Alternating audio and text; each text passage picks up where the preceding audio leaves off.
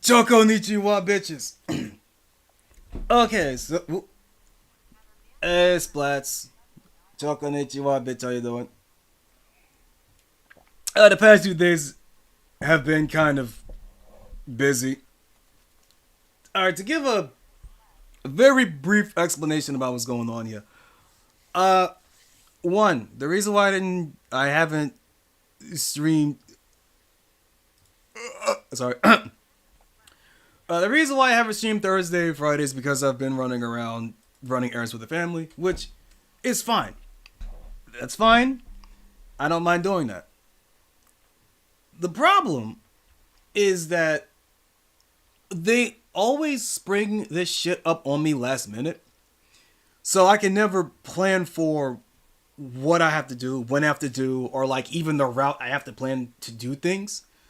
Here's an example that happened on Thursday, right? So I have to take one of my family members to a doctor's appointment, right? It's like around 11 o'clock, right? Simple, right? Cool, got it.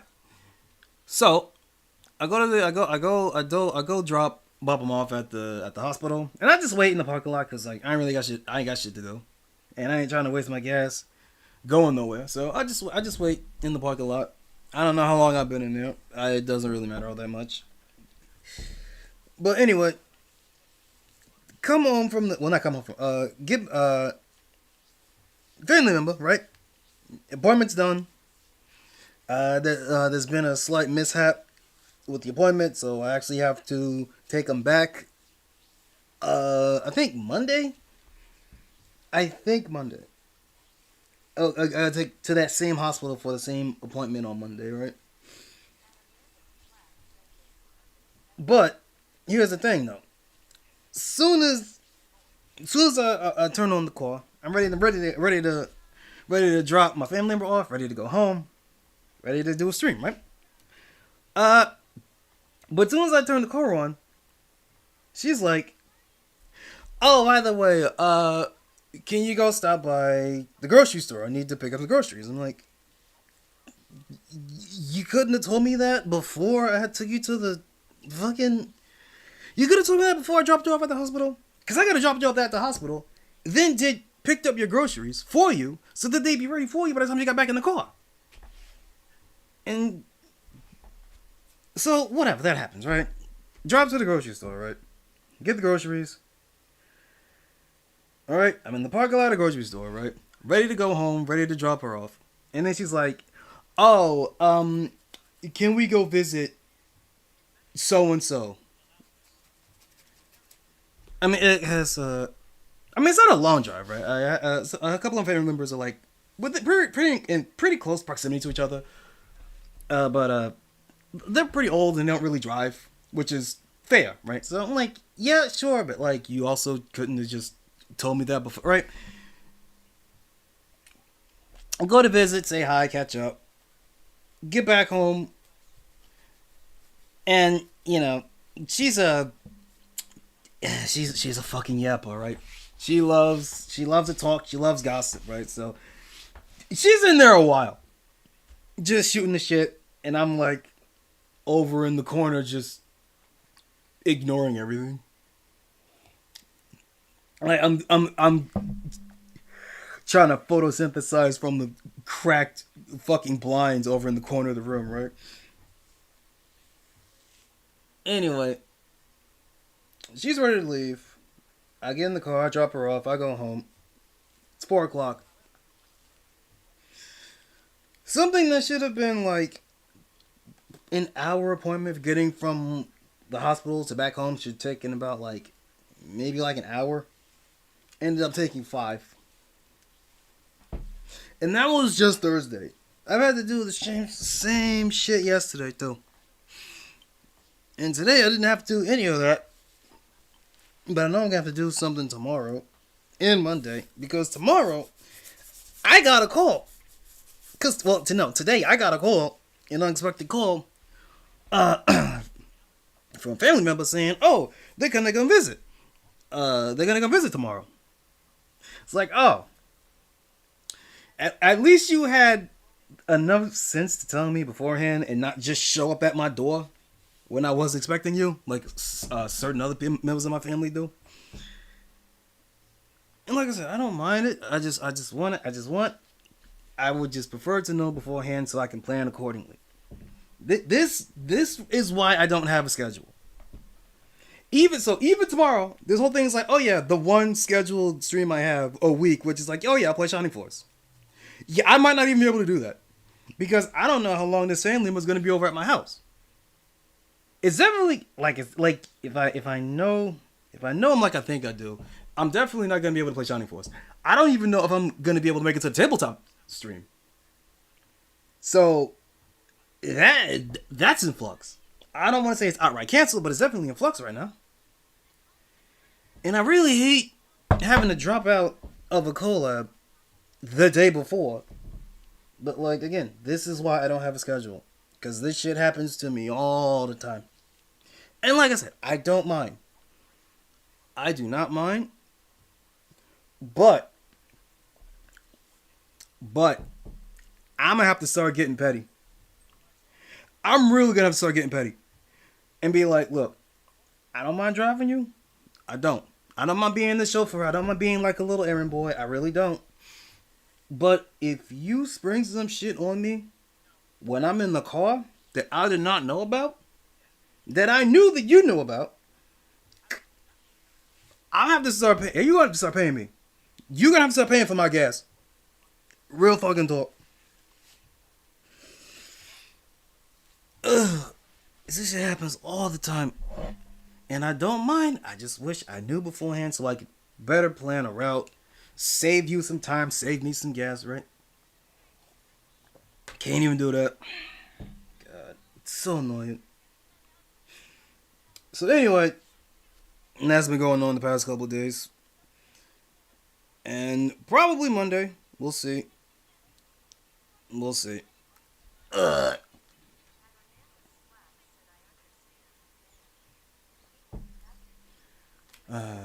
Slats. I understand, man. You do what you have to, but yeah, they do sound like taking advantage of me. Maybe, but they're also just really old. A lot of them, a lot of the family members that live like around where I'm at right now are just old, and they don't drive anymore. And like I said, I don't really mind. I just wish that they would let me know beforehand to plan these things accordingly. It's just mildly annoying, but it's something that happens all the time. So it's like the clock never gets to reset, or rather, the clock is always resetting. So it's like, oh yeah, this is annoying. There's like a 10-minute buffer window, or like a 10-minute cooldown on this thing that's annoying me, and it's like, okay, then I'm over it. And then like, oh, here's another thing. It's like, oh, that just resets the fucking timer.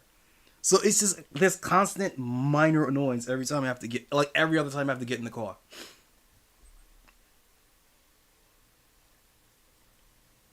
Yeah, like, anyway. Sure. Anyway. I didn't have a plan today. I couldn't get a picture. Oh yeah, because I wanted to do a thing. You know, it's Tatsumaki. It's Tatsumaki Day. So, I was like, oh, I could just play every fighting game that has a Shoto that does a Tatsumaki kick in. I mean, like, well, I actually can't think off the top of my head how many games actually do that with a traditional Tatsumaki game. So I was like, well, I don't want to do that. And despite the thumbnail for today's stream being, I really only put it there because of the date, but I never actually wanted to play this today because I wanted to save it for. Yeah, of course you would know. You can create cheese on those apps. Yeah, of course you notice that splits. Well, whatever. Might as well pull it up. Let's see. There we go. Get rid of this.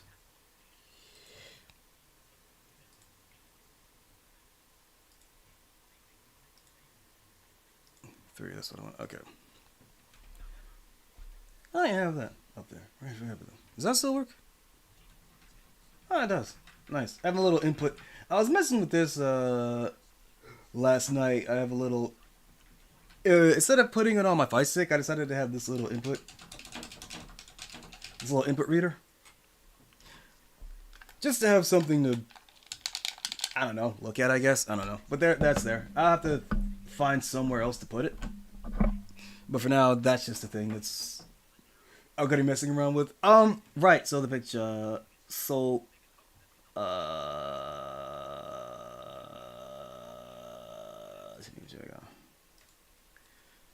so for what Splats is talking about here is the thumbnail that I chose for today's stream, which I wanted to save for a better occasion, but may as well use it now.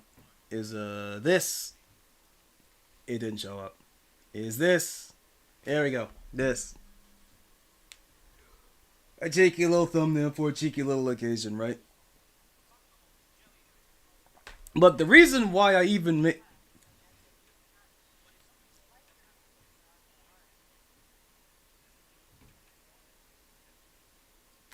It's a neat touch, like the inputs are on my mind. Yeah, I originally wanted to have them on, like, going down vertically along the side of the screen. But if I'm going to be playing a widescreen game, it's going to overlay on top of the game screen. I don't want to cover up the game screen at all, which is why I have this little TV section here. I guess I could put a thought bubble here. I guess that could work. I'll think about it. Anyway, so this is the thumbnail for today's stream. It's a little versus logo on the bottom left and like Choco in the middle, cheeky beckoning the viewer, and I'll take you out on the right here. And the reason why I made this is because this is a real advertisement that was for this game. That is for the game, the unsearchable game. Let me check here. Let's see. Where is it? Here it is. Because this is a real ass fucking advertisement. Fuck. God damn it. I didn't want to do that. Wait, where is... Oh yeah, I picked the wrong image to replace, Jesus. Let's try this again. There we go. So this is a real advertisement that was made for this game. This is a real ass print ad. I think it was for EGM, I believe. I don't remember, I don't care. For advertising the game Versus, completely unsearchable, which is a 3D fighting game that was developed by THQ. That is kind of, but also technically not a reskin of a Polygon Magic fighting game that I played earlier called Fighters Impact. It shares a lot of animations and a general button layout, but the games do not. It is not a reskin. I have been guilty of calling it a reskin, but I've played the two in a close proximity, like relatively recently, and no, those are completely different. Those are different games. Like you can't even walk in Versus, which is actually kind of neat. You can't walk. Your basic movement is all dashing, but you can cancel your dashes into each other. It's pretty cool actually. There's a reversal system. There's a really neat reversal system. It doesn't have Fighters Impact free flow attack chain system. I forget what it's actually called, where you can just chain any attacks together as long as they don't repeat. It doesn't have that. It has regular 3D fighting game chains, but it does wasn't right. It has regular traditional fighting game chains, but every character has so many of them. It's actually kind of baffling how many chains they are and how many different variants of chains there are that you could kind of mash your way on a beginner level. You actually could kind of mash your way through the arcade ladders. Pretty cool. But yeah, this character's Mia. This is where the character in Slap Happy Rhythm Busters come. This is where Mia and Oreg and Ramos from Slap Happy Rhythm Busters, they come from this game. Do I... Hold up a second. Could I do this? No, that would look bad. I don't want to go through all that to do that. Just to show this off, but... Or actually, no, I could. Actually, I could. Hold up. I could. Hold up. Where is my? Here it is. All right, here we go. Plug this in. Hopefully, my PC will not fuck up.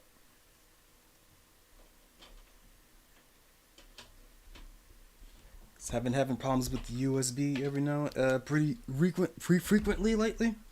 So hopefully this does not fuck up my recording.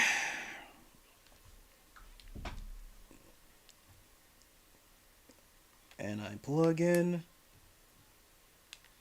and everything appears to be fine.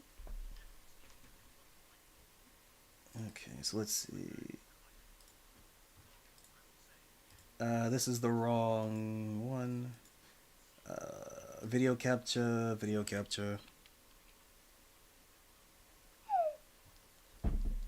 Wait, where's my audio? Where's my audio cable? There it is. That's not it. Where's my audio cable? Man, I guess I don't really need audio to show this off, but I don't like it. I don't know where it is.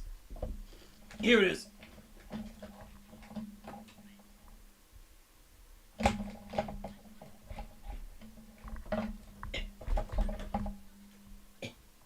Here we go. Okay.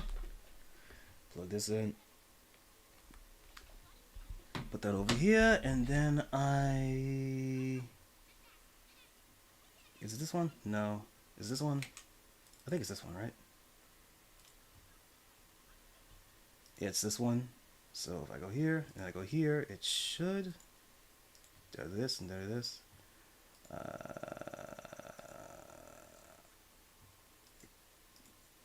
Custom resolution. I go here, and that should fix it, right? Match output FPS. That should all work. Okay, do that, and do that. So now I go here. Get rid of that. Get rid of that. And this. Oh, there we go.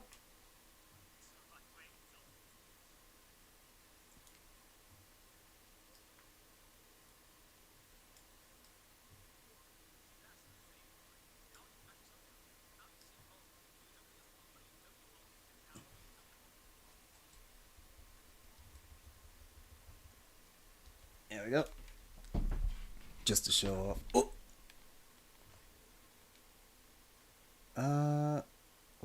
Where's the sound?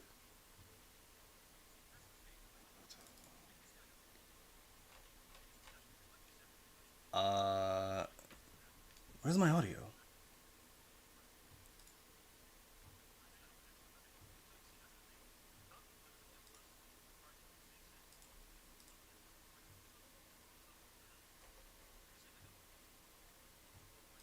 Jeez. Wait, hold on. Here. So this should work now, right?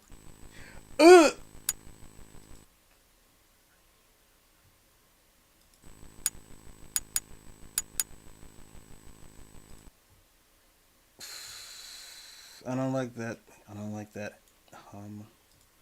So let me just put it down here so it's harder to hear.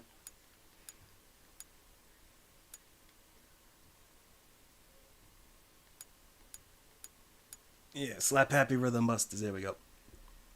I'm not actually gonna play it. I just want to show off Mia and Ramos and Oleg real quick before I start playing Versus, which I would also like to. Right, I have to fix the. Right. Hold on. Video, filters, scaling 3:4. There we go.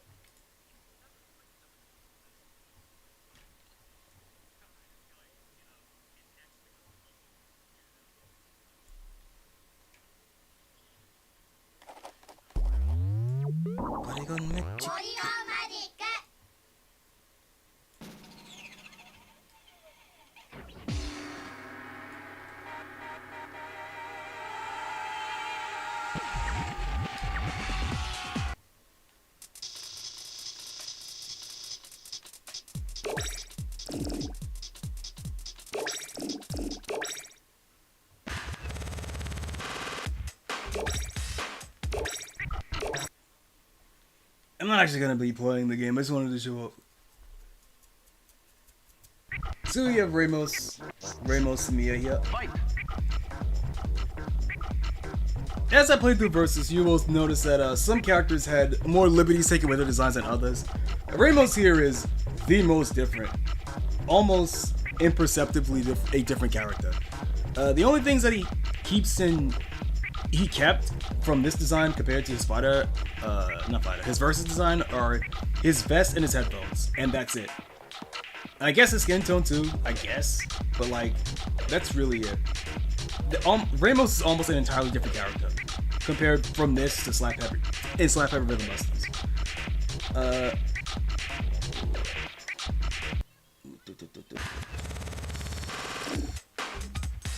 Now we have Mia and Oleg, or Oreg in this. Oh shit! And now we got Mia and Oreg here, whose designs are not as exaggerated or not as different as they are from Versus. Mia is almost exactly the same. Like the colors are different, yeah, but like the big pants, the crop shirt, the hair, and the hair is not really the same. It's more Chun-Li hair, where in Versus she has like the two strands going out from the front. Replace the cap with like the Chinese hair buns. But she is. Where's the image? Compared to this image, right?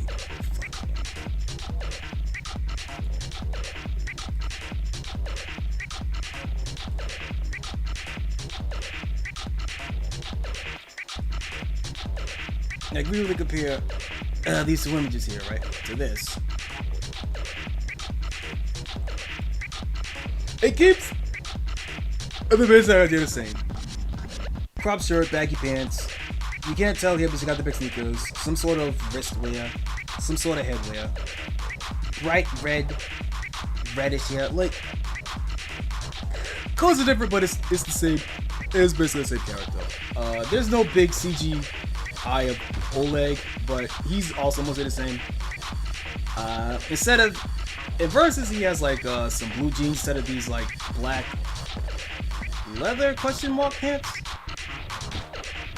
But he has the yellow jacket with the checkerboard on it. He actually does have the taxi checkerboard tattoo on his face. That is in Versus as well. And oh yeah, Mia also does kung fu. That's her thing. She does kung fu, and I think it's Pigua. I believe it's Pigua. Pitois, however the fuck you want to pronounce it. I don't know what brand her style of kung fu is in this game, but she does. Her thing is like she's the kung fu girl. Well, one of several, but her big gimmick is the kung fu girl in Versus thing. And Oleg, he's the wrestler. Ramos is like your general like brawler. Your all-around, your big power brawler. Anyway, get rid of this. Unfortunately, Versus is not on the PSN store, so I couldn't actually buy it. But there's that. I should probably start.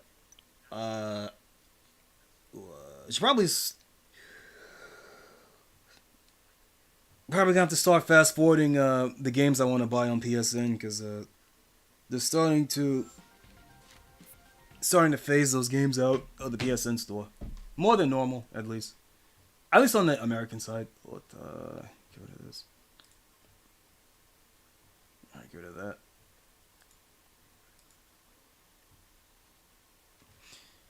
Okay, so I don't actually have a physical copy of Versus, so I have to emulate it, which is fine. There's not a lot to actually do in Versus. Like, you can fight, but there's no like arcade ladder. There's a survival mode, but that's not the same thing.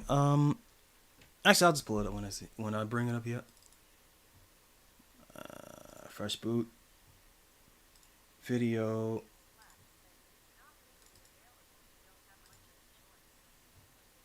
If it's not legally available, I don't have much of a choice. True. But given the option, I would prefer to purchase it legally rather than not.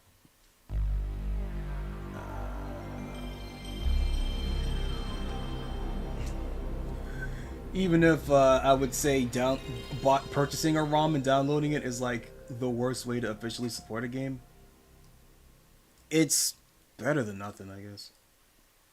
At least not always online. That's a plus. What the versus? Oh yeah, I'll let the intro play out. This game does not look very good.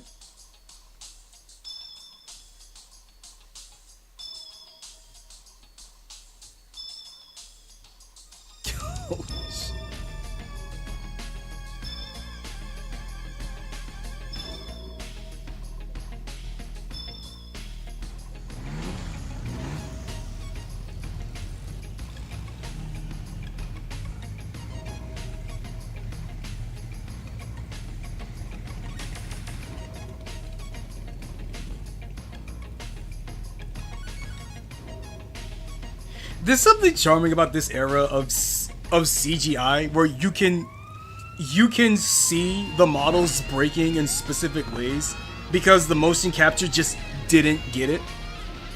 It's kind of funny.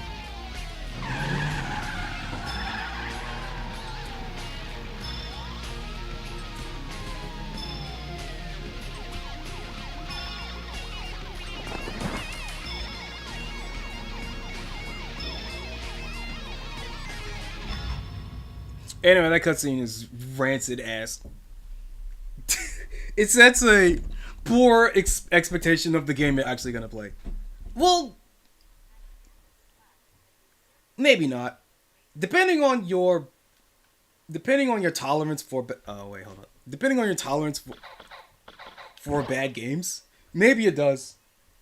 But I think this game is okay. It plays a lot better. It plays a lot better than it looks. And yeah, as you saw by that cutscene, it's not a looker. So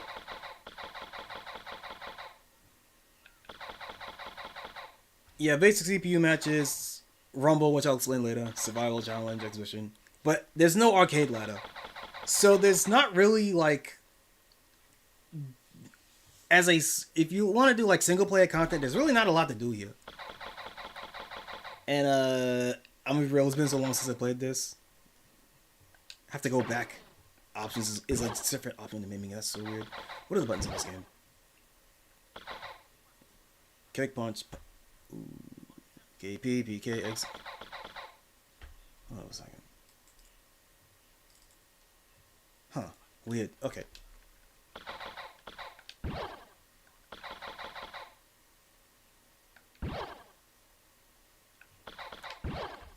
Alright. So there's no arcade ladder, which means there's no like rival fights or lore or endings or anything. So you just fight and that's it. Rumble here. So what Rumble is, it's elimination. You pick a crew, right? You got the streets, the beach, the campus, or the hood, right? Your basic crew, right? It's basically elimination style. You pick one, like pick streets, right? And then you fight another crew, right? You fight another crew, and it's basically last man standing. Big like KOF style eliminations, right? Start. You get these little slide puzzles while the game loads that I am not going to do.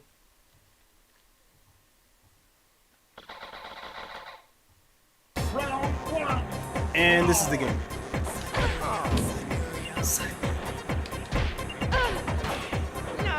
What's my buttons?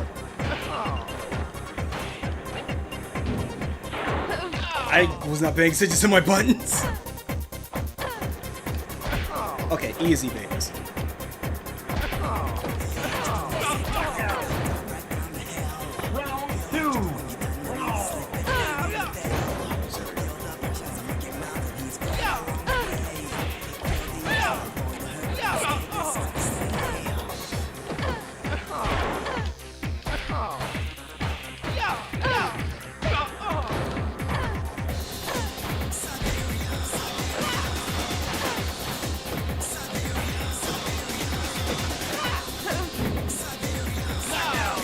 They're gonna walk away and say, I'm trying to play this like it's fucking Fighter's impact, it's not working. See now, Slim Daddy's been eliminated. Can't pick him again, so I don't have to pick someone else. I'll pick a leg.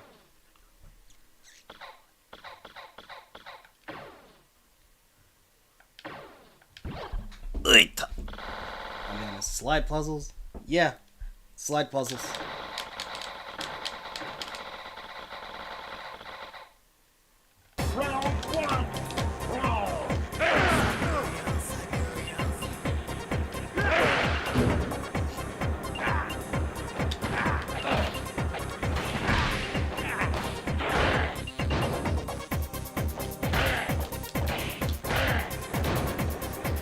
Is anyone who can this game?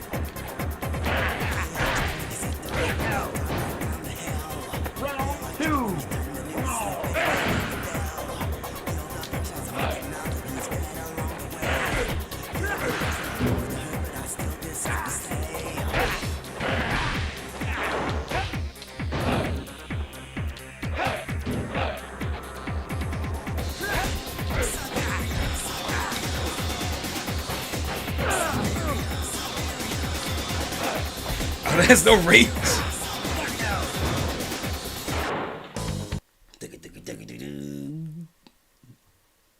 I remember Harold actually being really good in this game. For what little I played of it. I might as well save Mia for last.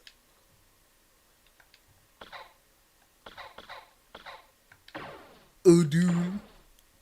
I can make a different stage.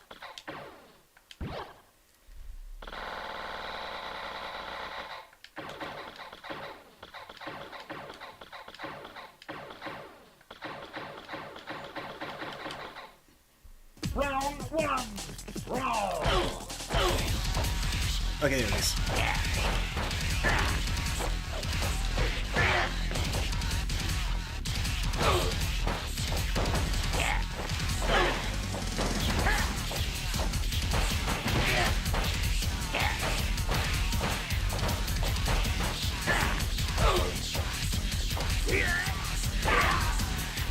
Ooh, a throw. Cheeky. What's throw, actually? Oh, there it is. Round two. Roll.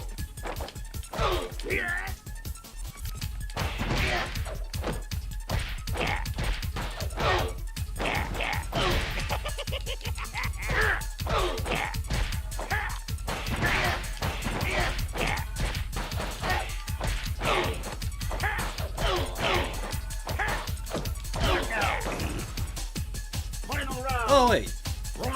He's got a little kick me sign on his butt. I didn't even catch that. Oh, back turn six.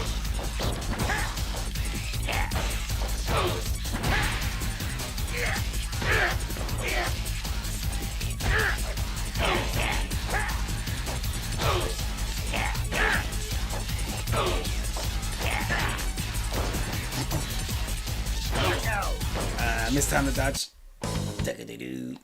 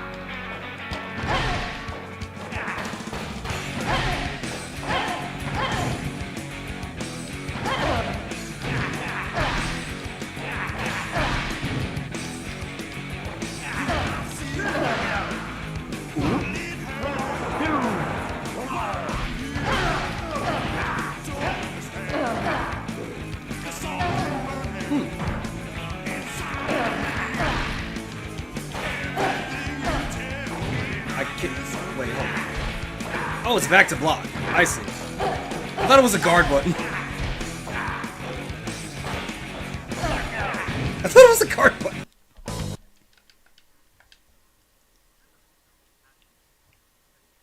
Your turf lost. What are the repercussions of this? There aren't. So that's just a thing. I don't even know what challenge mode is.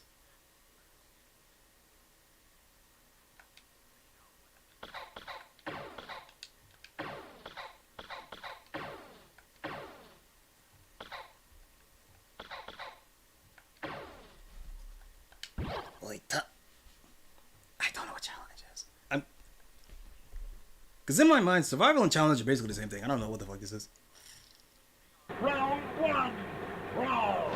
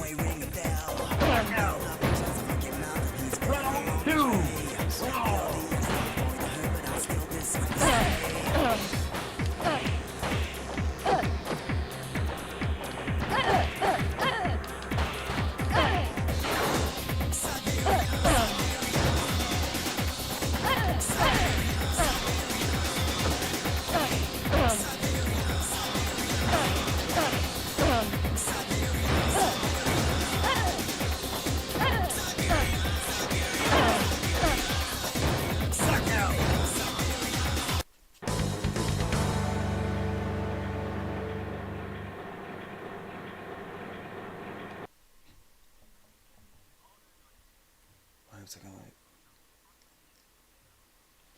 Okay, so you get a score. Round one. Now what? Brawl.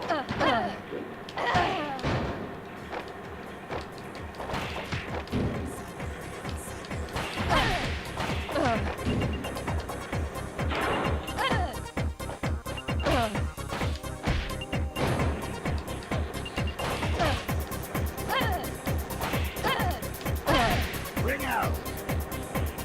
Round two. Brawl.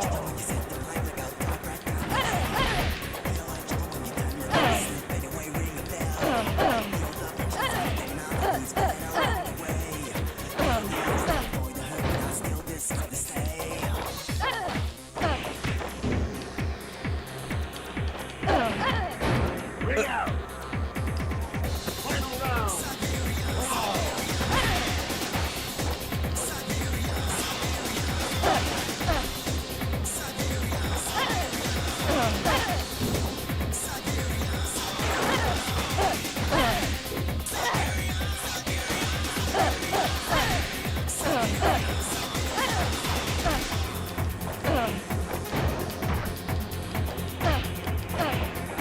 What? That's cool though. Ugh.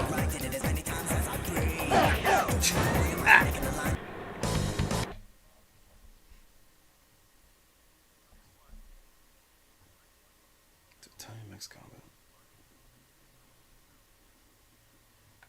Round one. Brawl.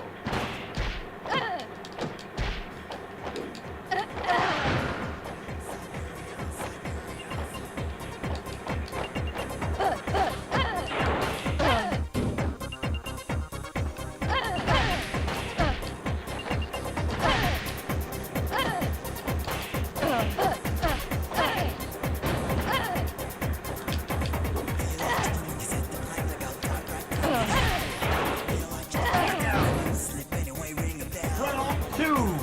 Brawl.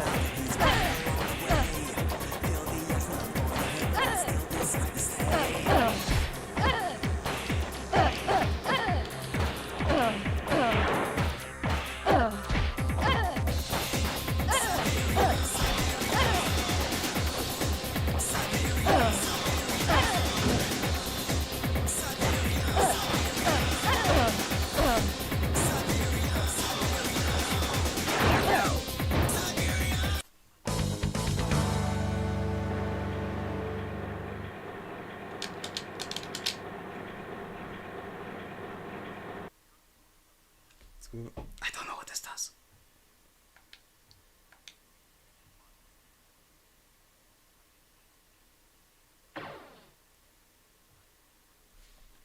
Nah. I don't know what that does. Challenge. Bosses, maybe? Exhibition is demo fight. And survival is self-explanatory. Does it do anything special? Probably not.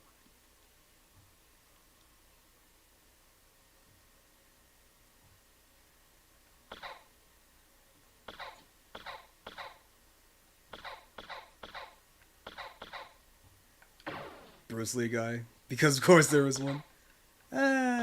Pick Grapple, dude.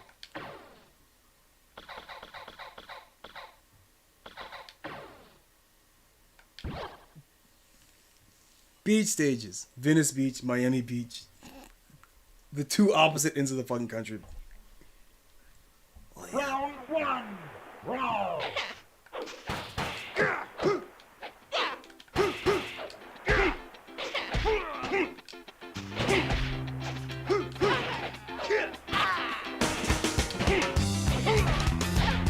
Ooh, force crouch on the elbow.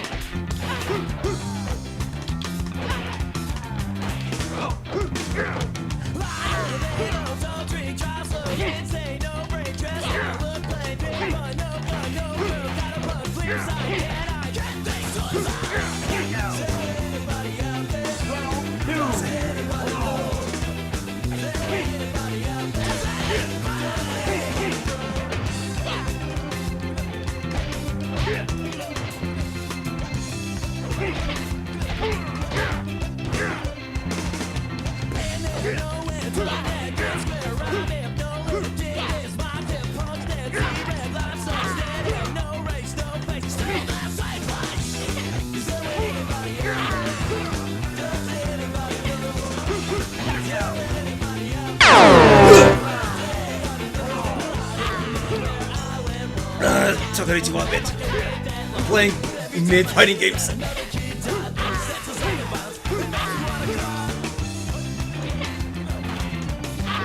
Ah, backdash. That's bullshit.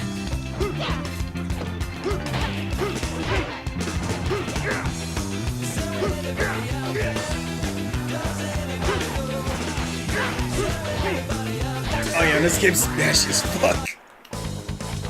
You cannot hit from in this game. You are totally done for. Yeah, no, you cannot hit confirm in this game.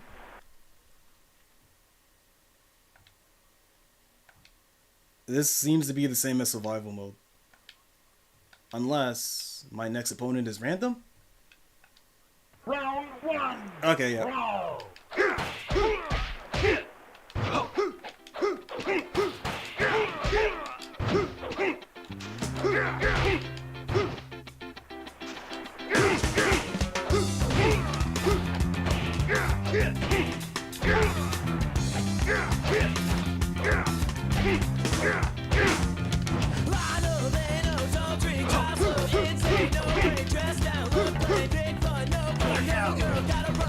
JB's at Choconnichi one bitch, what's up?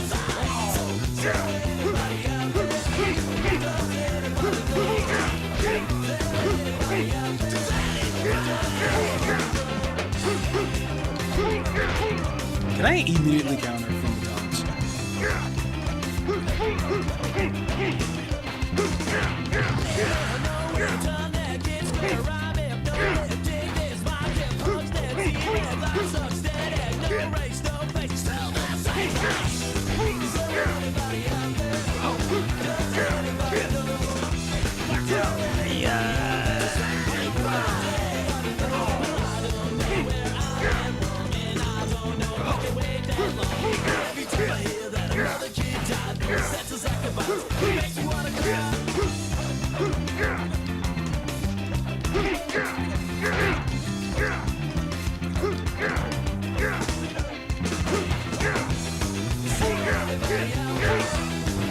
This feels like a Brazilian fight. It was developed by CHQ, so you're off by a hemisphere.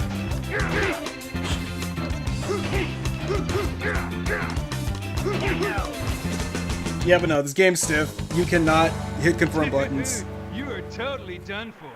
It's very mashy, but trust against another person, it's mashy in the fun kind of way, and not mashy in the bad kind of way. Easily exploitable. Well, middlingly exploitable. Like, it doesn't look good on screen. It doesn't. I can admit that.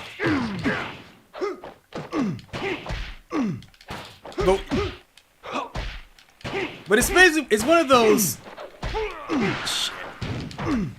It is a fighting game that was not built for sickos, but actually ends up being made for sickos due to how how it simplifies a lot of weird things, like movement, right? I'm just pressing backwards, and I'm getting dashes. Oh, there's auto block. That makes a lot more sense now, actually.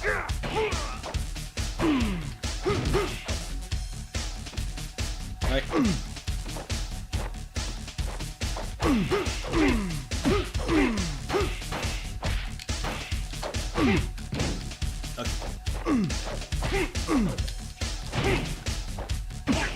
Okay, yeah, no. Movement is fast and easy. You have a dodge button that you can use in between strings. You have auto blocking, and you also have hold back to block, but no block button. This game feels like it was made by people that saw Tekken and said, "Yeah, we could do that," without any understanding as to what makes Tekken work. Round 1, brawl. Which is probably fair, because that was entire fake Tekken was entire subgenre of fighting games for a while.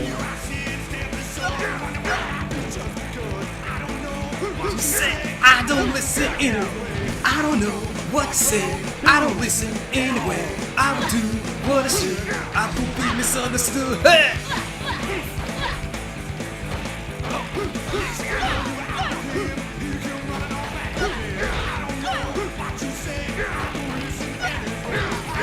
Oh, Cameron! Oh, is this the... What the fuck? Wait, was that the... Was that the bog watching? Oh! Okay, that's pretty cool. If that's a unique animation for this stage, that's pretty cool, actually.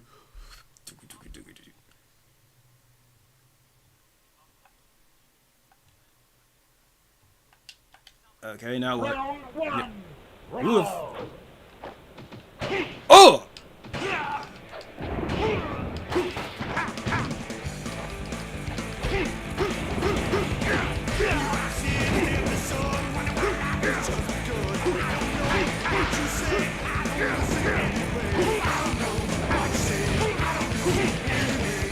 What the hell was that about?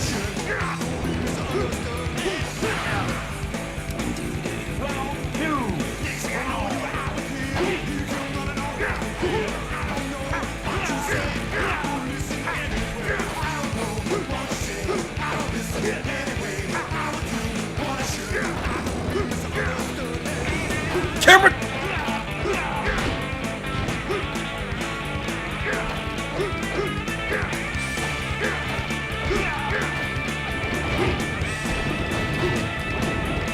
Okay, the bounds are kind of cool, actually. Fuck!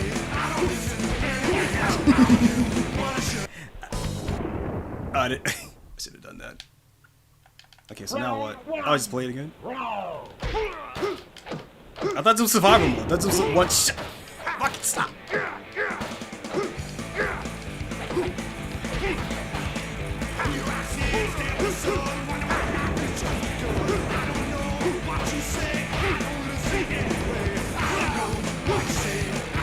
Yeah, I missed it.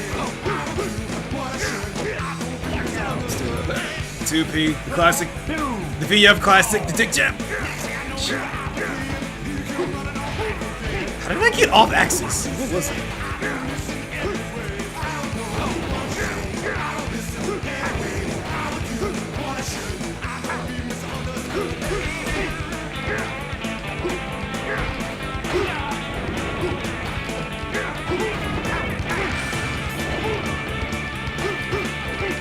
Ah, the axe kick, that would have rebounded. Ah, trade! Round 1, brawl.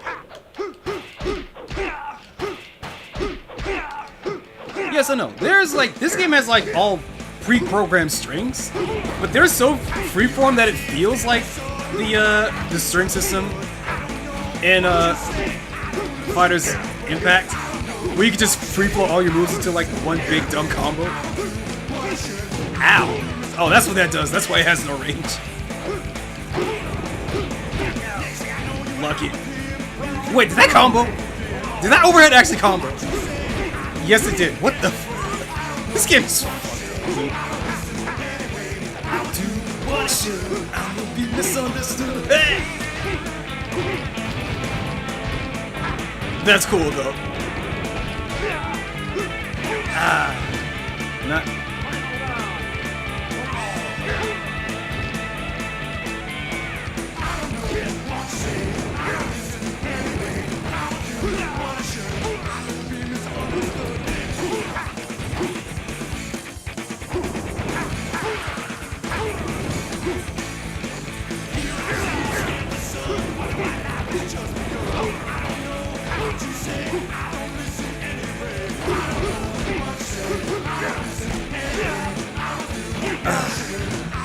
I need to figure out something to do after that kick, after that launching kick.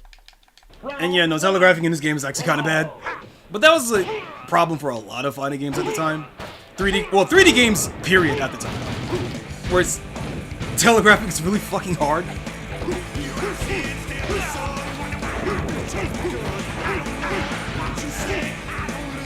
How do I blocked. No, I crouched blocked the mid and died.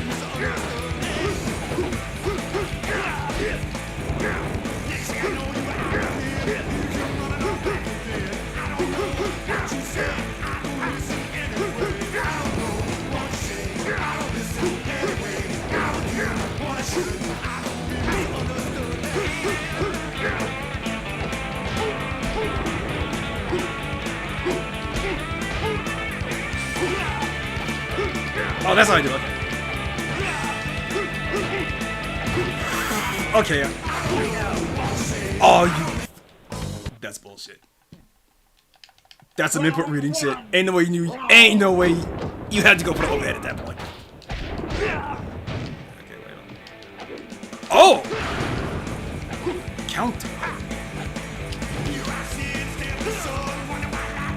So is that a move or is that a mechanic?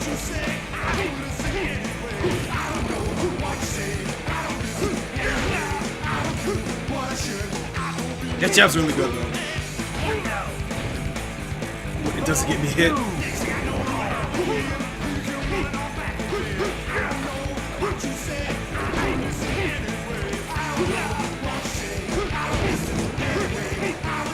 I can follow from that.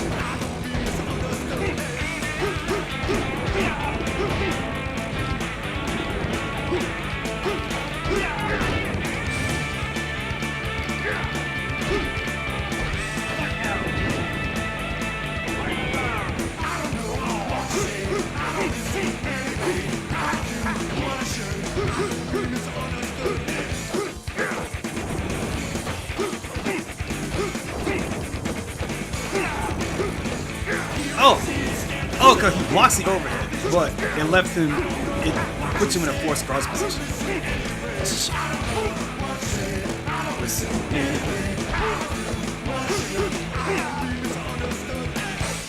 I wanted to throw him. I wanted to throw him after that.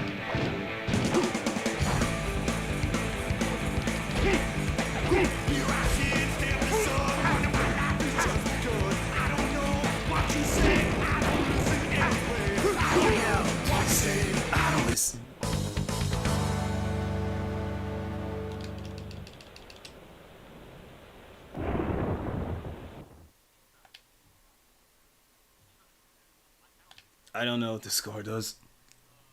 I feel like at least something. I don't know. Anyway, this has been Versus.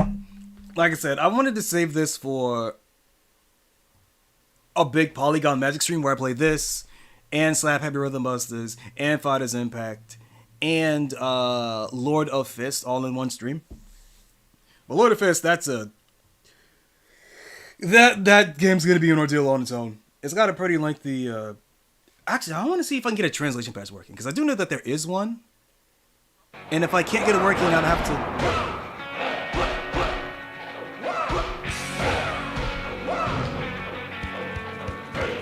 And let it play. There is a translation patch for Lord of Fist, but I don't know if I don't know if I'll be able to get it working. Because if I can't get it working, I'll have to play the PAL version of the game, Shaolin, or maybe I got the names backwards. But it was one of those games that never got released in America, but it was released in PAL and it was released in Japan. and I can go through the story mode where you basically the life of a lone child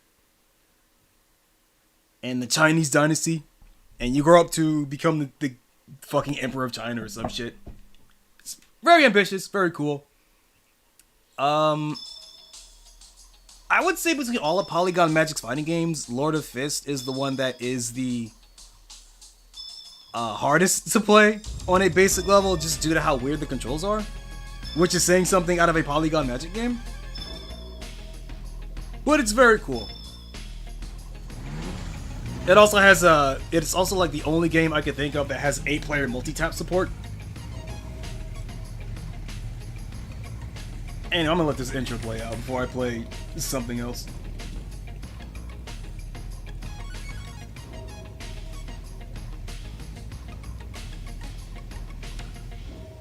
Oh, right. Speaking of fucking fighting games, I watched. Well, okay, that's a lie. I didn't watch it.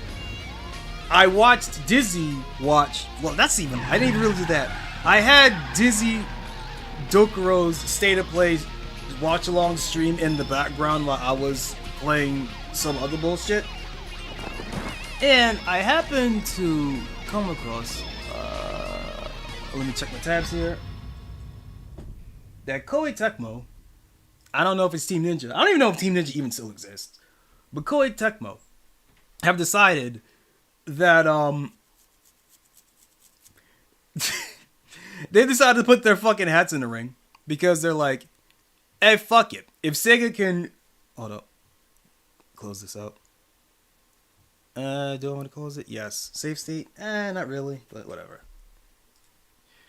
Let's see. Get rid of that. Right. So Koei Tecmo have decided, if goddammit, if Sega can just bring their fighting game from the brink of extinction, then we could do it too. So now, first of all, d.o.a 6 last round is a thing that's happening. What the fuck does that mean? Has that been happening for anyone else? Like, just getting randomly getting like, oh yeah, this content is available. Like, has anyone else been getting that? Or is it just me? Like, it's been really weird. Anyway. So yeah. In the name of Mugen Tenshin.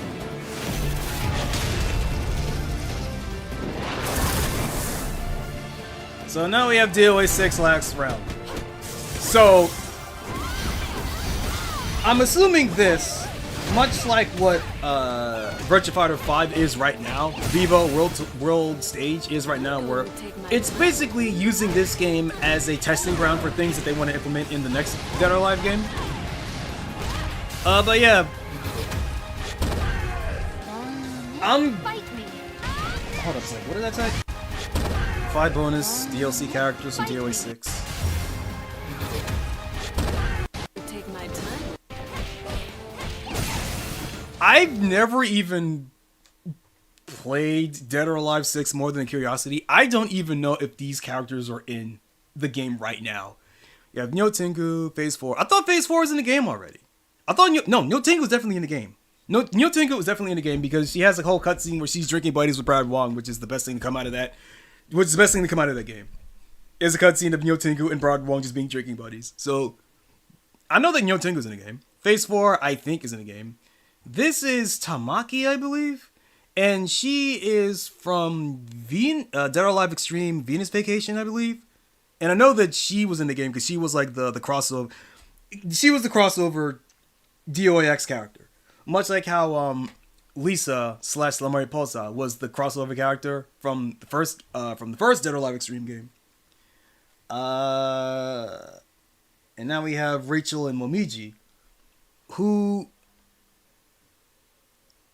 I know there are Rachel's in the game because I know that she's in the game because they censored her fucking look when she goes fucking double trigger. I don't know what the fuck it's called. Her demon form, where she's basically wearing like purple tentacles or fucking whatever. Like, I know that they censored that costume in Dead or Alive 6. I know about that. Momiji, and I'm assuming Momiji is also in the game because she's really popular and fucking hell, Ninja Gaiden needs a dub. Ninja Gaiden needs a dub right now. So I don't know why they're showing these 5 characters that are already in the game. I'm going to take my time with you. DLC characters from DOA 6 available. Unless this announcement is just like... Alright, I guess... No, because last round is like the free-to-play version, I guess. So, I guess that's what they're doing now? They're updating the free-to-play version of DOA 6? New photo mode available?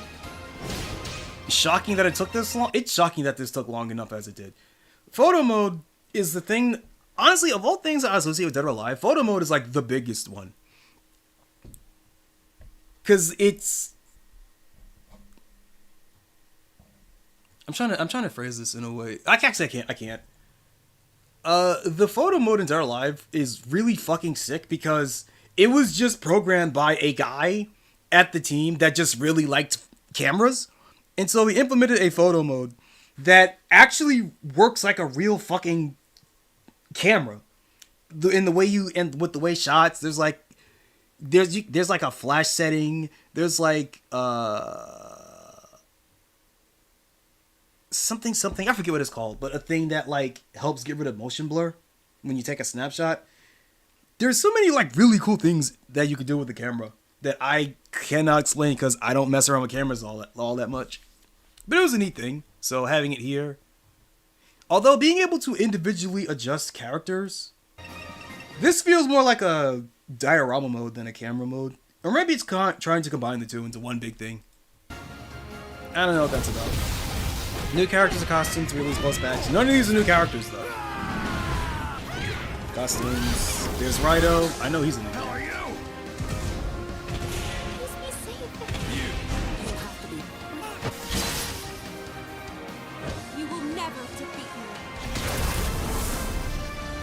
And this trailer is just kind of June 25th. Only available digitally, of course. New costume, white variant of Mary's outfit. And I guess Core Fighters adds those as regular characters. What was that? Yeah, Mori and Honoka, of course. Those two are super popular in Japan. I think her name's Nico or some shit. Apparently she does ping checks a lot. But also she does like super chuny like electricity and teleporting bullshit. So whatever. If the fighting style of this bitch could be labeled as Systema, then the fighting style of that bitch could be labeled as Pinchexa. I'm not gonna hold it to anybody. I don't. Fighting games always have bullshit fake martial arts out of anybody in its roster. Although you can get into like, and though you can get into like, well, is Lucha Libre a martial art and all that shit, but you know exactly what I mean.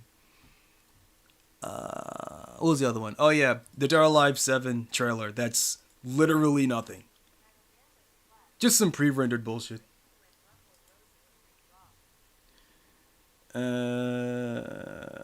Splats. Wake me up when Rumble Roses 3 drops. Rumble Roses is a Konami game, so that's never happening.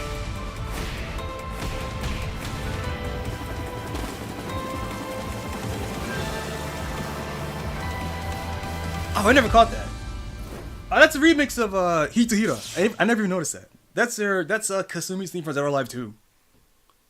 But yeah, just a little stint here of Hayabusa and Kasumi fighting.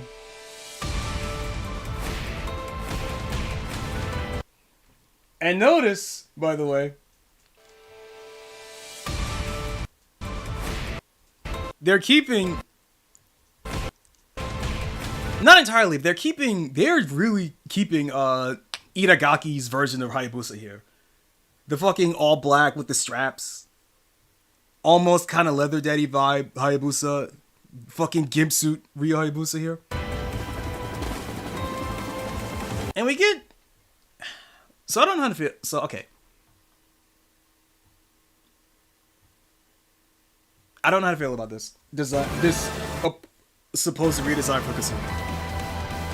I don't quite like it because I feel like if you stray Kasumi too far away from Mai Shiranui, then it loses the core appeal of the character.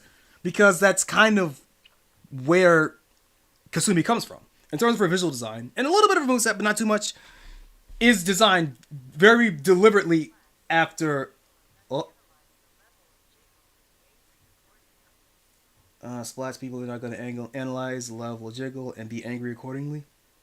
Well, this is a pre-rendered trailer, so this doesn't really tell us anything.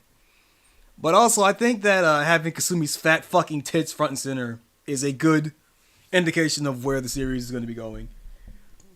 Because they tried with 6 and with 5 to tone down the sexuality of it, and it didn't fucking work until they added it back in with the various revisions and updates to DOA 5. And of course, all the money that Dead or Alive Extreme is making hand over fist. Like, Dead or Alive Extreme had like Dead or Alive Extreme 3 has like, I think 4 games now. Like, in the span it took for Dead or Alive 6 to die, Dead or Alive Extreme 3 or Venus Vacation fucking whatever has had like, I think 4 different expansions. So that's where all of Tecmo's money is coming in right now. To the extent that it actually feels kind of weird that they're making another fighting game when like there's no financial incentive to do it, because Ninja Gaiden 4 is not hitting. That isn't that it is. Ninja Gaiden 4 is filling in the same slot in people's brains as Devil May Cry 4, which is not a good thing to say. And I knew this when I saw the trailer, and when I saw that Platinum is developing it. That game is the closest that we're gonna have to Revengeance 2 for a while, but nowhere near as good. But yeah, no, DOA 4 is hanging by a thread. Ninja Gaiden 4 is hanging by a thread. Making a new Dead or Alive game seems odd. If only it feels like this trailer was made to announce their involvement in the arms race to try and dethrone Virtua Fighter again. So we'll see how this ends up.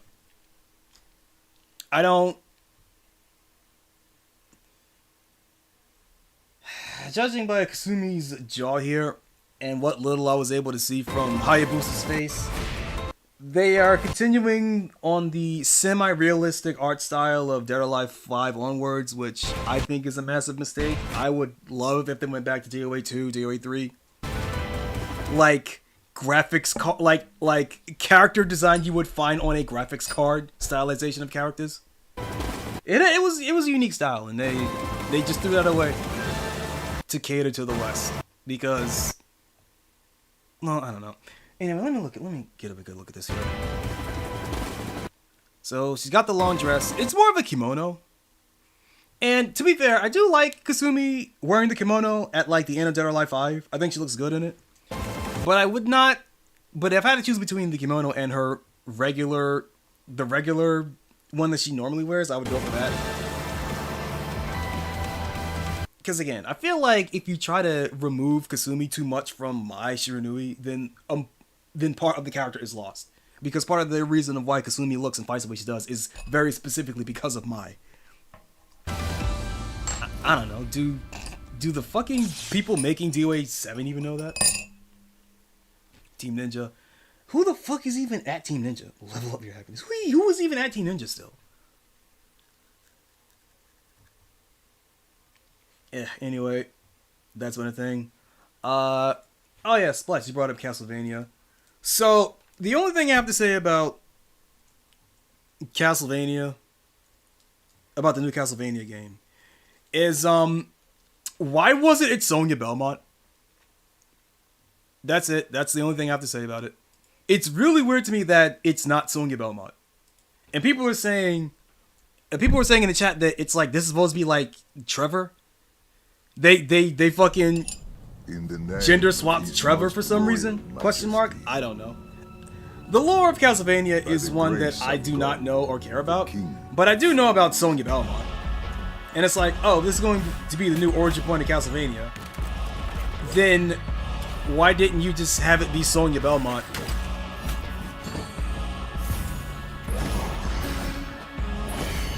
Anyway, it's Castlevania.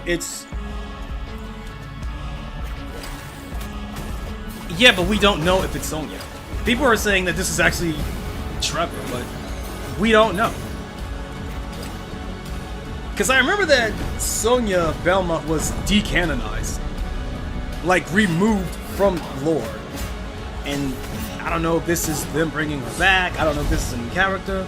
I have no idea. Looks like Dead Cells. I wouldn't know. I never played Dead Cells. I don't care much for Metroidvania games. So now, we appeal to you. Trevor Belmont, Yeah, it's fucking Trevor. last of House Belmont. It's Trevor. It's like, why isn't it Sonya? She even looks like Sonya. It's like, no, it's Trevor though. Like, what the fuck is going on? Comments are turned off. Excellent.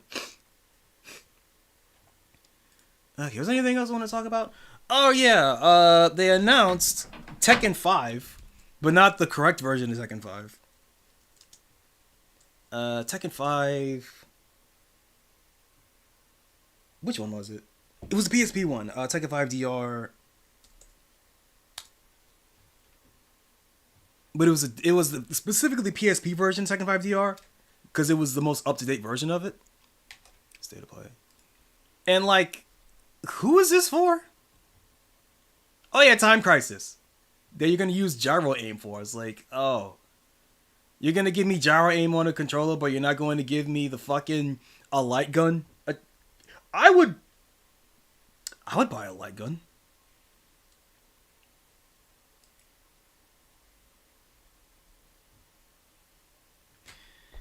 Okay, you. February 17th.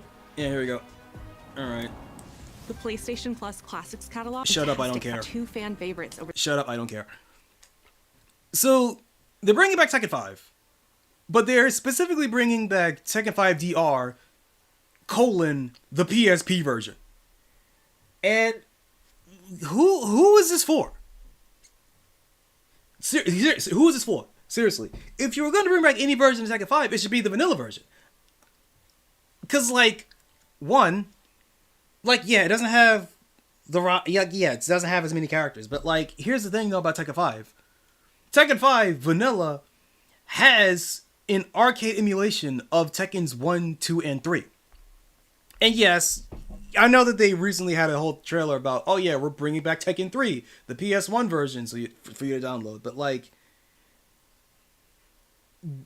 there's nothing to do. At least for Tekken 3, there's like, oh, you have Tekken Force mode, you have Tekken Ball mode, right? You have things to do other than, you know, one-on-one fighting with. But the PSP version doesn't have any of that. It just has one-on-one fighting with no caveats. And it's like, you kind of need to have those extra modes because, like, people that aren't sweats, which are a majority of people that would even be willing to even try this, care about that. Like, Soul Calibur 3 was the best call they ever made because there's so much shit you can do in that game outside of just, like, regular versus mode. But for Tekken 5 DR PSP version, there isn't. Tekken 5 at least lets you play the arcade versions of Tekken's 1, 2, and 3. And there's a I forget which game it is, but there is during boot up, there's like a shmup game that you can play. There's the Double Within, which is a really trash beat 'em up, but it's there. It's a trash beat 'em up. You can at least have new people talking about how shit that is. And here's fucking Time Crisis. It's like, why? I mean, I guess you want to use it to test out the gyro aim of the controller, which is neat, but like, but why though? I like Time Crisis, but it's like, that's such a weird fucking call, man. What else? Any other things that I cared about there? I would have to check Dizzy's stream. I would actually have to check Dizzy's stream.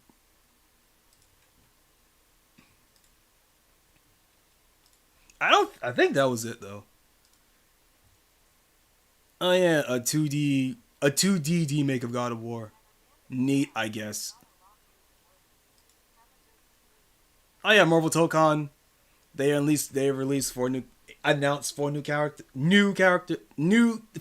additional characters. There's like Storm. Let me see if I can remember. Storm, Danger, Wolverine, and Magic. So those 4 were added to Marvel Dokkan. I remember I saw some videos on my feed talking about disappointments about the roster. So maybe those are the only.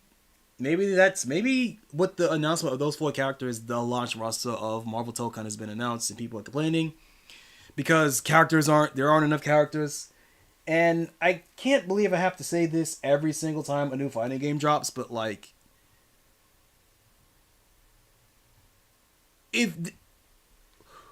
when a game is announced and the game looks really, really fucking good, that is your cue to know that there are not going to be a lot of characters.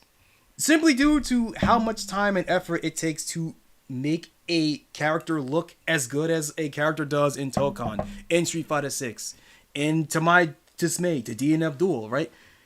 When you make a character look really good and have a lot of custom animations and have a really, really high fidelity model, you're not going to get a big roster at launch. You can't. Unless it is a game that was secretly being worked on over the course of like 10 years, 2XKO.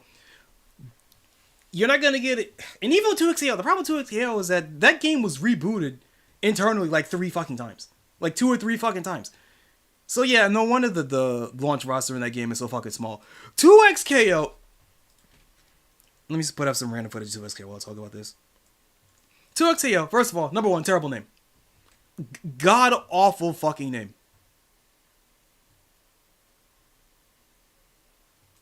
Oh, 20 minutes. I just want regular 2XKO tournament. I don't care one, just any tournament. While I just have one talking about this. TNS, sure.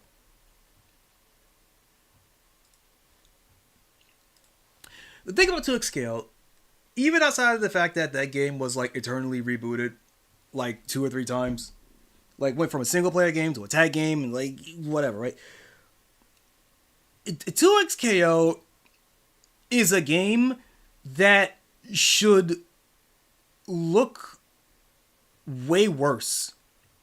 And I don't mean that in terms of like how it plays, because it looks like it plays fine, but like it is a game that's developed by Marvel players, and you can immediately tell because every character is super fucked up in a way that only Marvel players would like, which is going to turn off a lot of people, a lot of newcomers to the genre. But even ignoring that, the biggest appeal to League of Legends is that it has like 100 characters, right? So if you're going to make a fighting game off of that, wouldn't it make more sense to market the fighting game as having a large number of characters? And when I look at a game like this, right? No, let me turn up the quality of the stream. The characters that look this good, that animate this good, that have this many like weird interplay with like mechanics and tagging and all the fuses and shit. There is no way a game that looks this good would have a large roster. Because every character that has to be added to the roster has to be on par or exceed characters that are already in the game. So you've already got your work cut out for you when making new characters. And also all these custom animations, like there's custom winning animations and like taunts and all this shit, win screens. So much custom animations for stuff that you can buy, right? So that's extra work that has to go into a character. All of this is to say, this game should not have been rebooted 3 times. 2XKO should, 1, have a different name because that name is terrible. I get it. You want to have a cool thing show up when you do a happy birthday. I get it. But that's not enough to base an entire game on in terms of its marketability. But also, this game should have had the character polys and animations cut that in half. The budget that went into the animation and modeling of this character should have been cut in half. And that should have instead gone into making more characters. This game should look like 2XKO should look like a 3DS game and have triple the roster. This game at launch should have had like Marvel 2's roster. Should have had like 50 characters. At the expense of making the characters kind of look bad and kind of animate bad. But they're all there and they all have their weird esoteric mechanics from the League of Legends game. Like,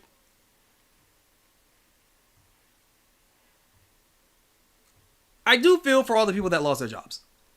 Because, like, what was it? Like, half the fucking dev team just got sacked.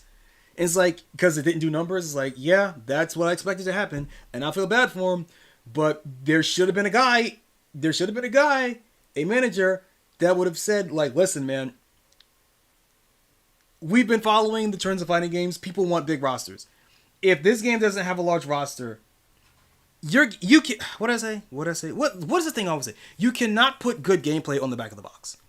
The gameplay is good, but it plays good in a way that only complete freaks would actually enjoy because it's Marvel and casuals do not like team games.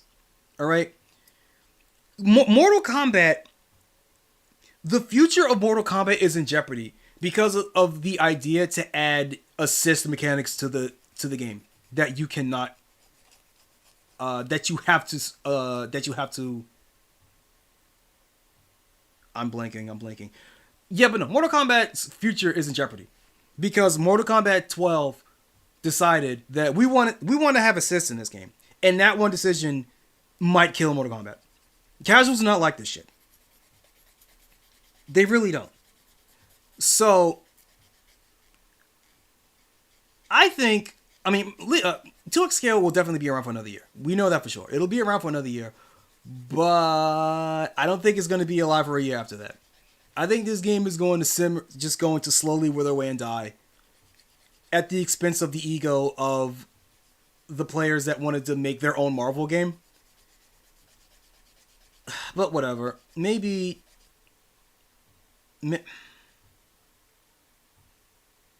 I don't know. I don't know what was going on internally.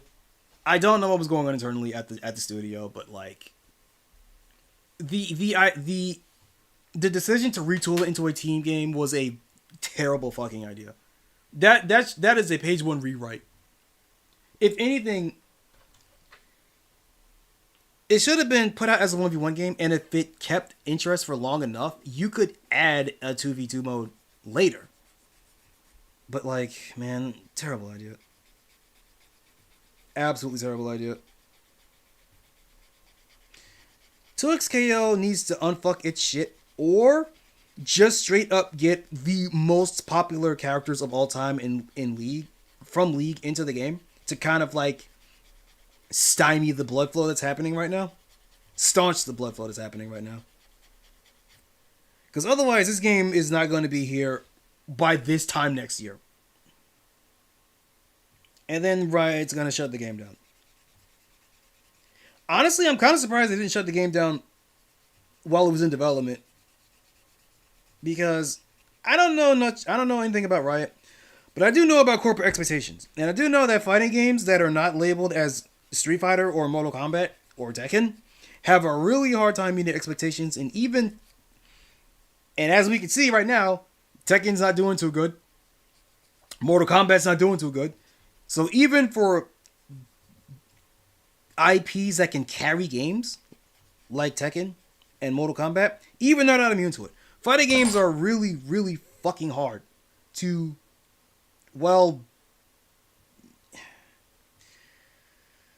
fighting games are really fucking difficult to keep around. And pretty much the only reason why Street Fighter 6 is doing as well as it did is because Capcom took an extra year to develop the game during the last year of Street Fighter 5. So that's why that extra year really paid fucking dividends. And people still to this day complain about Street Fighter 6 about, oh yeah, there's not enough characters, not enough costumes. It's like, I get it, but like, have you seen the characters in this game, how they animate? Oh, and also World Tour. You gotta have to factor in the World Tour content. You have to I think Alex by himself has more custom animations than like any other character, than every character in the game combined by this point. Because he has so many different situational throws off of like punish counters and like, he has so much love and work that was put into him individually. And you have to remember, that also sets the precedent for every character going afterwards. So now, Ingrid also needs to have that much care and attention put into her animations because, well, you did it for Alex, so you have to do it for Ingrid now. Because every new character has to match or exceed what was before it. So now, Ingrid has to match Alex in terms of how much love that Alex got in his animations and all of his little references and what will surely be in the World Tour mode. And then, the next year of characters is going to have to match that again because Capcom said, yeah, they're building up staff because they want to do a big thing for the Street Fighter's 30th anniversary. The anniversary is coming up. The 40th anniversary is coming up. 30th, 40th, 50th, 80th, whatever. The big anniversary coming up. They want to do something for that. So it's like, and they're gearing up right now for it, for like next year. So who even knows what's going to happen for that? If I were to make an assumption, I think what Capcom's going to do is that they're going to put out like one character per Street Fighter series.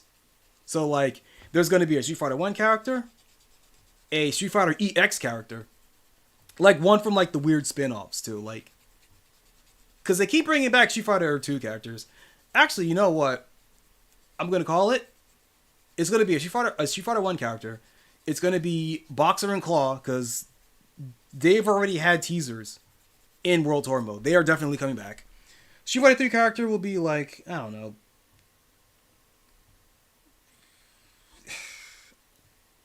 People keep talking about how much they want Makoto, and I fear that Capcom is actually going to listen to those guys. But I don't think it's named Makoto. Makoto.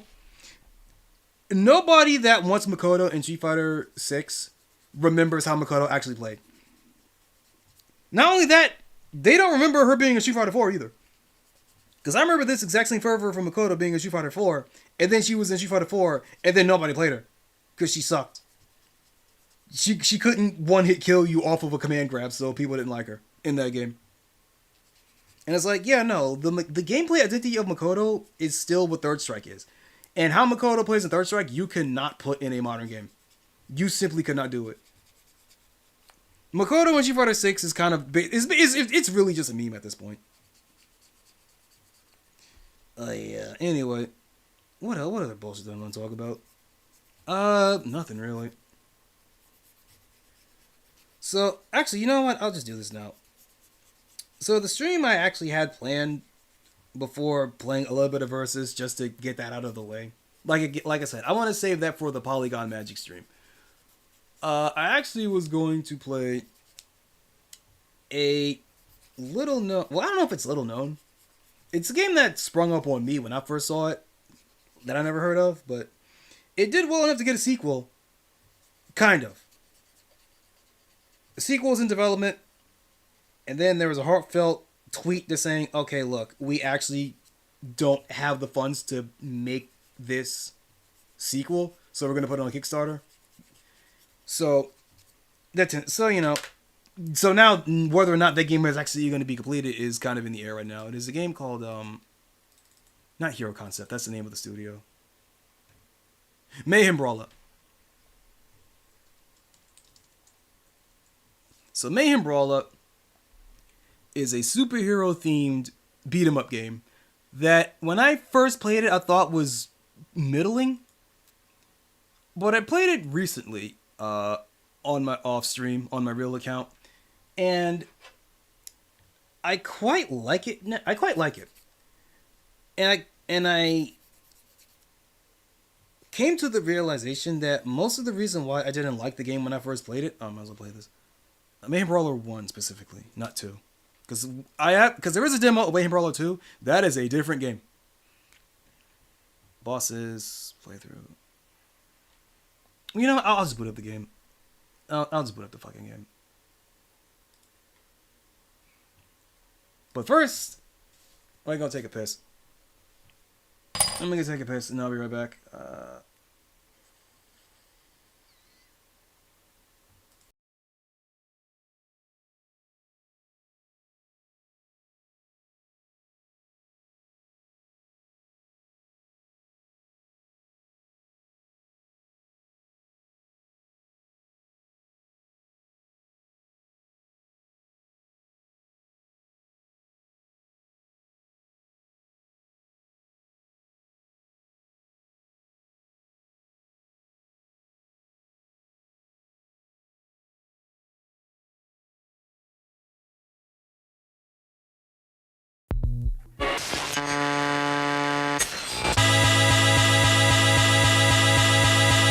music.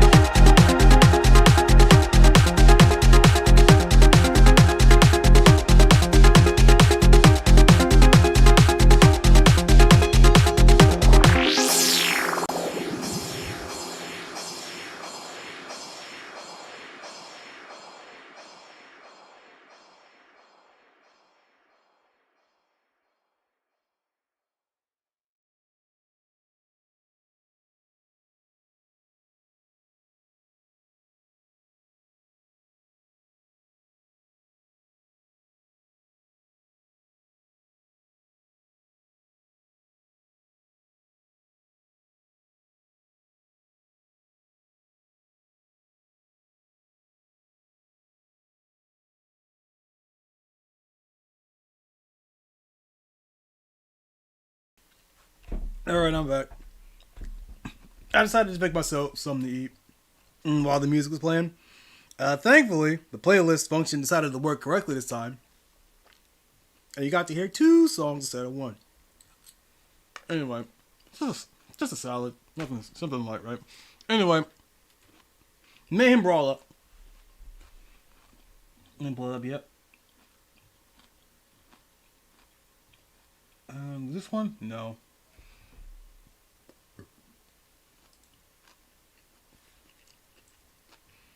It's this one.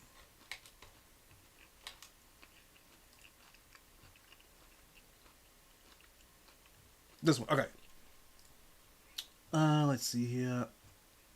Where is Steam? There it is. There we go. There we go.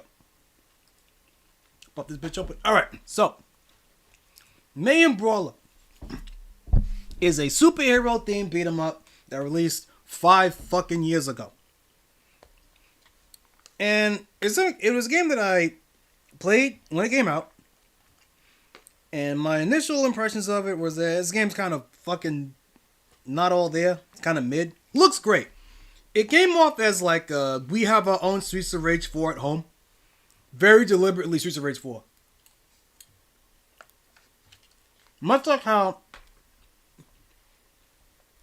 every beat 'em up in the world that was developed and released before 2018 was taking influence from Streets of Rage 2 and Final Fight, Hero Concept decided to be bold and base their beat 'em up on Streets of Rage 4. Very deliberately. Like, the way you gain meter is the same.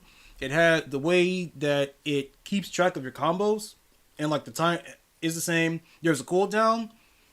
If you get there's a cooldown on your score, so you do a big combo. It tallies up your score, and it tells what your score bonus. It gives it to you unless you get hit, in which it breaks the score bonus, right? Which, I mean, there's no rankings in Hero Concept, so it only really affects like I mean, yeah, your score if you care about that, but mainly affects your 1-ups. Because there are no 1-up pickups in the game, you actually have to earn them from score bonuses. So there's that. Yeah, Jesus. Get rid of you, bitch. Anyway,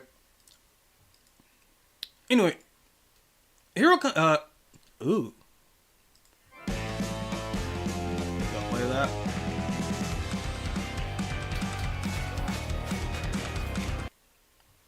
Oh, that's weird. When I alter, oh, that's weird. I don't like that. Hold up a second. What if I do this? There we go.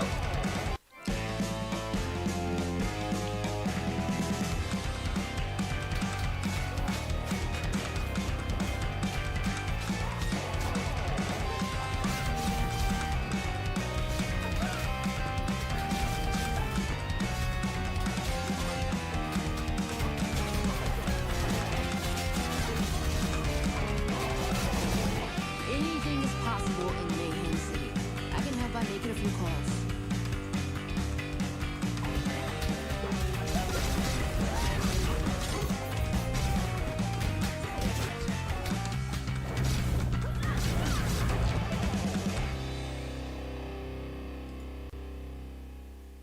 That was a character trailer. I wanted to play the actual reveal trailer. Give me a second yet. I think this is the last one.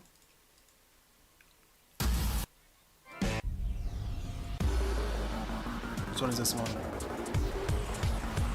Different character. Alright, so this should be the original trailer.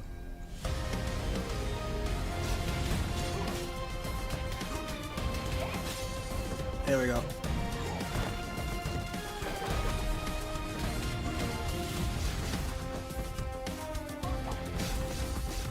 So as you can see, game very even looks a little bit like Street Fighter 4. The really thick outlines, the proportions of the characters. I would even argue that the sound design is very similar. The way you gain meter is similar. The way that you calculate score is similar. It is very deliberately designed after Streets of Rage 4, which is not inherently a problem. It's not.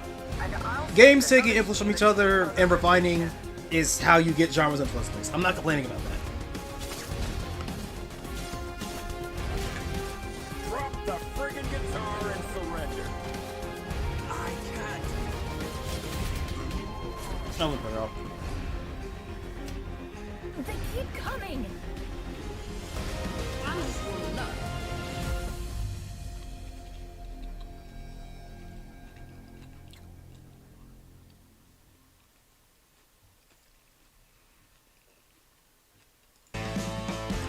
Alright, shut up. So basic trailers, yeah. So anyway, while deliberately modeling itself after Streets of Rage 4, the big gimmick of Hero Concept is the big gimmick of branching paths. Every time there's I believe it's 8. There's either 7 or 8 chapters, 7 or 8 levels in the game, and every time you beat a level, you're given a choice to go to a different level, a branching path, or not all, but most. I think there's only like 3 levels that you need to do every single time, that you're locked into doing every single time, and the rest are like, you can choose which one you want to do. And they each affect the final stage in the game. All the choices that you make affect the final stage in the game, which is completely unique to the choice that you made in the arcade ladder thus far, in the stage progression thus far, which is pretty cool. So, Streets of Rage 4, but there's alternate levels. Neat. Way to go.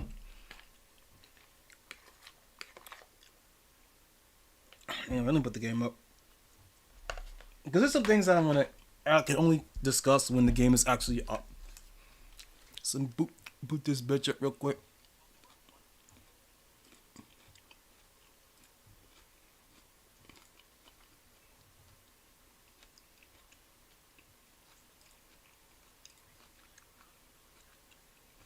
If I'm right, this should work.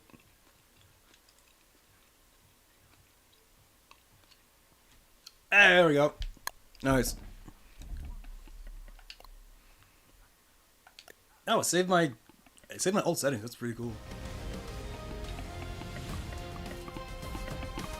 There we go. Alright. I'll put it to 5. Actually, that's default. Put it to default.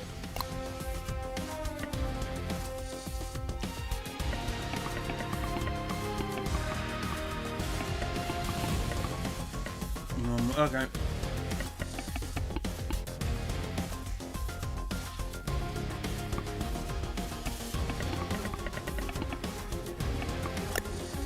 Okay. Now let me lower the volume just a little bit.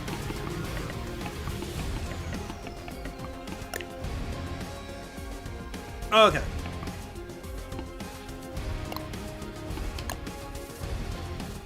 So, when I first played this game, my biggest issue was this.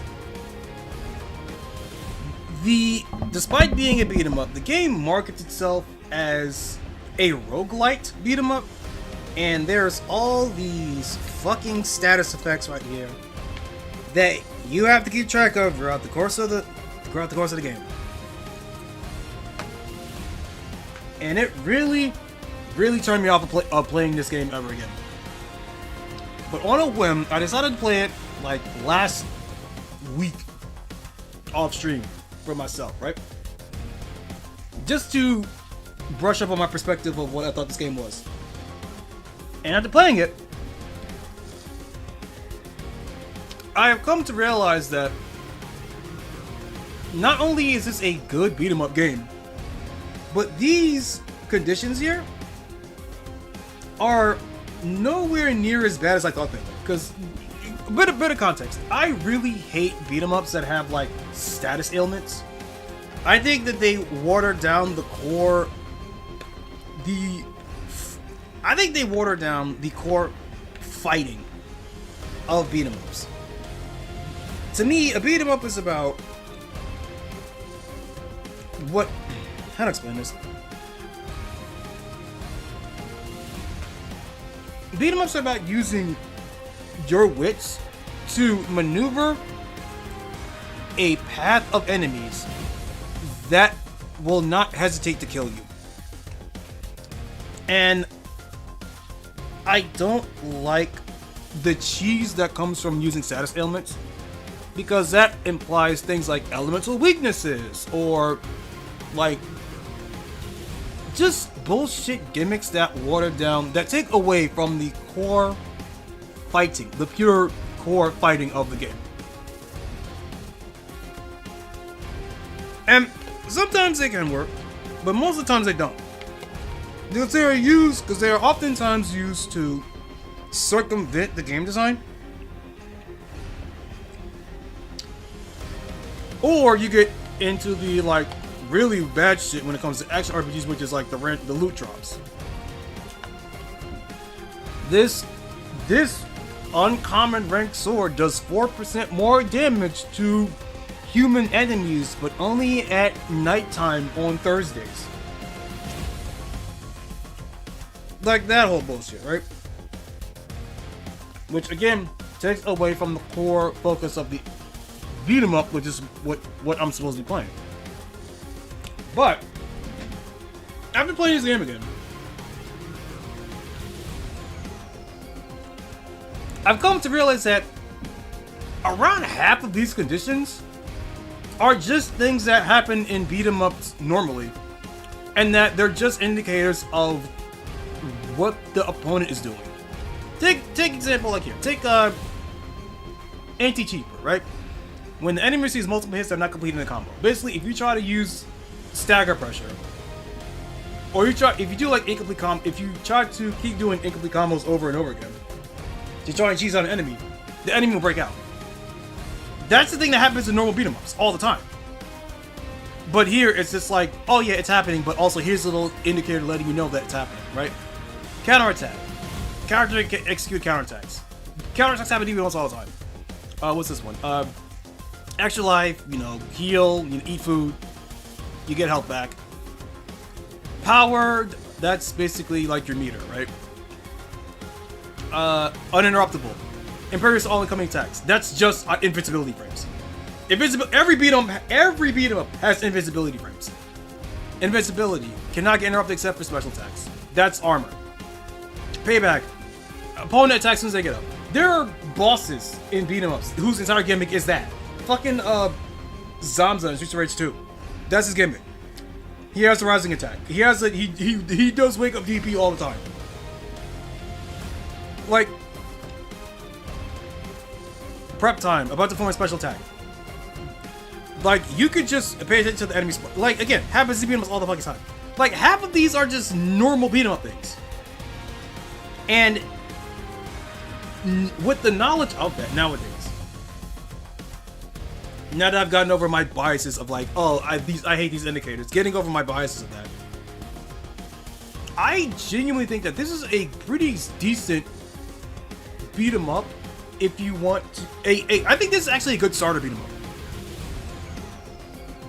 because I play beat 'em ups all the time, right? So I am intimately familiar with like half of these. But to someone who isn't, because beat 'em ups are like a niche genre now, who wouldn't know like, oh, this move has iframes, or oh, this move is like a special attack that I need to be on the lookout for. It's a neat little cheat sheet, a neat little shortcut of like what to expect when you're playing a beat 'em up, or like what type of enemies or what type of bosses that you should expect to fight against. That being said, I think this makes a really good like starter beat 'em up for someone that's kind of interested in the genre but never actually played it. Like if you want to introduce someone to how cool beat 'em ups are, I think this is a really good one to start with. Even if I do think it's a little bit too easy. Anyway. Yeah, but no, there's no roguelike mechanic. Arguably, it calls itself a roguelike because of the multiple paths, but even then, multiple paths have been a thing of beat 'em ups for a long time too, so I guess it was for marketability, but that's just really weird. Ow. One thing I do particularly like, I don't know how I feel about it, because this might just be recency bias, but this whole thing about, oh yeah, power attacks. Power attacks are just your super joy. It's your get off me move, except it's relegated to its own meter rather than having access to it at all times. Which also adds a little bit of resource management to your character. Because like, oh, if you managed your resource poorly and you were caught hit and you don't have a power bar to break out of it, you just have to eat that damage. So it rewards you a little for holding on to resources and using them when you need to use them. Anyway. Compagnon.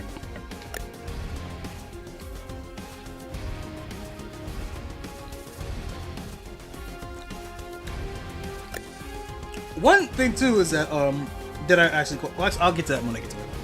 Anyway, I'm playing on the hardest difficulty because the game is not, for me, it's not that hard. So there's 3 characters that start. These two on the left and right, those 2 were added later. They were not in the launch game. These two unlockable characters were added later. And I'll get to them when I get to them. You know, one thing I want to bring up. Yeah, fuck it. One thing I do want to bring up though, that I find so funny to me is that as soon as I saw the trailer for this game, I was able to, that in spite of this being like a Western comic book themed beat 'em up, I was able to immediately tell that this game was not Western because this character here, because one, these are superheroes, but they're kind of like ground level. They're kind of like cops, and they're not seen as, and they're not being portrayed negatively. And also, this girl here on the right here, the little shithead Zumi character is like actually like conventionally attractive. Like she's kind of hot, kind of cute. It's like, yeah, no, that's how I knew this wasn't a Western game. And what did you know? What I was right. This game's fucking Turkish. It's really annoying to me that every country in the world can do cape shit better than the people that fucking made it. It's so fucking over for Western entertainment, man.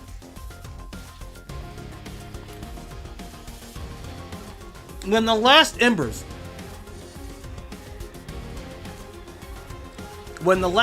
of the MCU completely fade away, I don't think there's going to be another Western IP that will breach like global collective consciousness for like another 30 years. These old folks gotta die, man. Maybe even 50.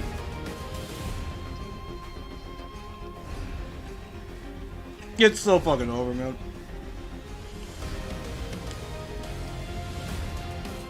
Anyway, I'm gonna play as Grappler Man. I want to do suplexes. Hey, guess what? This is Max. Well, actually, no, he's Max. This guy's Max. This guy's Axel. This girl's Blaze. I want to do suplexes. During my 2 weeks in the hospital, I had plenty of time to question my place in the justice system. Tonight, I'm planning to write about this as much as I can. Hashtag on patrol with at Here Comes Trouble and at Walking Dolphin. Hashtag Stronghold. Is it just me, or is it plain stupid to announce that we are out on patrol? Is there anything that isn't stupid to you? Yeah, coffee. Did someone say coffee?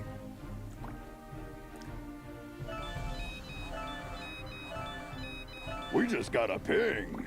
It looks like there's a report of suspicious activity at the docks. I guess that means our shift starts early. Let's go!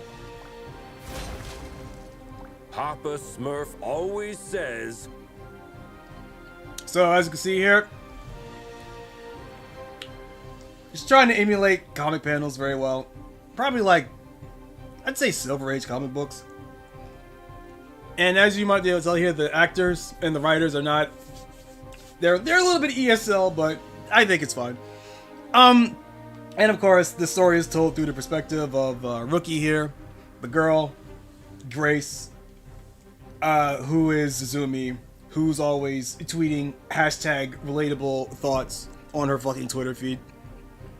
And despite that, she does not manage to come off as annoying as you thought that would be. because she's just a genuinely kind person. A little bit up her own ass sometimes, as teenagers I want to do, but like, even that aspect, which should be like poisonous, actively corrosive to my enjoyment of a game, it's like, yeah, it's like whatever here. It's neutral. Technical. Yep. And of course, all the chapters, all the stages are little comic covers that are really excellently done, by the way. I really like the art in this game. Which, I would hope so because the game is being sold on its art. But no, the art is good. There's plenty of time for the ship to depart. Then let's take a peek at that warehouse. Watch your six. Assailants are armed. Yep.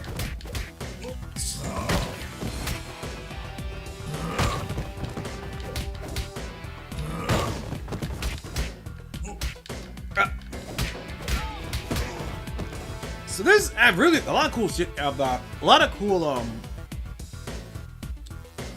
I'm blanking. There's a lot of really cool details about how the fighting in this game works. Example, that again copied from Streets of Rage. So I see here, neutral jumps have no startup animation, but forward jumps do. Directional jumps do have startup, a lot of startup, but neutral jumps don't. You have your down attack. That changes depending on whether or not it's a neutral jump, or a forward jump, or a running jump. So your down attack changes depending on what type of jump you do. But y'all also have your neutral jump string that you can just do in the air that also just halts your jump momentum. But it also means you could do these instant air buttons and then continue your combo on the ground. Again, your power attacks on your blue bar, that's your get off me move. You have a forward one, a neutral one, and an air one that are all different. Most of them are combo filler except for the neutral one.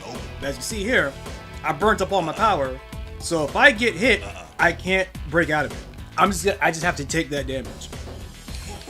What else?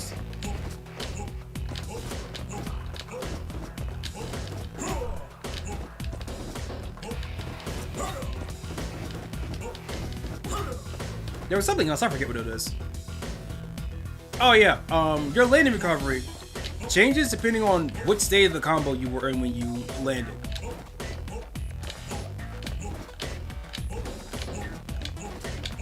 Right? I can do it at that pace, right? If I do the whole thing... Oh, I guess it only works when I hit. Okay, oh, that works on a attack that hits, but yeah, the amount of landing recovery you get on your combo actually changes, depending on how deep into the combo you were, to prevent infinites. Spoilers, it doesn't quite work.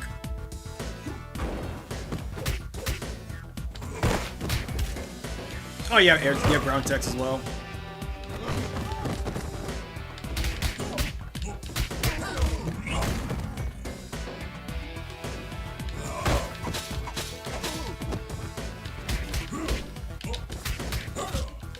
One thing that I hope every beat 'em up copies is having pickups be its own button, which this game also does. Items and weapons and health ups are all just button or separate buttons from your attack button, which is so welcome. Food increase your health, drinks and snacks increase your meter. Careful with those toys, fellas. You're gonna hurt yourselves. Someone tipped off stronghold. Send backup. Oh yeah, you have counter. So if you block an attack and then press an attack immediately afterwards, you could just counter. And I feel like the reason that's there is because of blocking, is to give you a defensive option when you have no power bar.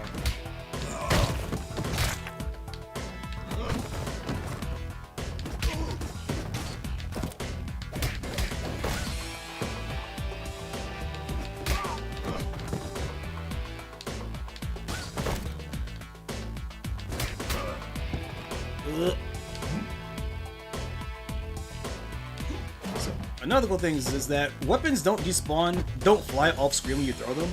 So you can actually use them to just make sure you always have a weapon on hand for an enemy spawn. Like this.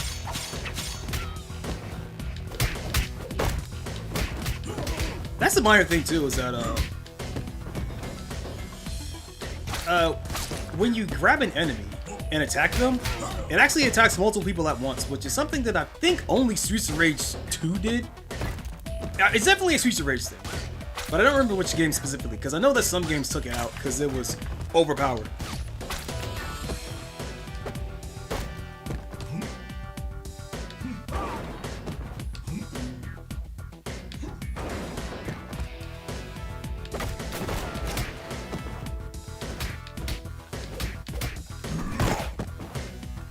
Oh yeah, there's a run. There's just a run button. You can't double tap to run, which is, you know, what you normally do. But because there's actually a run command, just a run button, it leads to some really, really exploitable boss patterns.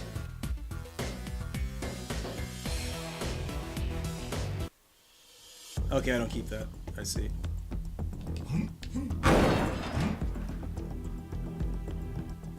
It seems as though that container was the source of the report.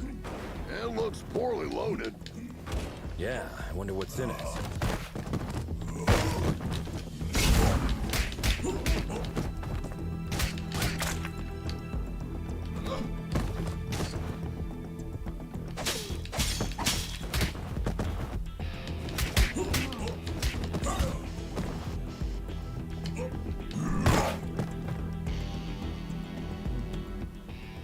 Oh, well. Look what the cat dragged in. Oi, officer. Long time no see. Fancy a pint? Chinado, what the heck are you doing here? I love that every character You guys know each has other, different I mic guess? settings. He's only the most wanted smuggler in Europe. No point, eh? Let's get to the clobbering pot then. You just read my mind.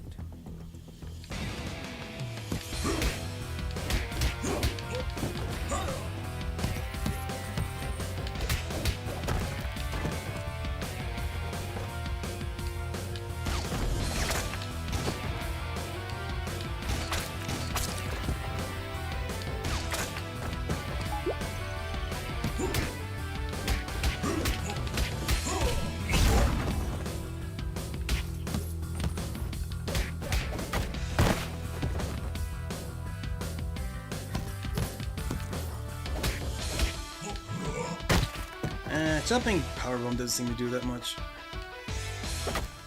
Get 'em, lads.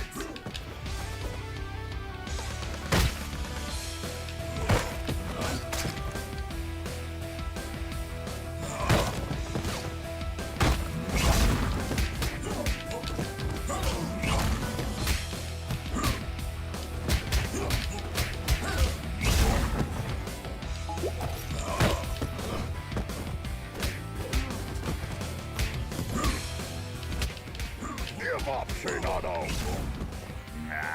Chainado? Not even Chainado.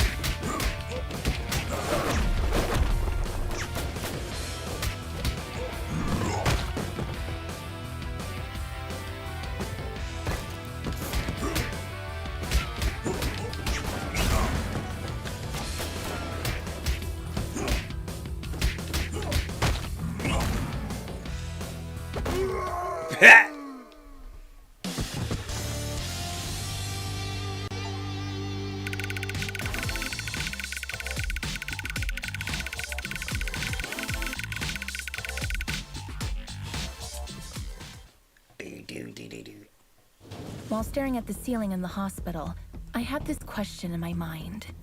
Am I really fixing things? Or am I just a painkiller trying to hide the symptoms of a bigger problem? Or even worse, just plain old duct tape? On days like this, I just can't tell for sure. Hashtag stronghold. Valeria? Shit! I just can't believe Valeria's body was stolen from under our noses, Captain. It is also troubling that experiments have been performed on a metahuman's body who's strong enough to bend reality. It's clear we have a serious security breach. We'll take care of this when the time comes. However, our priority is to find who is responsible. What have we got? Chinado only knows that the container is headed to a buyer in Europe, nothing more. An operation of this scale could not have taken place without She-Wolf's knowledge. I tried to reach her, but she's not answering. Everything in the files is fake, except the name of the truck driver who made the delivery. Looks like he is working the night shift at a bar in Riverside. We can at least find out where he got the container. Well, looks like we have 2 clues. Pick one, and I'll send another team to the other location. So now you get to pick which one you want to go. And you know what I'm gonna do? I'm going to go on the path that unlocks the 2 bonus characters. We beat them at separate points, but I'll do it now. So you might have recognized silhouette here. I'm gonna go for She-Wolf, the Altered Beast chapter. That is the name of the fucking level, Altered Beast.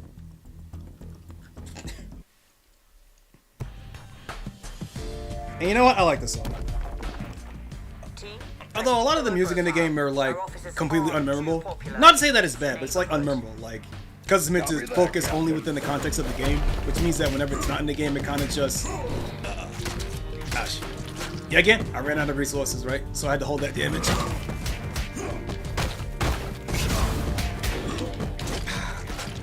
I tried to jump it. Good start. Really good start. Real good start.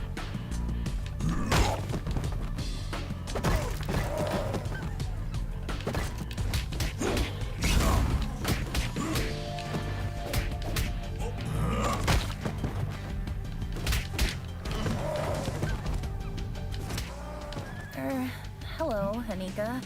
Well, last time I didn't have the chance to thank you. Special attacks and throws are uninterruptible. Take advantage of these. Why would you? What?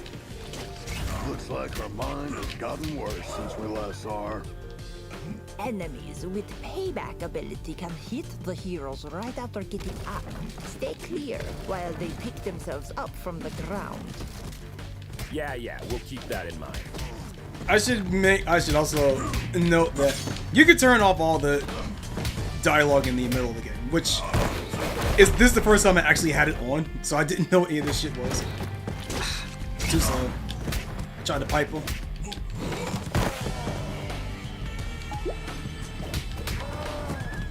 I appreciate that normal throws do a lot of damage.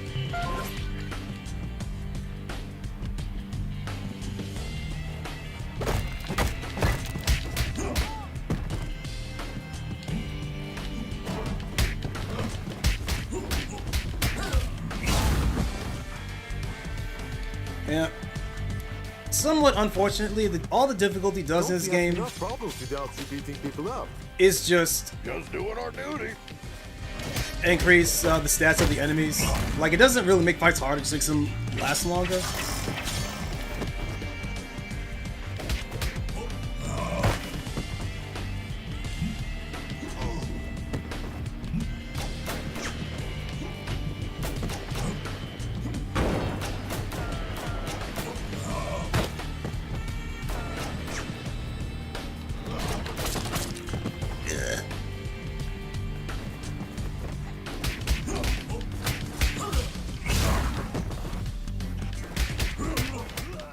I'll post everything you did here on social media. Don't forget to mention the heavily armed assailants, too.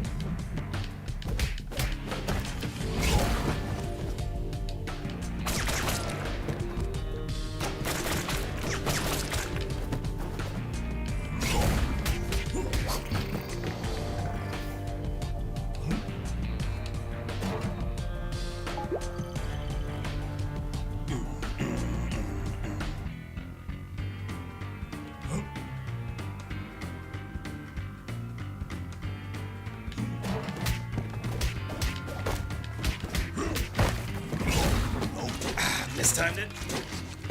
I thought I timed it just enough that that wolf would just fly right into it. Missed it.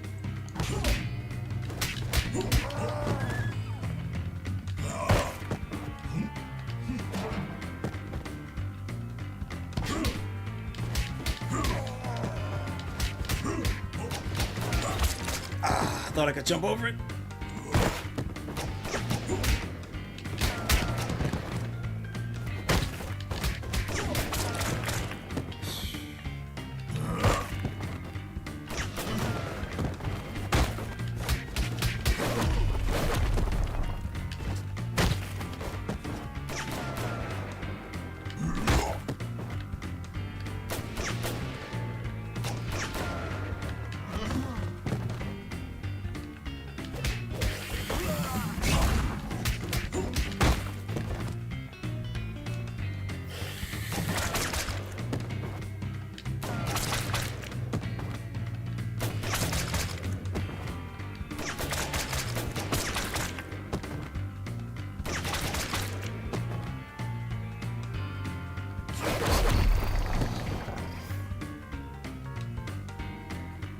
Christina, we've been trying to reach you all night. Don't you ever check your phone? The nerve of this girl. That's your excuse for showing up and bashing people's heads in? A missed call? What? Of course not. I'm sick of you terrorizing this hood like you run the place. Buzz off! Or what? You gonna eat us? I don't eat junk food.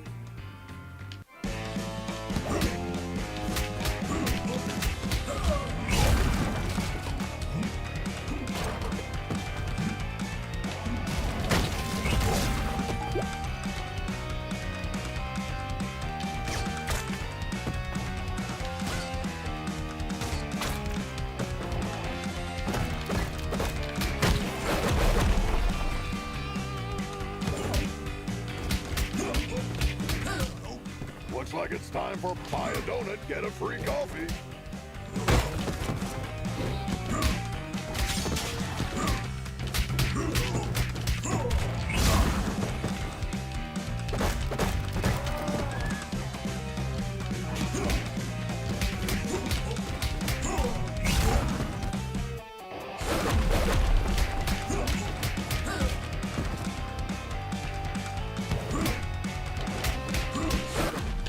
Come on, Christina. Haven't you had enough? I'm just warming up.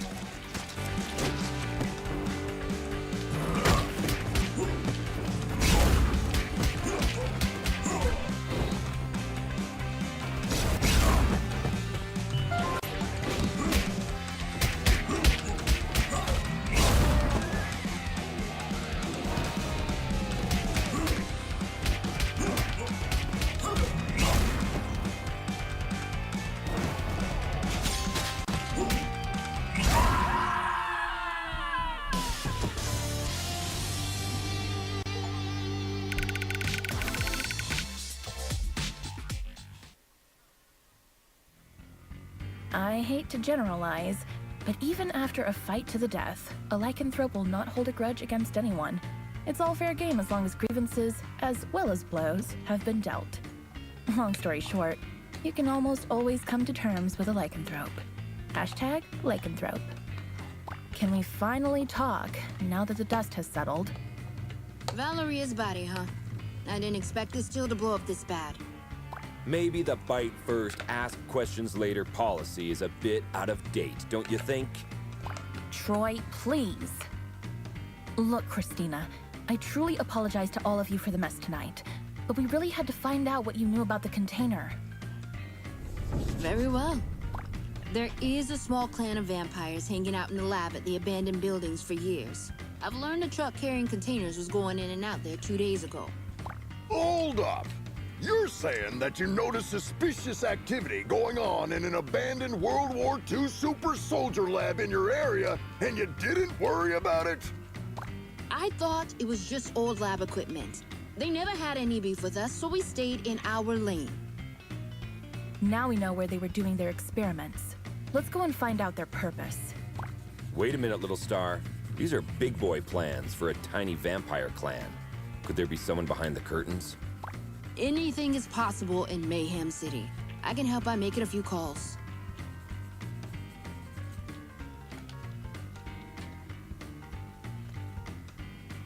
Alright, so if we accept the offer, she becomes playable to the team. So we're gonna do that. Go to the abandoned building.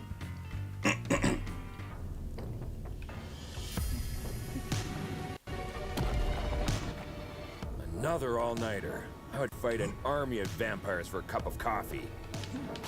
Be careful what you wish for, Troy.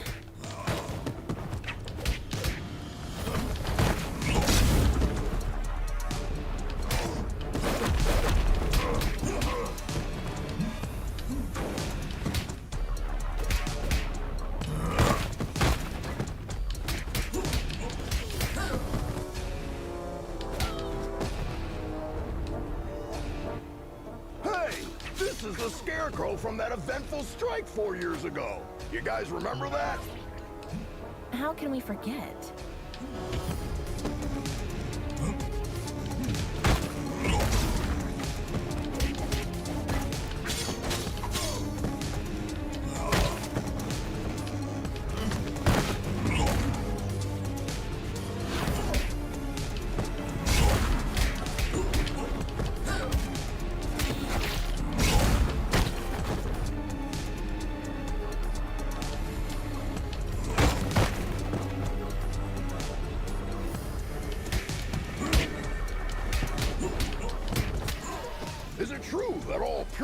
Hold management positions at Feller Corp.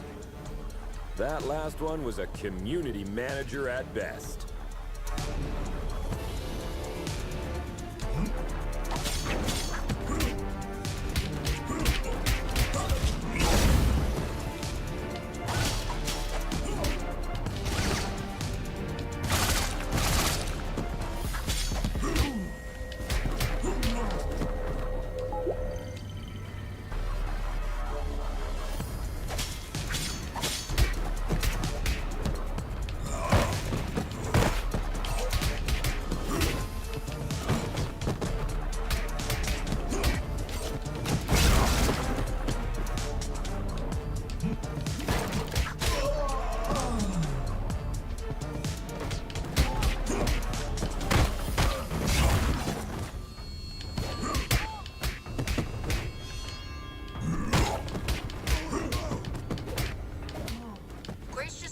That a lycanthrope game broke into the lab and made a big mess about an hour ago. Without your approval? Contrary to what you might think, not all lycanthropes are under my command. Okay, don't get mad about it.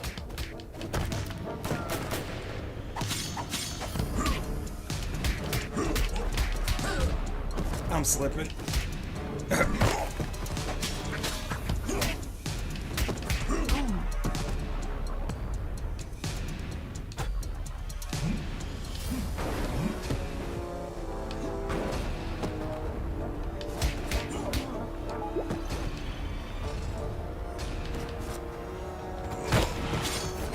Right, forget about that.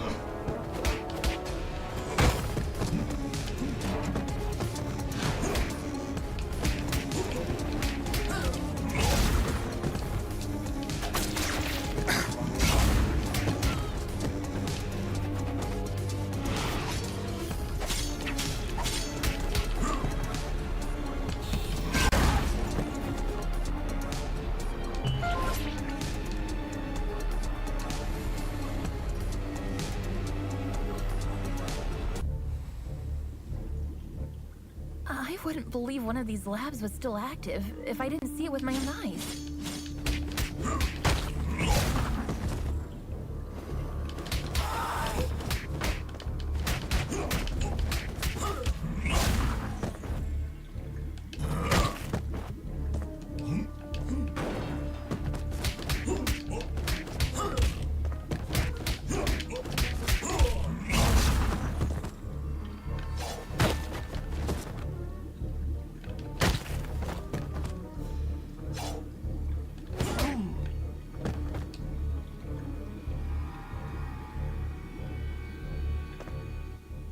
Shit! A Nosferatu!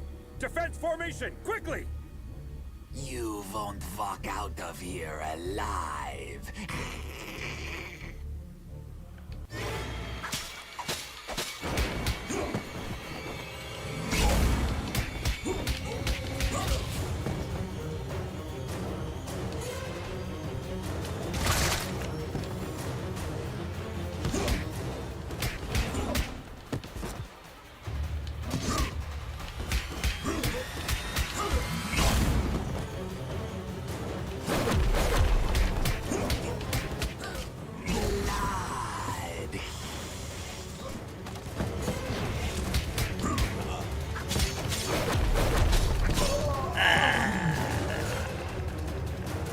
Mechanics.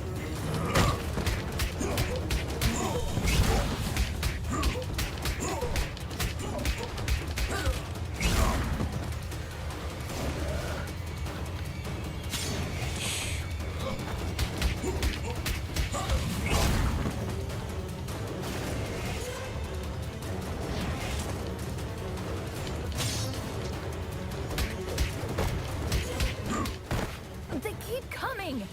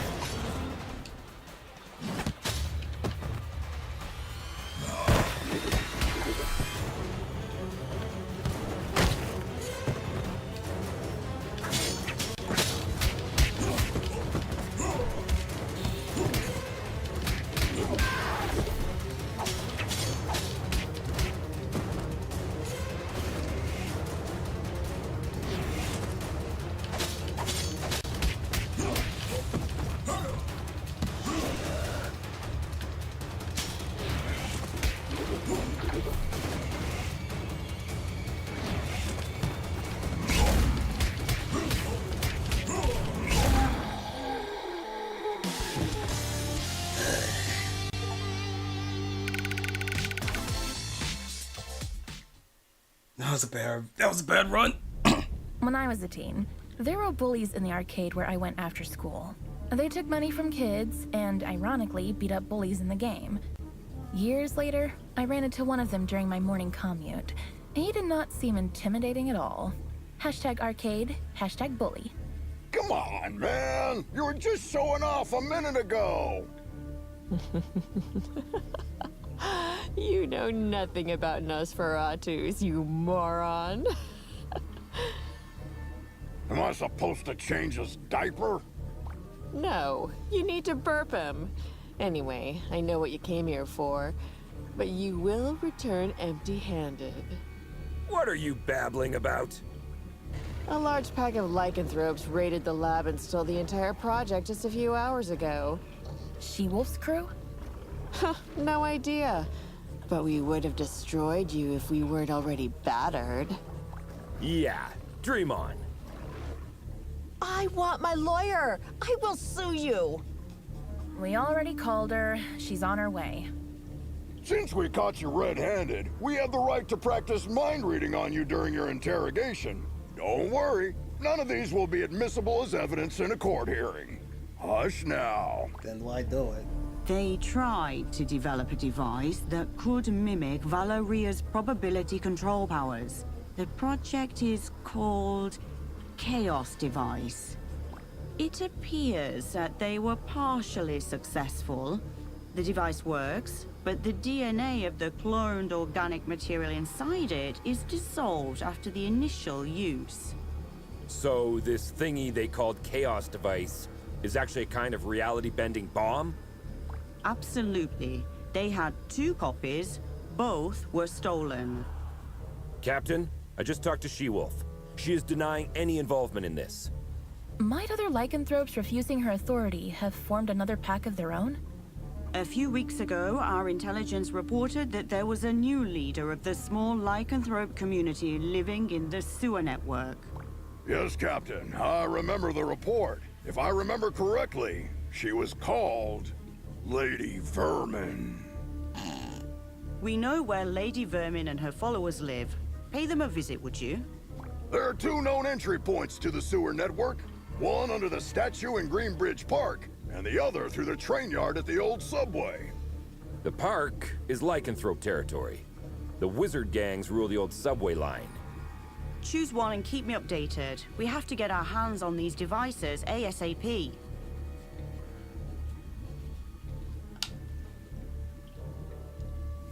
Shadow Wizard Money Gang.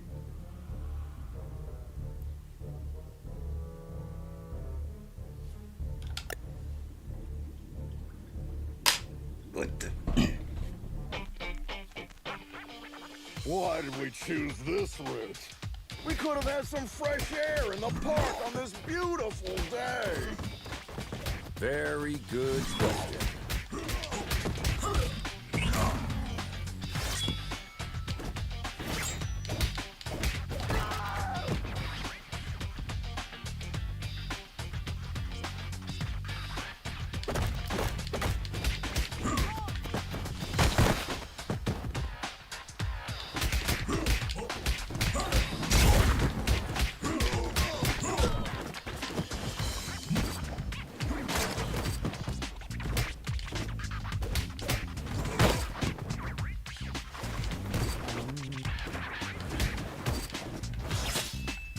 Thought I grabbed them. That was me getting caught turning around.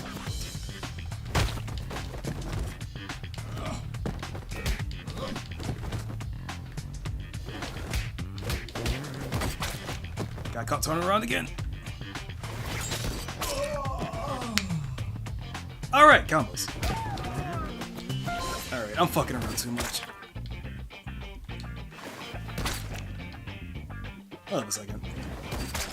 Hold up a second.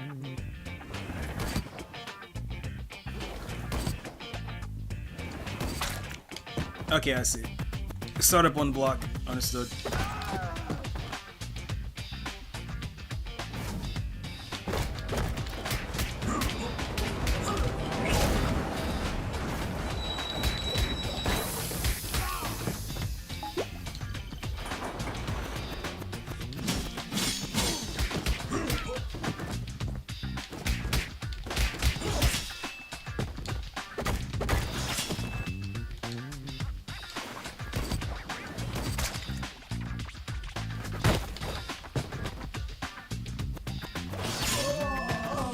I immediately go block.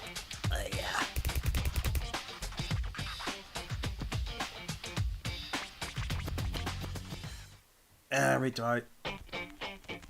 I was fucking around too much. Why did we choose this route? We could have had I love how I've died after saying this game isn't all that hard. And I still hold life. And I'll prove it as soon as I get both of my characters. Well, not my characters, the extra bonus characters. Because I'll do an arcade run.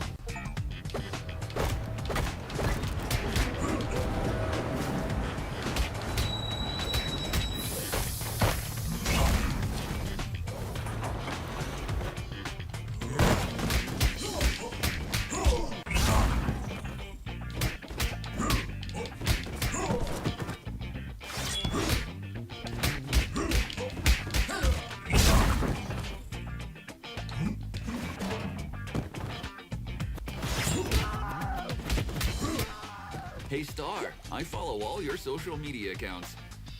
Thanks a lot. Another person with plenty of free time. Not much.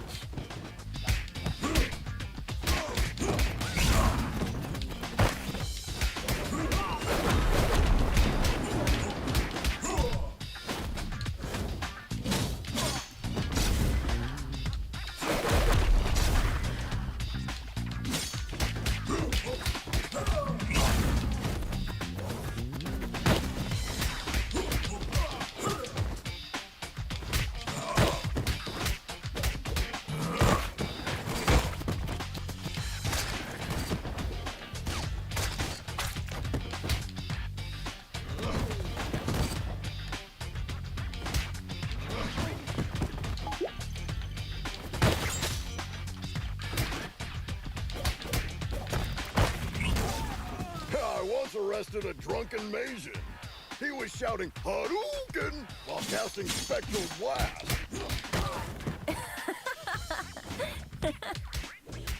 They always look drunk to me.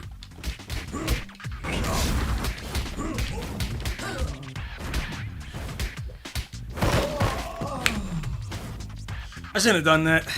When you die, you respawn with 1 bar meter. But I had 3 when I died, so you never want to die with 4 bar.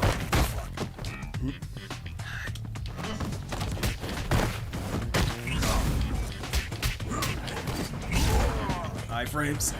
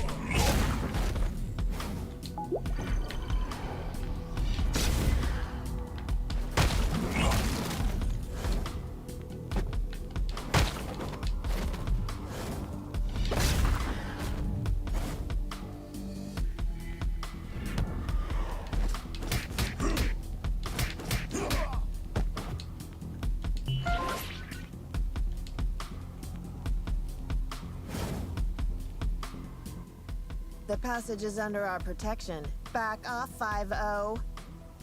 How could Lady Vermin convince a street wizard to help them? That's none of your business. Also, I'm an alley witch. Huh? What's the difference? I'm a girl, don't you see? I think wizard is more appropriate because it's gender fluid and non-binary. Shut the hell up, SJW.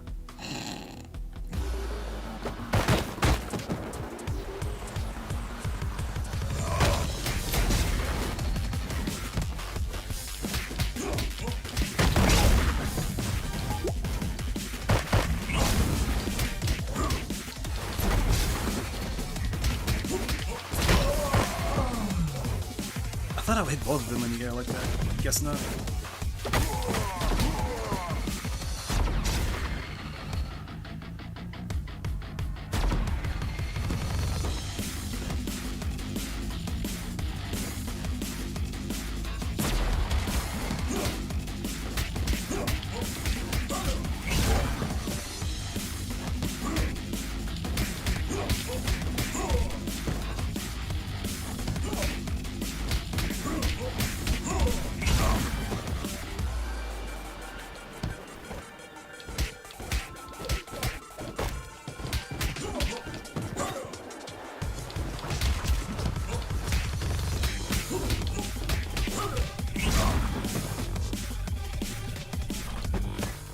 Wish I was wearing my ACAB t-shirt today. Take. I thought. Wait, can I not block cancel that? Hold on. No, hold on.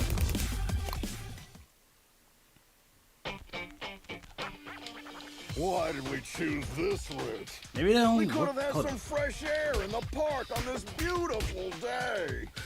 Wait, hold on. Very Wait, hold good on. question.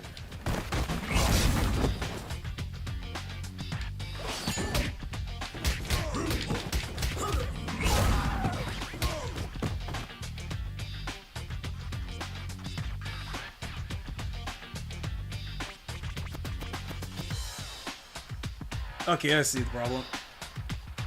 My R1 button's a bit squishy. Okay, I see. Because right now I'm just holding it. Okay, so I have to change it. I have to hit from the corners instead. Alright. I see. That's why I wasn't getting my buttons. I'll leave that. Understood. Alright.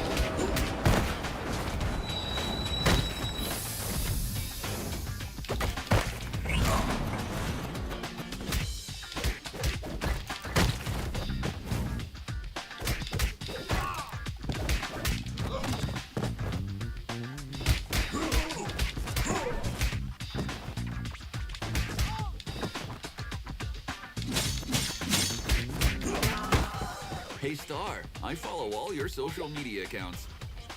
Thanks a lot. Another person with plenty of free time. Jelly much?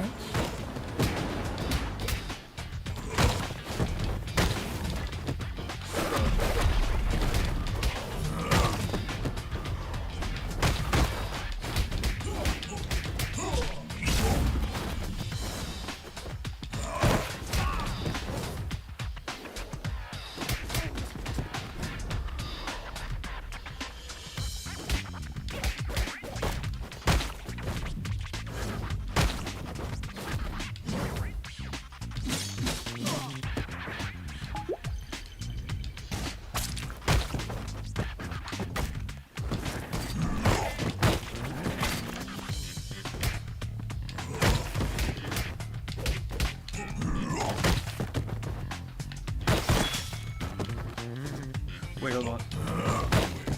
No, I can't.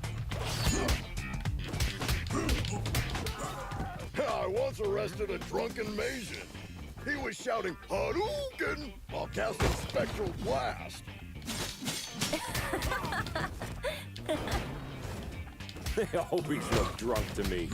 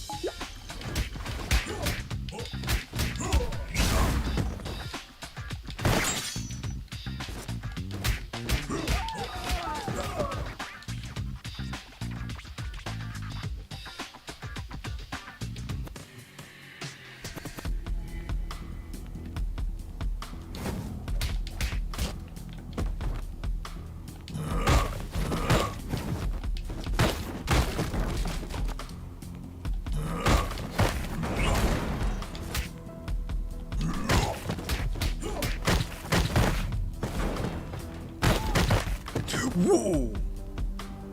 The AoE hit behind me.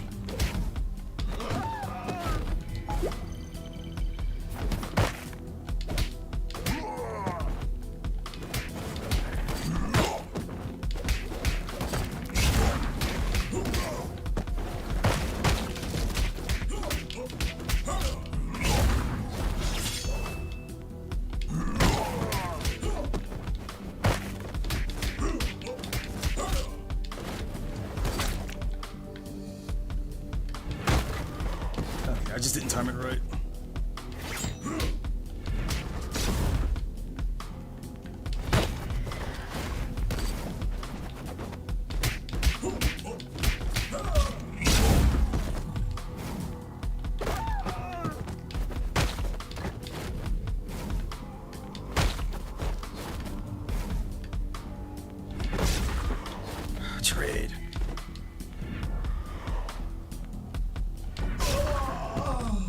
I hit. Alright.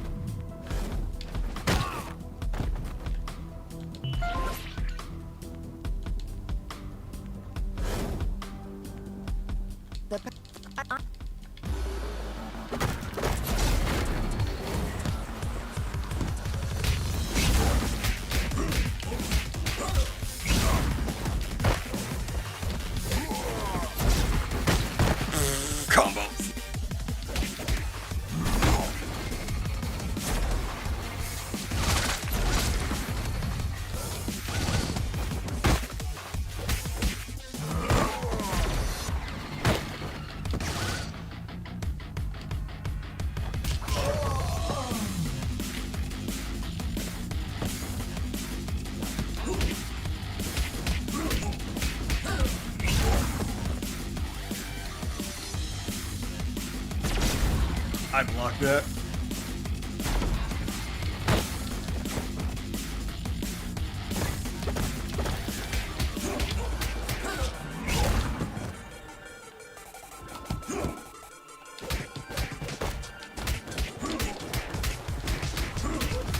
Hey, there it is. Wish I was wearing my ACAB t-shirt today.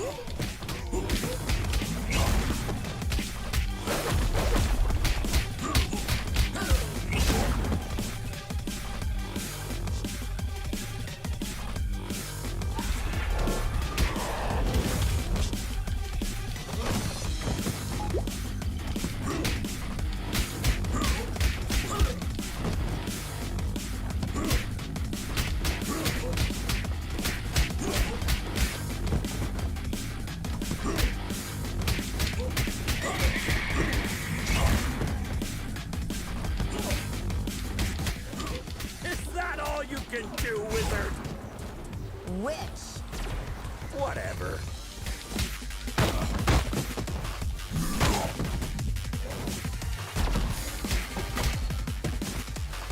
Ah, my combo!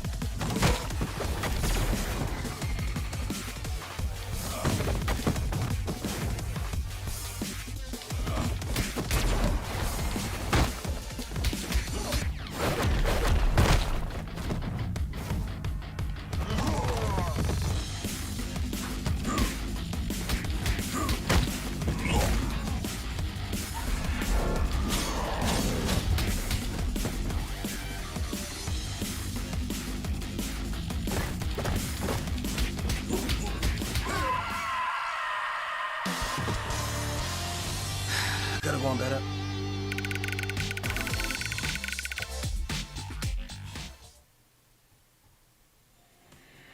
I have an absurd memory. I can clearly remember what my mother said when I soiled myself at the age of 3. That's why pragmatist people bother me so much. Some even expect me to forget what came out of their mouth 5 minutes ago, let alone years. Hashtag memory, hashtag pragmatism. Sugar honey iced tea. Now that you're cut off from your magic, better start singing. Unless you're planning to kick us to oblivion. Aren't you gonna buy me a coffee first? Cut the crap. Well, you 5-0 probably got into something that's way over your heads this time. Yes, story of our lives. Something new? Of course. There isn't a gang left in the city that hasn't been bribed already to mess with your blue asses. Must have cost someone a small fortune. It also explains why everyone we met since yesterday was looking for trouble. But given that Lady Vermin lives penniless in the sewers, it must either be the vampires or some unknown third party financing Lady Vermin that must have been showering the streets with money. Come on, witch. It's time to go. We'll note that you cooperated in your arrest report. Hey, what's the rush? Maybe we can make a deal.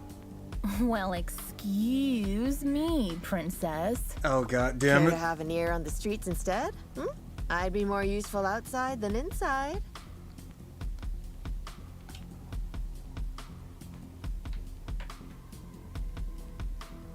So we're gonna accept their offer, much like we did with She-Wolf, because that unlocks the Alley Witch as a playable character. And Oh yeah, I forgot. In between chapters, unlike almost any other beat 'em up, in between levels, you can actually change your character. I forgot about that. So now we got both She-Wolf and Ellie, which as label characters.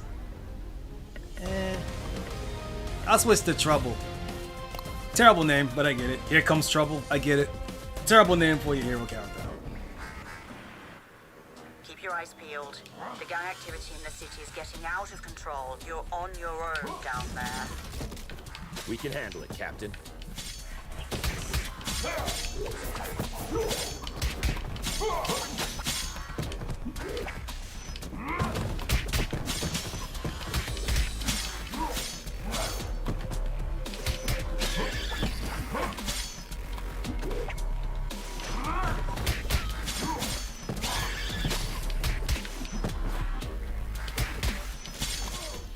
You are not welcome here.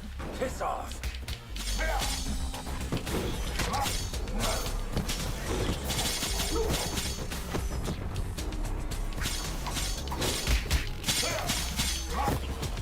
Missed it. Missed that. All right.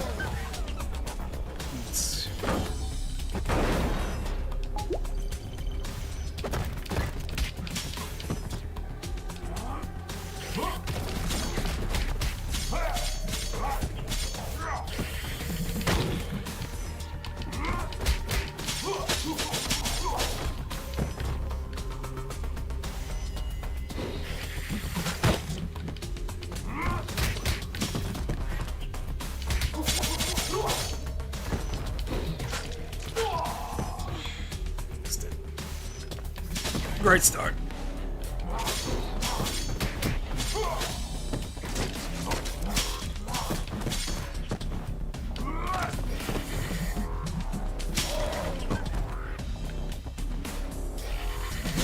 Ah, I thought I grabbed him.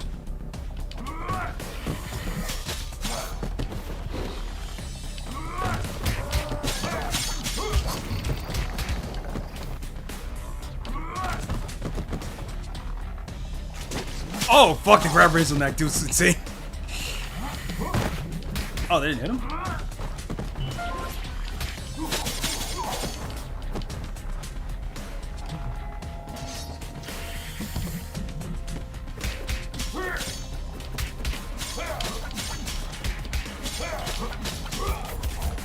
Oh, he had the tots, I forgot. Whatever tots still works.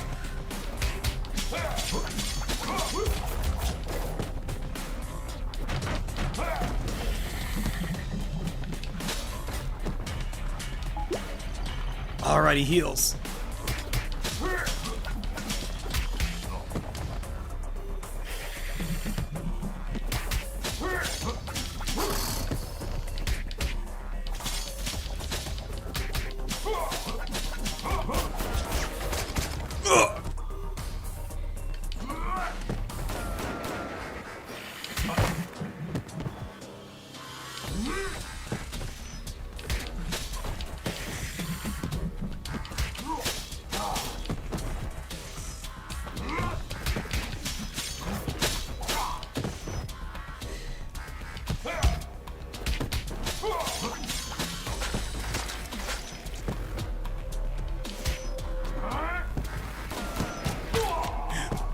Chip damage.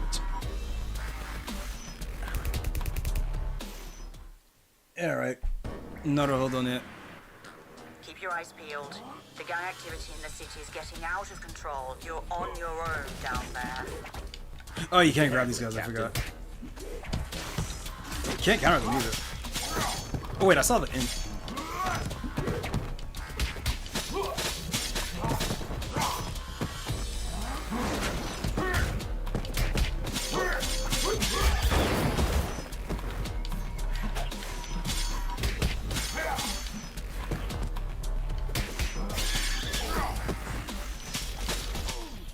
You are not welcome here. Piss off.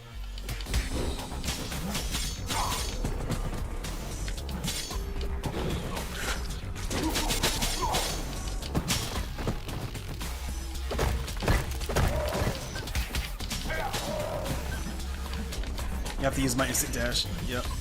I see. have to hit it late too so that I can get combo afterwards. Yeah, exactly not like that.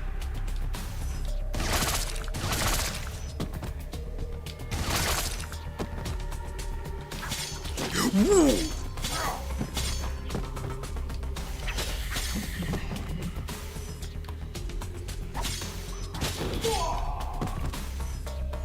Down to full bar again. You know what? I think campaign mode is harder than normal mode, not gonna lie. Because when I was playing this off stream, I was doing arcade mode run. I think arcade mode run is actually less difficult. Or maybe they adjusted difficulty on the expectation that there are no continues. Because it was not this hard when I was doing it off stream.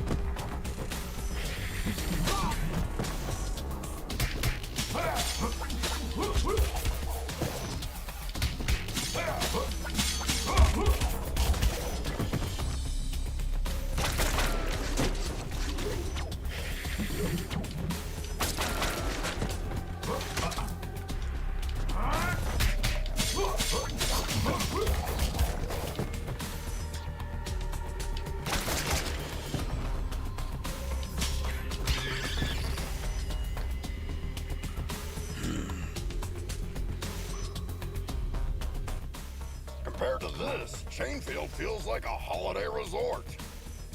It feels like we're messing up their already miserable lives. Don't be dramatic, little star. They stole dangerous devices. That's why we're here. I know, but still, I'm not comfortable with this at all.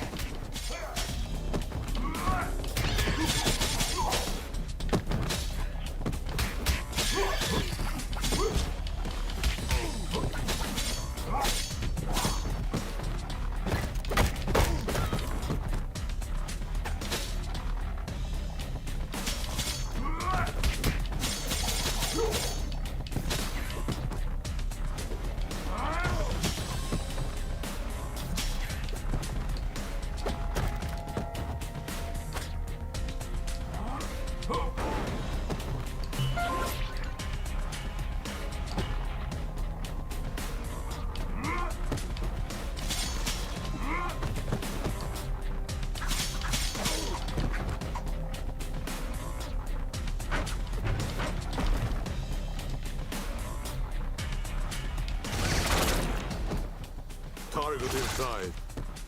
Ambush at the bridge again?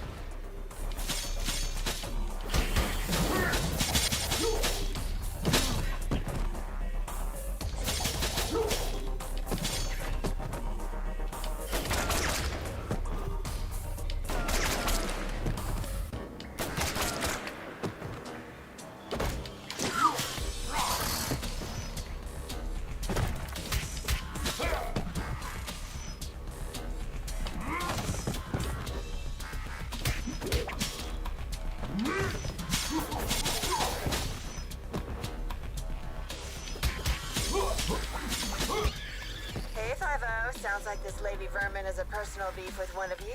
Not sure which one. Nice tip, witch. Don't mention it, Blueberry. Hey, make sure you take a shower on your way back. Yeah, yeah.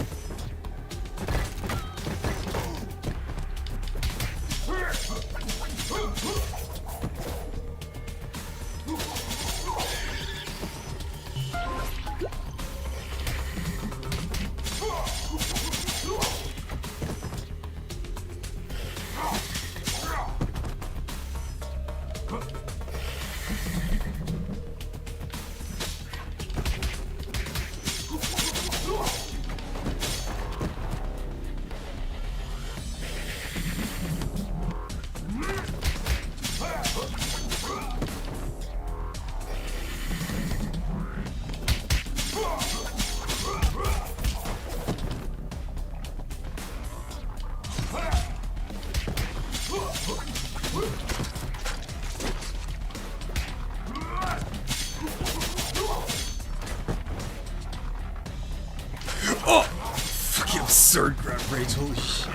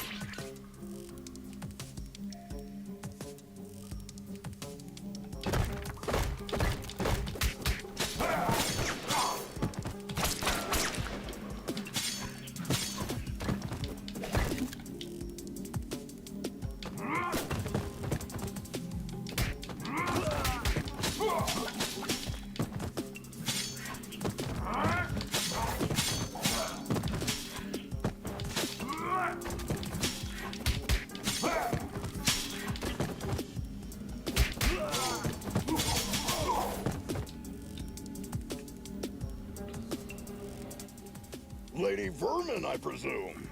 We know you have the chaos devices. Sorry, big boy, but I don't have them.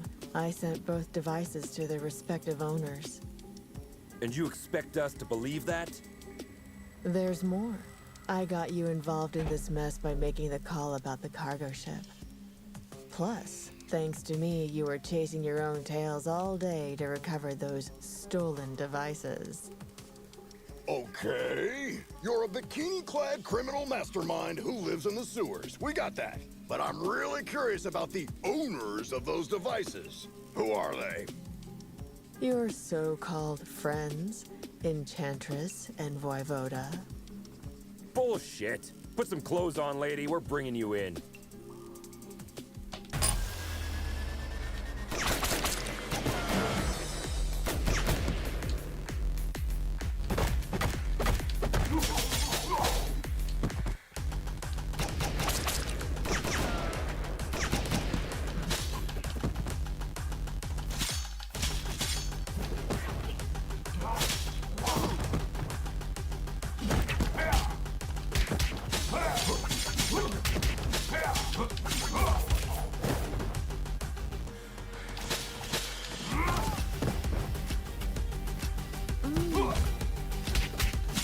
You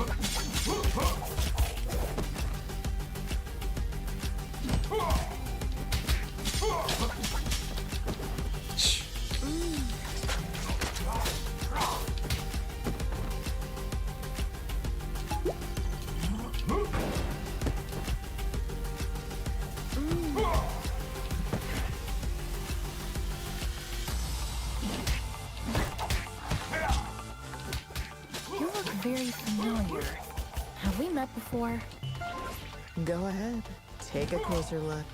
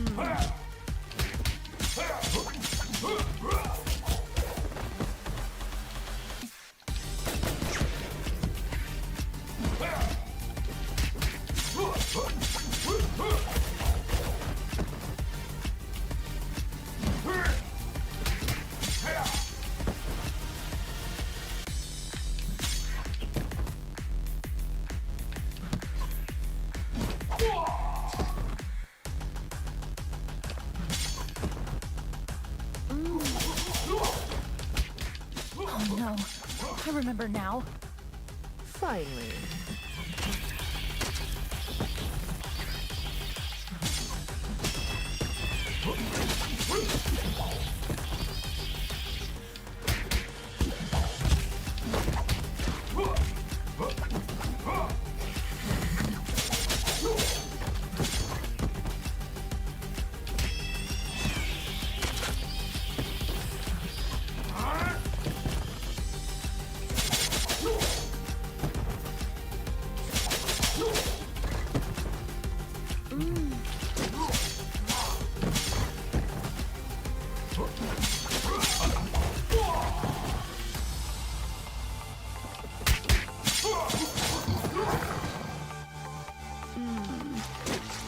That.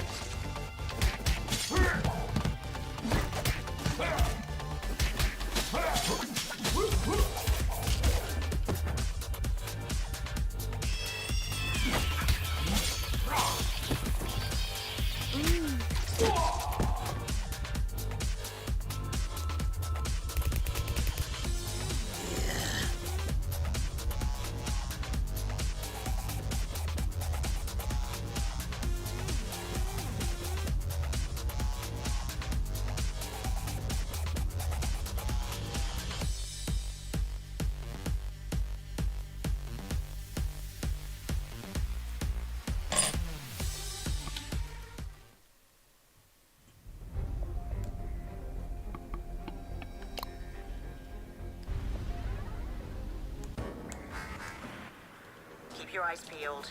The gang activity in the city is getting out of control. You're on your own down there. We can handle it, Captain.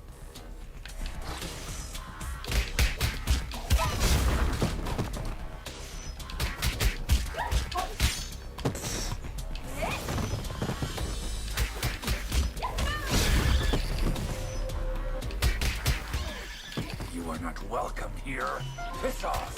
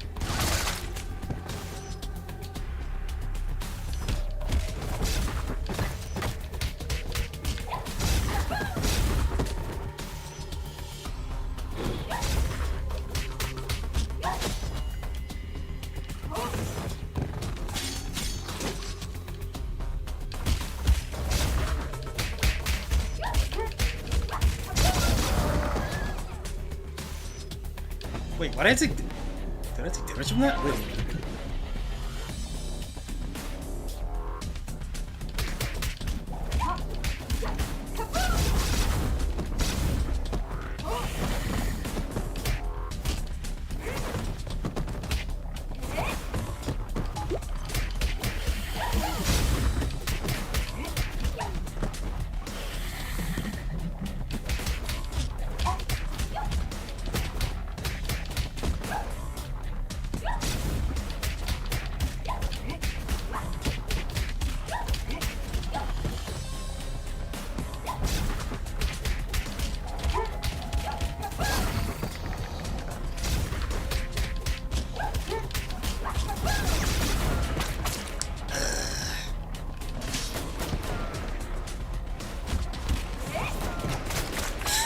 Oh, the throw turns me around!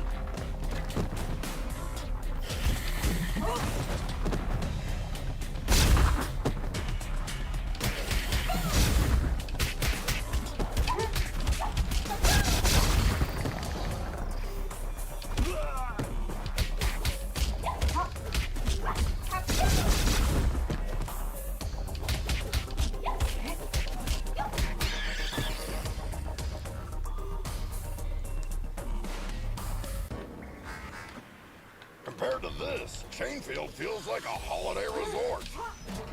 It feels like we're messing up their already miserable lives. Don't be dramatic, little star. They stole dangerous devices. That's why we're here. I know, but still, I'm not comfortable with this at all.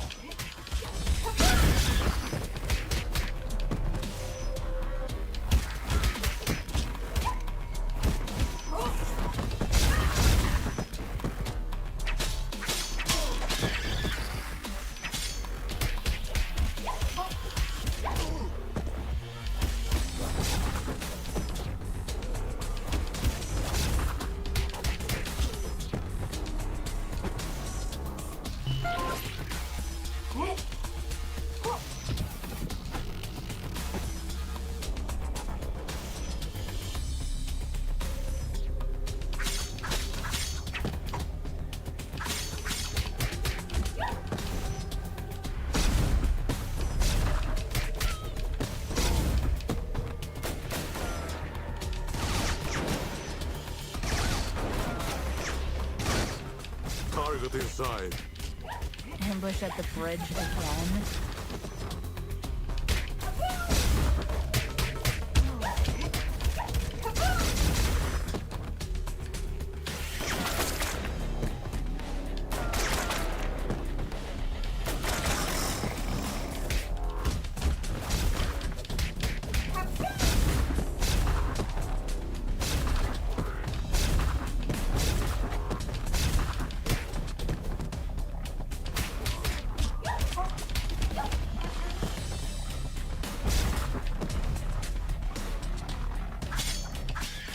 Hey, 5-0. Sounds like this Lady Vermin has a personal beef with one of you.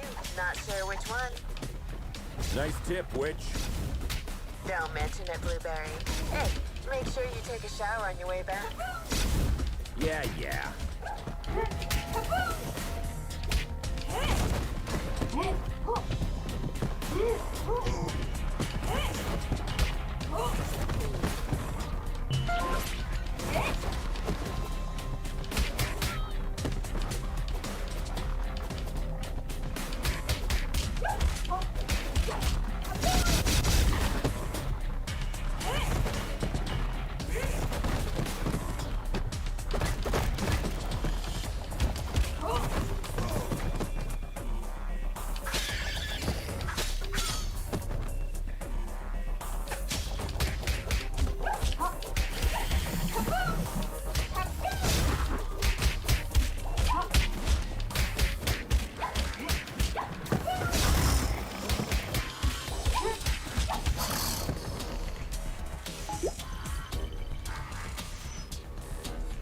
I just noticed I get a life of every 5,000 points. I thought it was lower than that.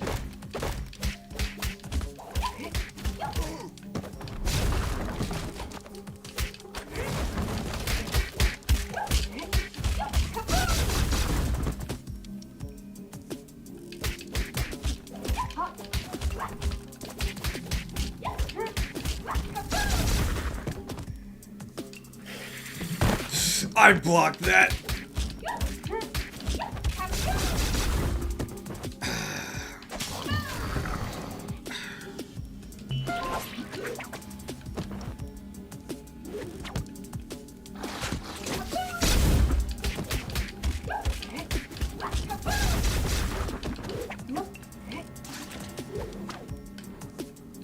I forgot how fast everyone was.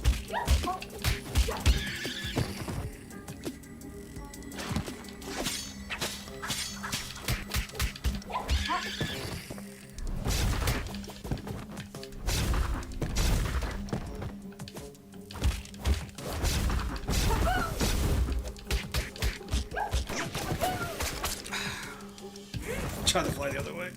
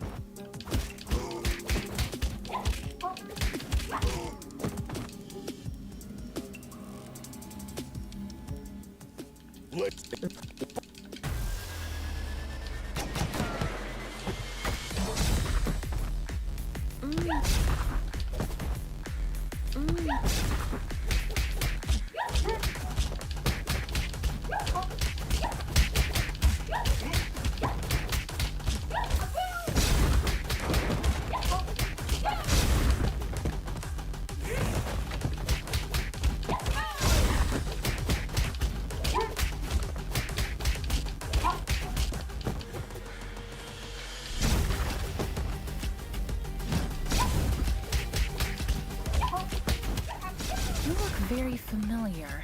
Have we met before? Go ahead. Take a closer look.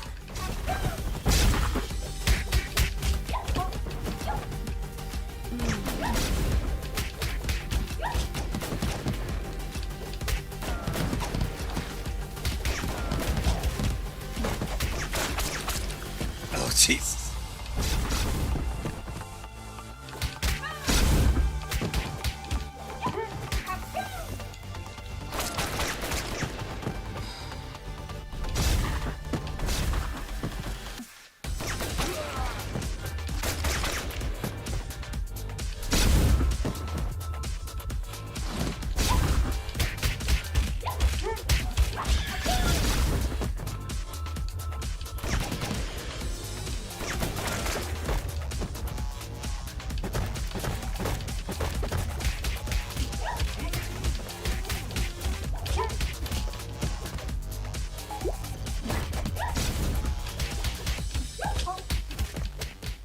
Oh no, I remember now. Finally.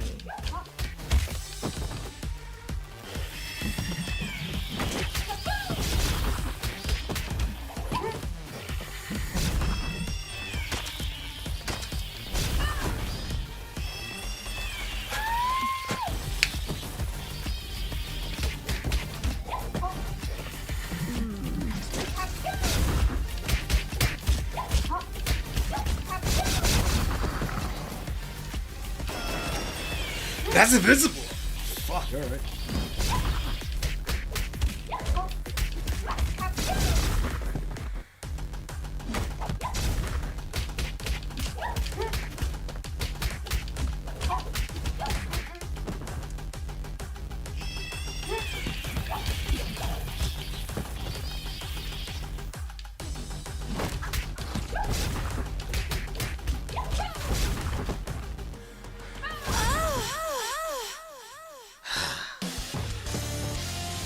I'm gonna have to do a test run.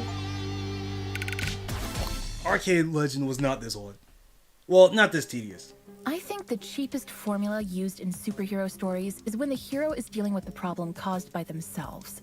Not long ago, I partially sorted out a problem that I had inherited from my mother, and I thought I broke free of this stereotype. How wrong I was. #superhero. You were one of the few survivors we rescued from the Clover residence 2 months ago. I even remember your name, Becky. Becky Porter. Why did you turn on us? What else did you expect? I spent 15 years of my life in terror, trapped in a zombie-filled district because of your mother. Do you expect me to be grateful because you pulled me out of there? Becky, I don't know what to say. Look, lady, with that spreading rate of the outbreak, it was impossible for anyone to have survived there. Star's mother had to make a difficult call that cost her life by sealing the Clover residence with a dome. Yeah, the Gordiron Knot. I've seen the documentary too. Isn't it Gordian? The funny thing is, I wasn't even living there. I was there to strip for a rich bastard's bachelorette party. Speaking of rich, you mentioned the Enchantress and Voivod were behind everything. Are they financing you? No. They don't even know about my existence. It was Enchantress's plan all along. She dragged Voivoda into the scheme by promising a device in exchange for the use of his lab. Enough of this. We'll continue this at the station. Lady, you're under arrest. Oh, am I? Shit. Luckily, I want you to crawl on your knees, not die. Now get the hell out of here. That was the biggest defeat in Stronghold's history, Captain. Maybe we should thank her. No, we should. Because she made us realize the true nature of our allies by dragging us into an operation that we wouldn't have been aware of at all. Well, team, we have 2 targets this evening. Enchantress is hosting the talk show called Codex tonight, and as far as we know, Voivod will spend the evening on his penthouse floor. Which one would you like to confront? I will personally visit the other one with a second squad according to your choice. Shouldn't you be the one calling the shots here?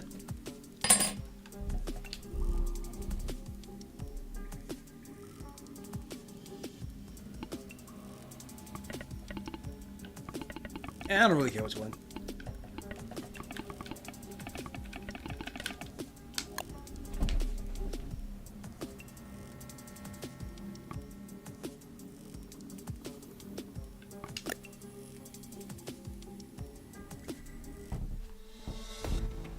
I can't believe I almost accepted Vlad's dinner invitation last week. Do you regret having passed on the chance to dine at a restaurant where the plates cost more than your mortgage payment?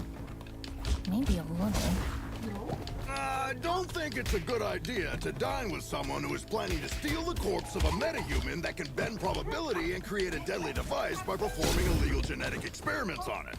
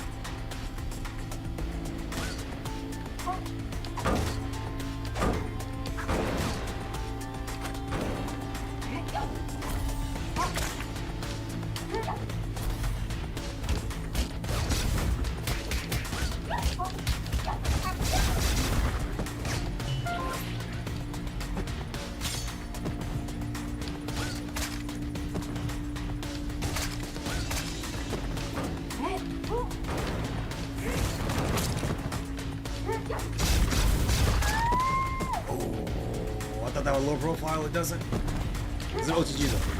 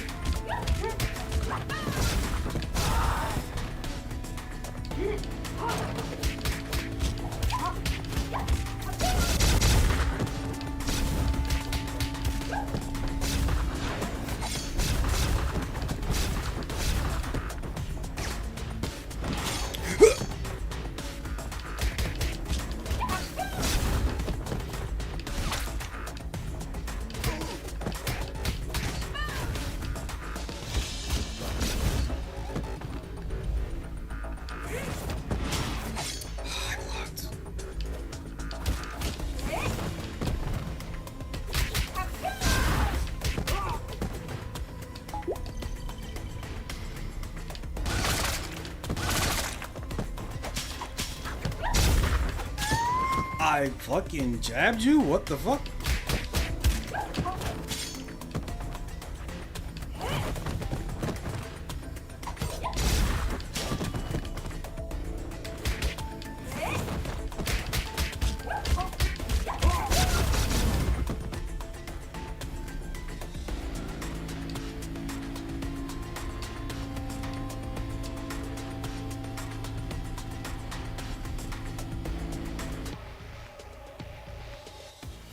This guy has a statue of himself all over the place.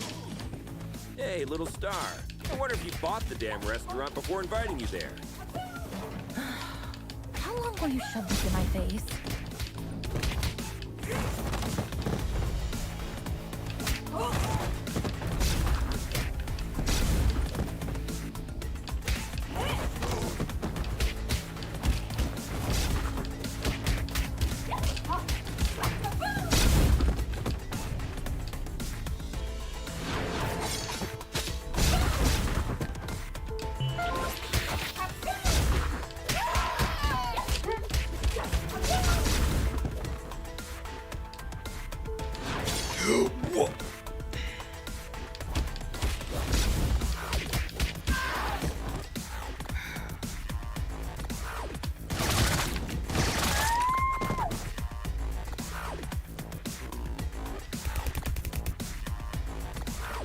I'm going back to Hagar. Ah, shit, wait.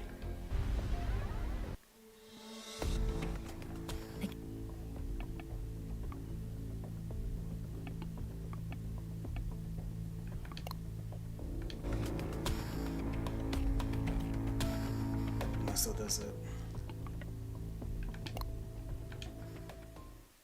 Am I just locked in to play the witch? 6B legend. Okay, no, good.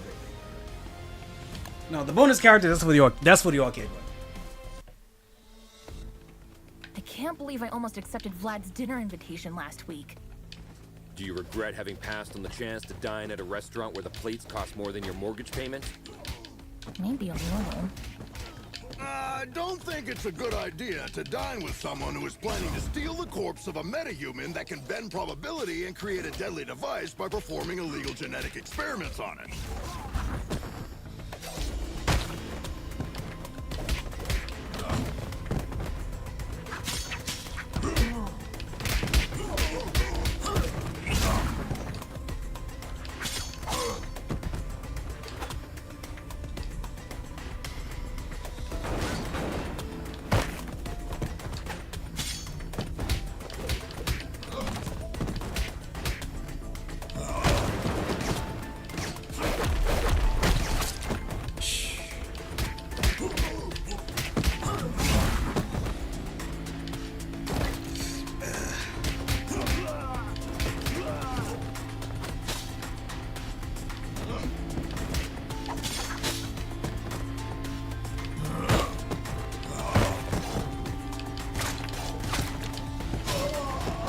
Where is my fucking block? Are you fucking... No. Don't do that. Where is my fucking block? I shouldn't have done that, actually. Whatever. I can't believe I almost accepted Vlad's dinner invitation last week. Do you regret having passed on the chance to dine at a restaurant where the plates cost more than your mortgage payment? Maybe a little. I don't think it's a good idea to dine with someone who is planning to steal the corpse of a metahuman that can bend probability and create a deadly device by performing illegal genetic experiments on it. Didn't work.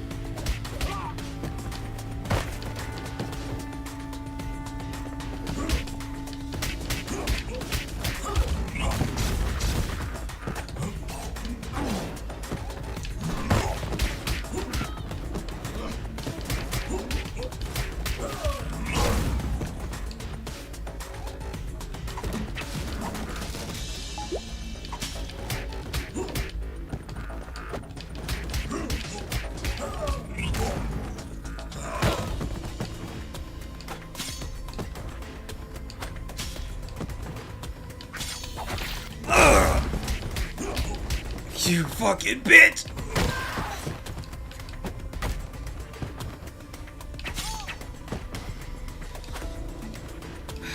My combo.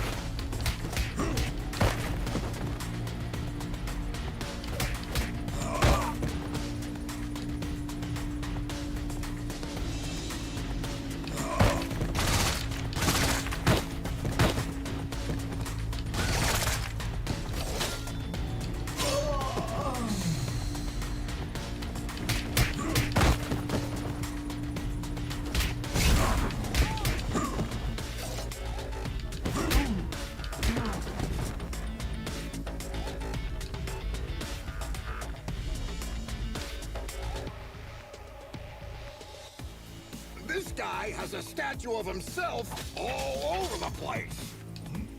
Hey, little star. I wonder if you bought the damn restaurant before inviting you there. How long will you shove this in my face?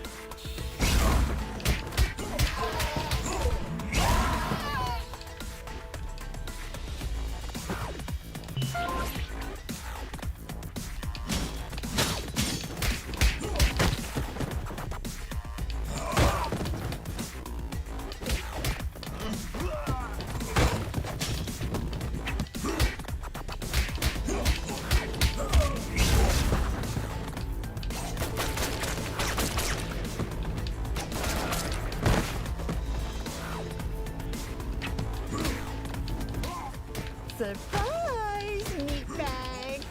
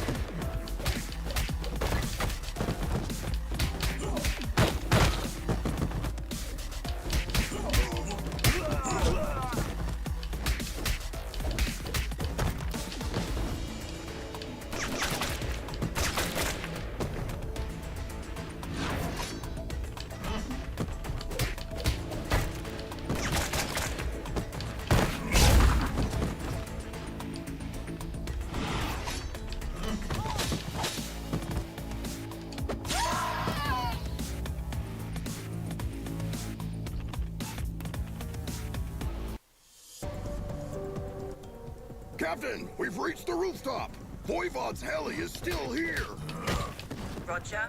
Me and my team are close to Enchantress. Proceed with caution. You too, Captain.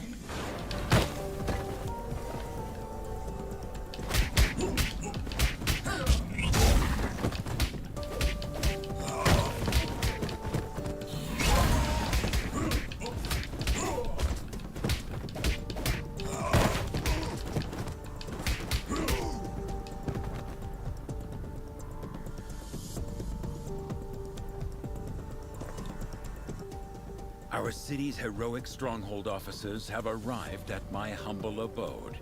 To what doth I oweth this honor? Vlad, you don't fool me anymore. My grace, I assure you my professional endeavors have nothing to do at all with my feelings for thee. Really, Vlad? So, you waving a sword in my face is a simple professional conflict of interest? This is unfortunate. Cut the fancy words, Romeo. Where is the chaos device? This is a very expensive piece of information. Art thou sure thou can afford it? Let me guess. We have to fight first, right?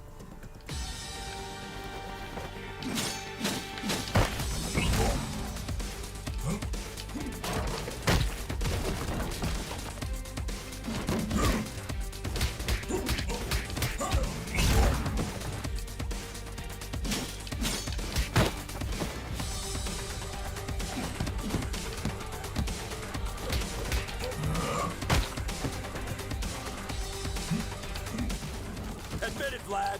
You've been waiting to do this since the first time we met. As much as thee hast, I suppose.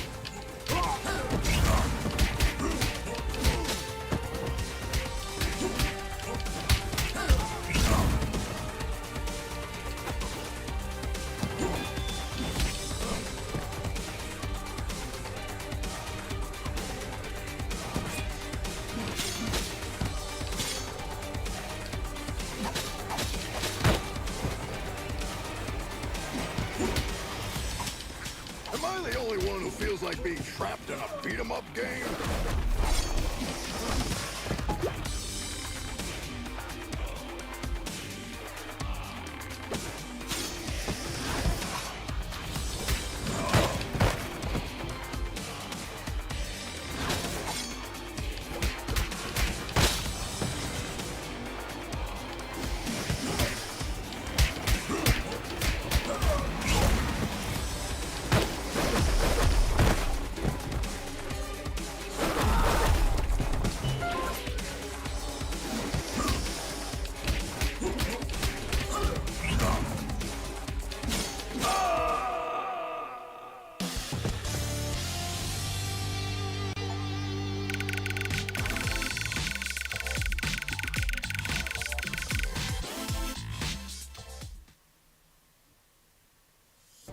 I know people who haven't spoken to their relatives for the silliest reasons for years.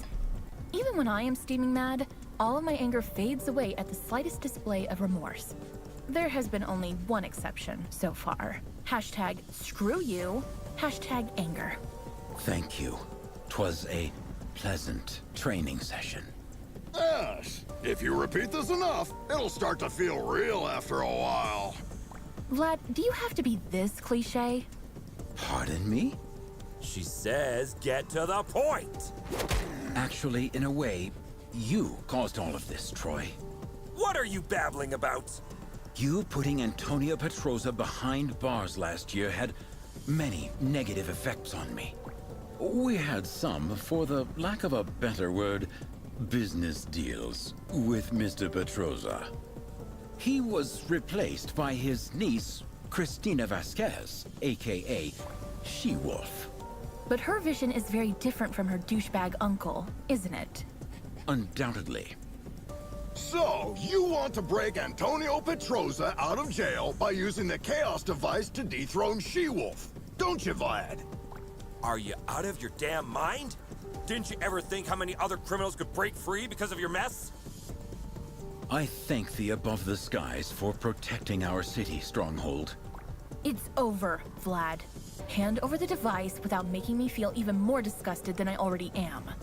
From this very point on, of course I will hand it over. I desperately hope that thou wilt give me an opportunity in the near future to make this up to you, my grace. Come on, Vlad! Let the girl go! Hey! The captain and her squad captured the other device that Enchantress had possessed. She says we should head back to the station with the device. Looks like our shift is almost over.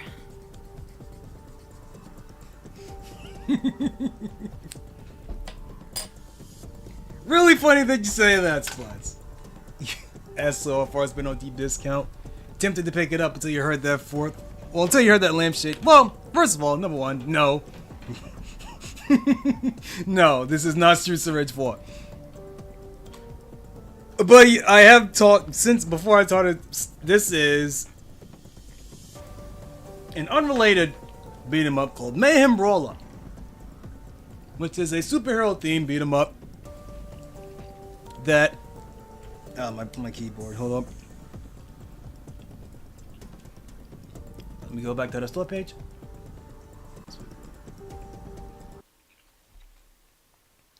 This is Mayhem Brawler. Yeah. I'll turn it off. So this is Mayhem Brawler. This is a beat 'em up that is very, very, very obviously inspired by Streets of Rage 4. Because, well, Streets of Rage 4 came out, and it's good, which means that every single beat 'em up for the next 30 years is going to be inspired by Streets of Rage 4. Which, you know what? I will take that over every single beat 'em up of the last 20 years being inspired by Streets of Rage 2 and Final Fight 1. So, it's nice to have some sort of variety in this fucking subgenre. But this is called Mayhem Brawler. And it very much tries to emulate the old golden / silver age era of comic book superheroes. Kind of ground level, but also just kind of like have superpowers and shit. Lots of cliches all the way around. Writing and the voice acting is very ESL. Right? It's this is not an American game because the characters are way too cool and attractive for that. It's a Turkish game. Who would have thought? Game's good. Harder than I remember. Well, at least story mode is harder than I remember. Arcade run is nowhere near as hard because I was just practicing that last week. I was practicing doing arcade runs. And they don't really pile on the tankiness and the stats as much as the normal mode does. So it's actually the what was supposed to be the hardcore mode, which is the arcade mode, is actually easier than the story mode. It's quite weird. Anyway, no, this is not. It feels like Streets of Rage 4.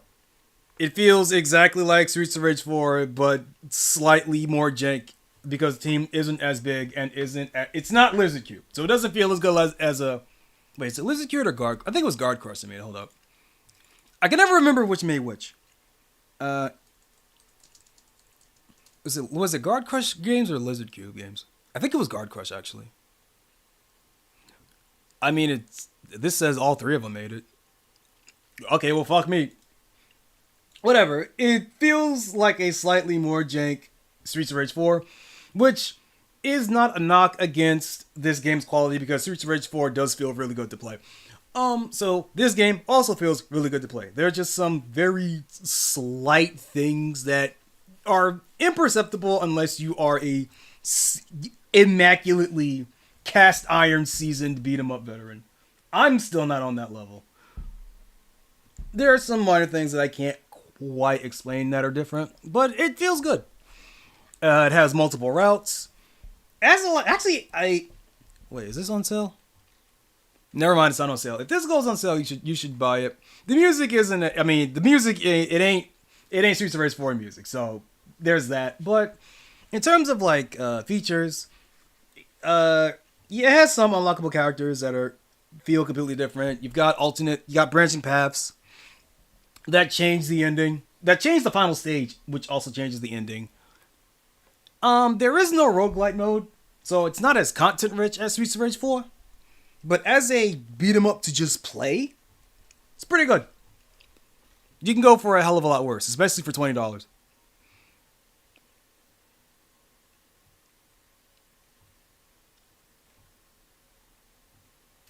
No online play though.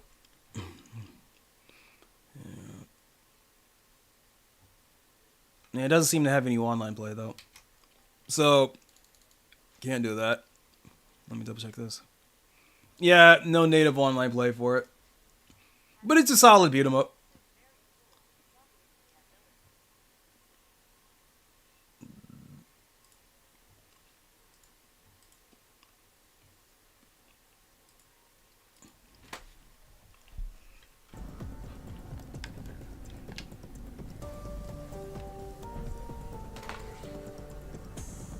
You need to get back to Wendigo Blue. Yeah, you and me both.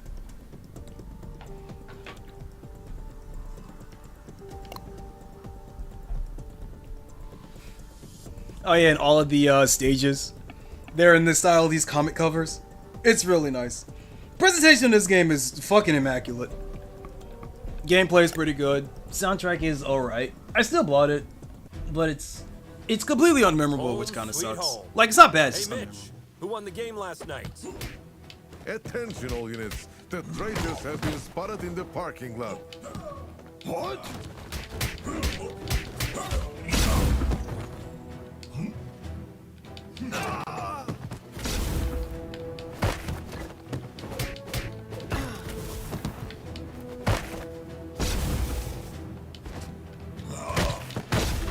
Oh, you're good. Real fucking.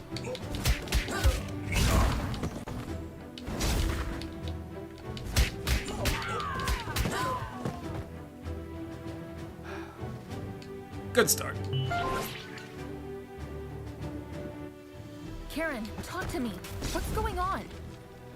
You won't get away with this.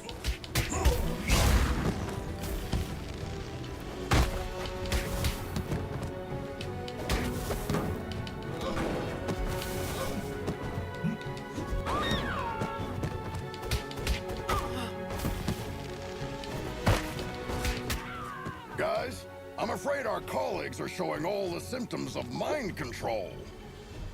Somehow, the Chaos device must have compromised the Captain's telepathic powers. Damn. Try not to cause permanent damage to anyone.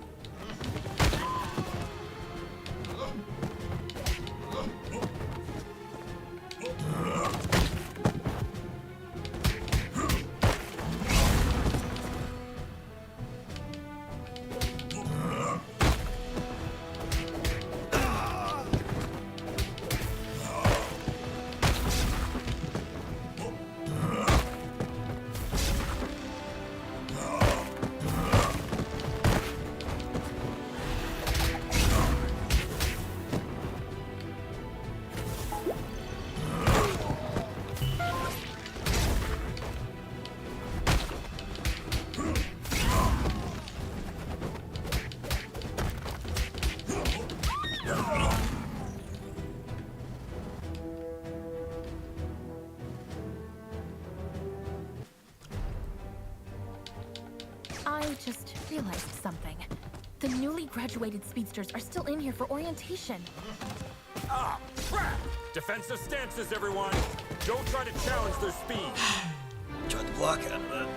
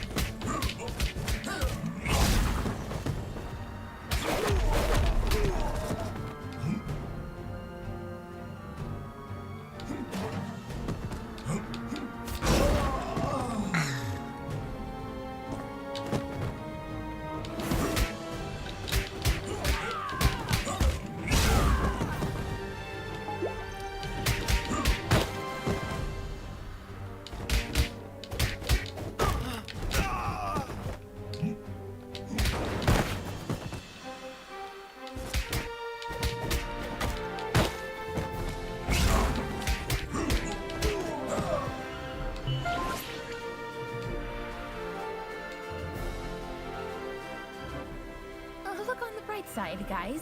At least there are no Paragon-class officers assigned to this district. Yeah. Instead, we have one of the most powerful telepaths that has ever lived. Lucky us.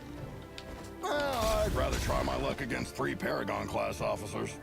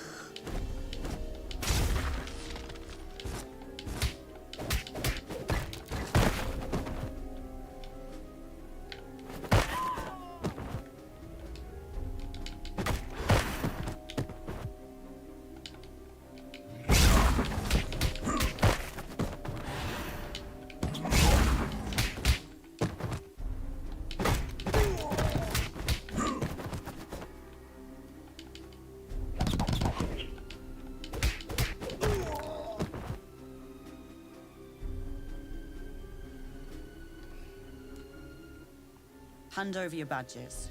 You're under arrest. On what charges? Corpse theft, illegal genetic experiments, weapon smuggling, and assaulting stronghold officers. Captain, I'm afraid the Chaos device has twisted your perception. Did you really think that I wouldn't realize you joined your new friends in their criminal empire? Captain Madison, you've known me for years. I mean, you were even my babysitter. Does all this sound right to you? Captain, you could have taken control of us the moment we stepped in here. But instead, we are having this conversation. Deep inside, I think you are trying to help us. As I said, you are under arrest.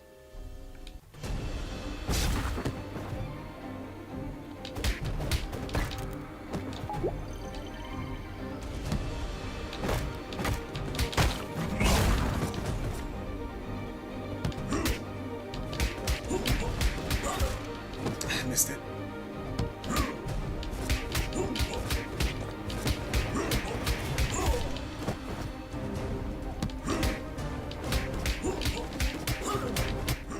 Come on, Captain. You can fight this. I can't.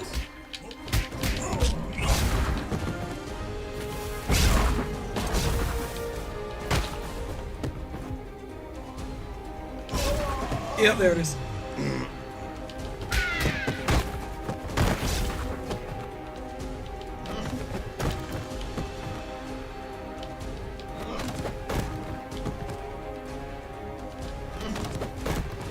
Bro, what the fuck?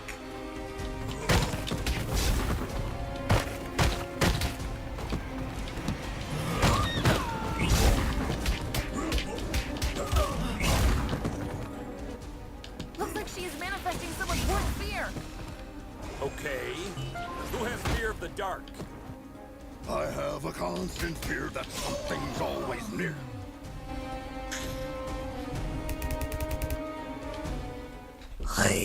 Okay. Home sweet home. Oh yeah, I forgot I had that. Who won the game last night? Attention all units. The traitors have been spotted in the parking lot. What?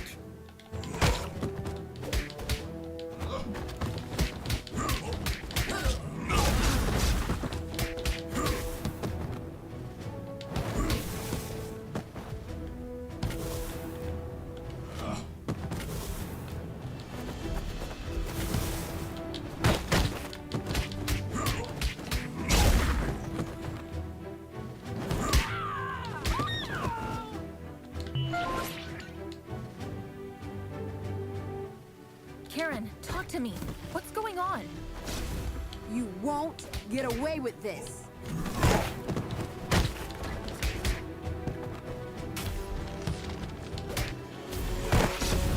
Mistimed it.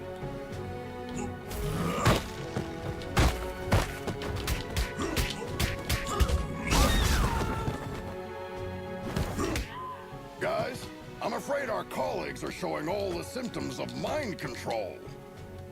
Somehow, the Chaos device must have compromised the Captain's telepathic powers. Damn. Try not to cause permanent damage to anyone.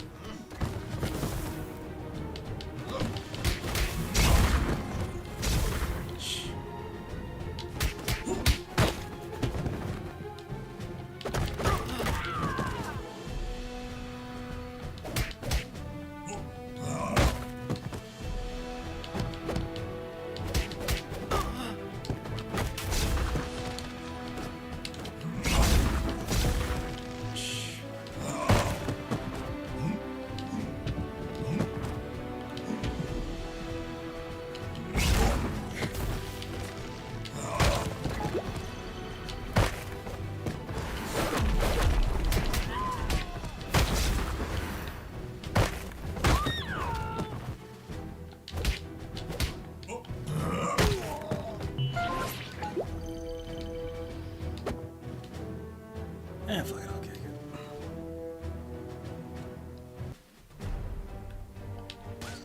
I just realized something. The newly graduated speedsters are still in here for orientation. Ah, crap! Defensive stances, everyone! Don't try to challenge their speed.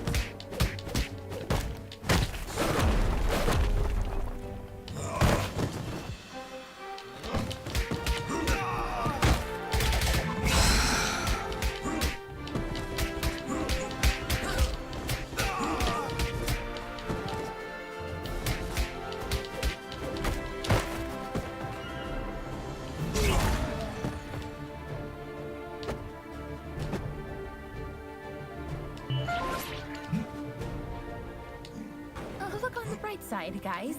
At least there are no Paragon-class officers assigned to this district. Yeah. Instead, we have one of the most powerful telepaths that has ever lived. Lucky us. I'd rather try my luck against 3 Paragon-class officers.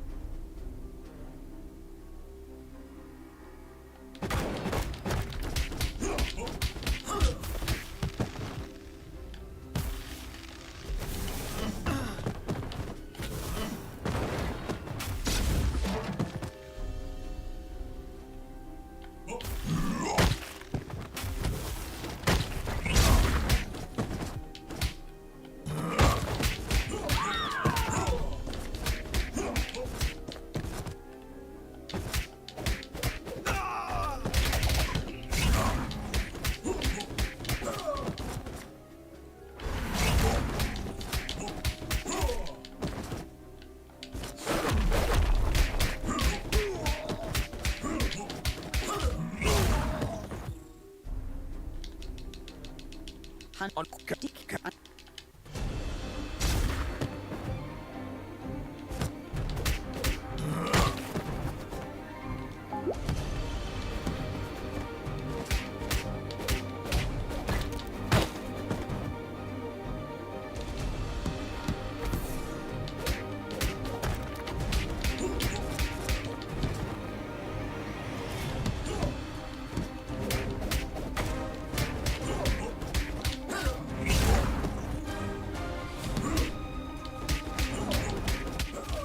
Come on, Captain.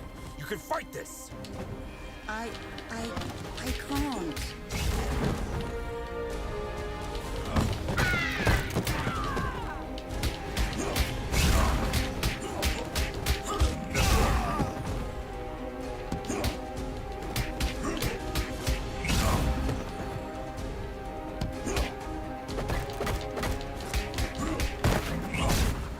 Looks like she is manifesting someone's worst fear. Okay. Who has fear of the dark? I have a constant fear that something's always near.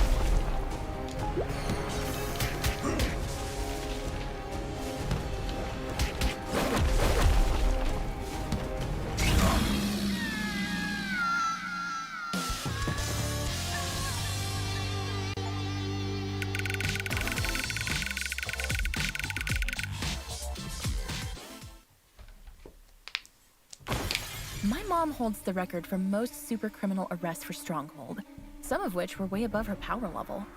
She once said, if the opponent is high-powered, the only thing that can defeat it is itself. Now, I understand what she meant by that. Hashtag supercriminal, hashtag first star. Are we certain this will work? In theory, yes.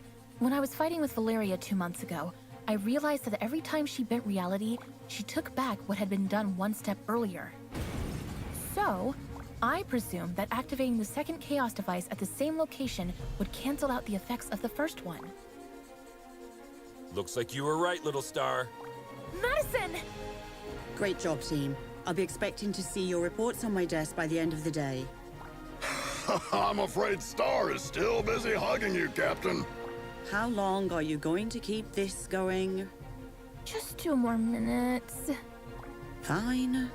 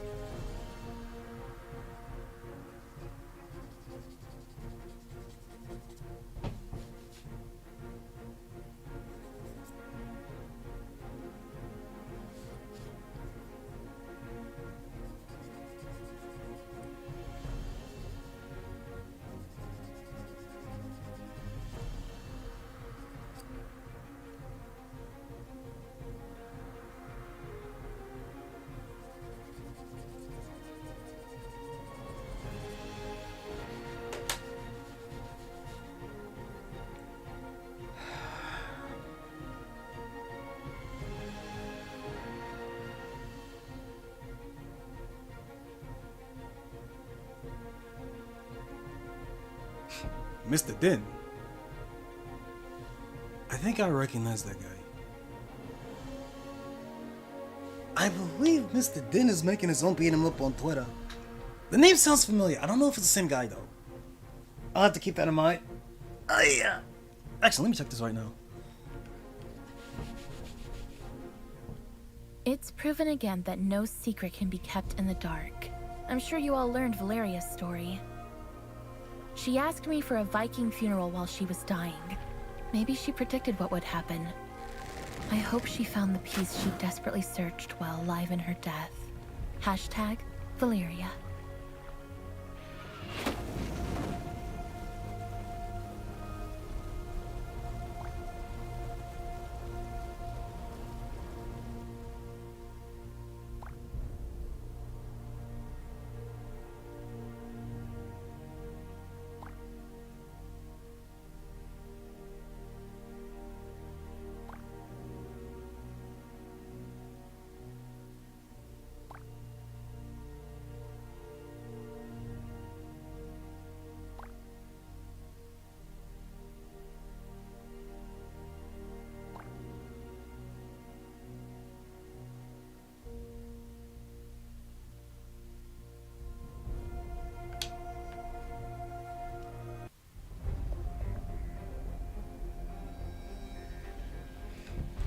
Okay, so before I do that, I need to test something. I need to check something.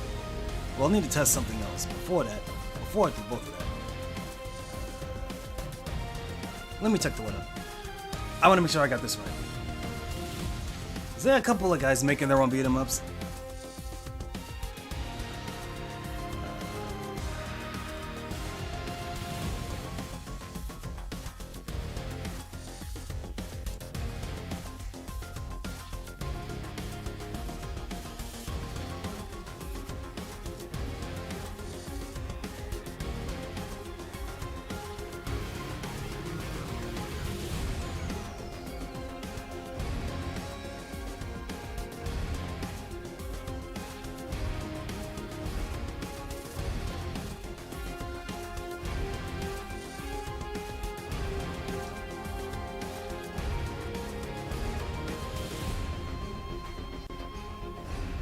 Yup, found him. Let me pull this up then. Yeah.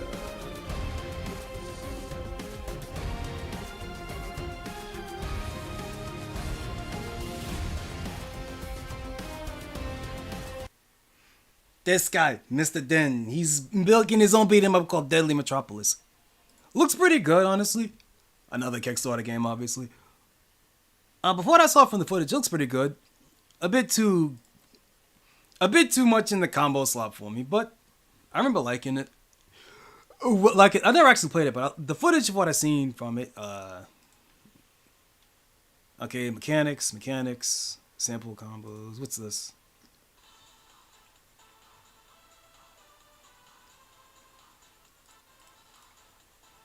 Character select. Colors. Come on, man. Show me some footage.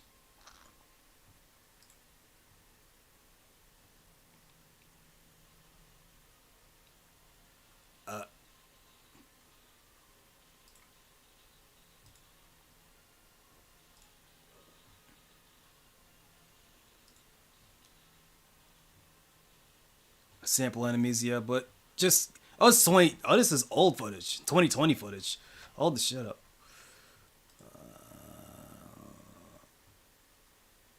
Website. Let's see here.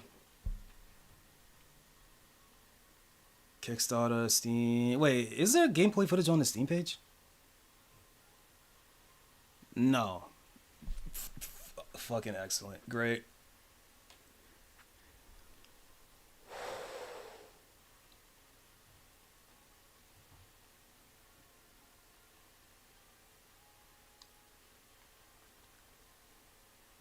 Well, this show me footage. Okay, it shows me nothing.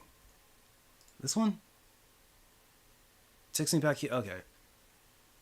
Great start.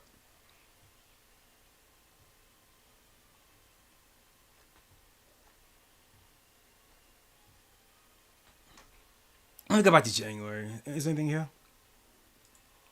Wait, hold up. Hold up. Is it something? Okay, it is something. I saw that! Another bunch of SNK references. Okay, first Hititary's tackle. Second Hititary's tackle. That one looked like Brock's 4C. Bomb. 4C. Nothing quite like that in KOF. Not animated quite like that. I mean, you could say, oh yeah, it's Kyo's jump double kick, but it's not animated the same way.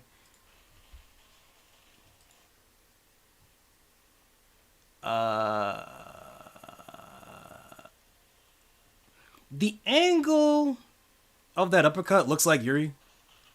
Can't cream. Tatsu, of course. Happy Tatsumaki Day. Oh, wait, Mr. Jones? That, the 1-inch punch. I feel like that's Mr. Jones, the way that's animated. Oh, that's cool. That's a cool panic attack. I don't think it's a panic attack. I think it's just that's cool. That's a really cool panic attack. Or maybe that's just what he does. He can just attack both in front of him and behind him at the same time. That looks really good, but also looks kind of impractical. We'll see how much hit stun it actually has.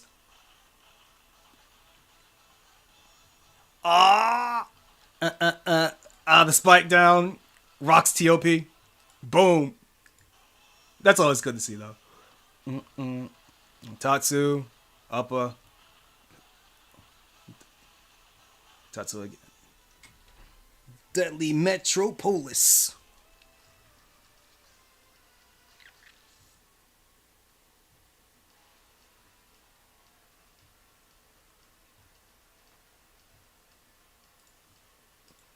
Okay, so what about the other guys? What about the other two? D-Tag. What about the other guys, though? What about Wrestler Dude and Kick Girl? That looks like fucking Drake. Jesus.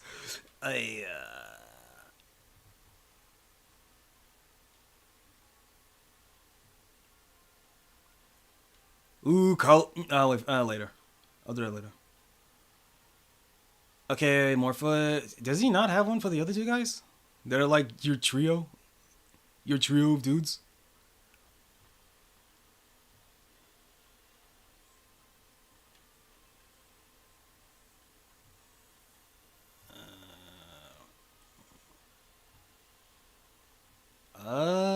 No, it doesn't look like there's any other game footage of the other two. Or dedicated game footage of the other two. That kind of sucks. I can't get over how much this guy on the left looks like fucking Drake. Whatever. Game looks good. I want to try it out when it gets released. And what was the other game? There was another beat 'em up in development that I was looking at before I just kind of stopped because I was doing all this shit. What was it called?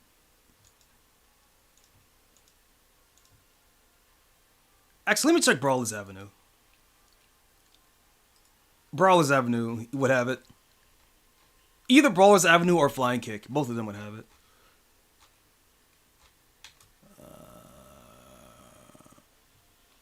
Let me check, actually. Let me check this. Because I'll know it when I... Oh, shit. Is this the... Oh, no. This is the He-Man game. Never mind. That's not what I was looking for. Constant Invasion. Is this GoldenEye? Oh. Oh, it's He-Man, but very clearly, hey, who remembers Golden X? Okay, but Fauna Vendetta, I need to play that again. That's good. Wendigo Blue campaign. Is this a... I don't recognize this color. Oh, did the new Wendigo Blue update add color palettes for like the key art? That'd be really neat. Streets of Rage X. I was about to say, it's an open BOR game, and it is. But that's not what I'm looking for. Oh, this Fallen City Brawl. Ah, Fallen City Brawl. Did this ever release? Because I still have the demo. Oh, it actually released. Last year. Fuck, I didn't know. I'll have to try that out. I remember liking Fallen City Brawl, even though it was a bit hard to look at. Like another beat 'em up.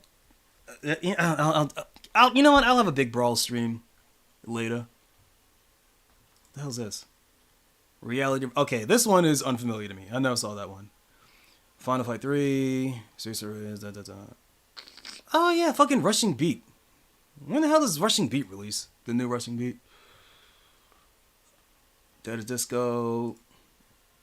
Rara Boom. I've also never seen this one. Huh. Hybrid beat 'em up a running gun. I'll look at that later. Shaolin Monks. Yeah. Shaolin Monks. Okay. Vengeance Hunters. Never. This one was on my list for a while, but I never actually got it. Little Fighter 2. I wouldn't call it a beat 'em up, but you know what? Sure.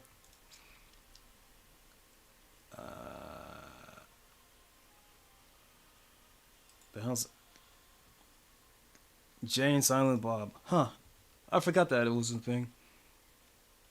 Oh, this. I played this earlier. City of Rampage. That one's good. I can't wait for City of Rampage. That one's really good. But seriously, where the hell is this game? Cosmic Invasion. Oh wow, this is old. When is this coming out? Final Vendetta. They're working on it apparently. I keep seeing this show up on my old Twitter like, oh yeah, we're still working on it. We're still working on the Final Vendetta update, the Neo Geo update that adds Karen as a playable character. Still waiting for that.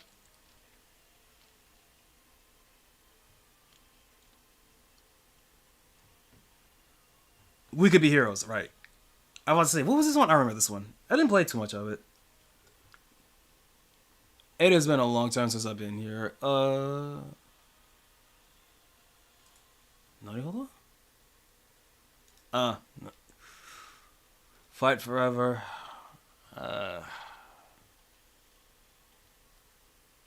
Oh shit, what was this one? This was another bit. Metro Siege, right.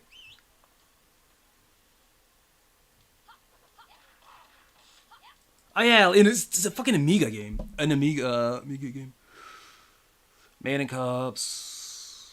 Oh, this is cool art. This is really cool art. Oh, it's Udon Cup. Okay. Huh. Okay, but seriously, where the fuck is this game? Vendetta, unrelated to Final Vendetta.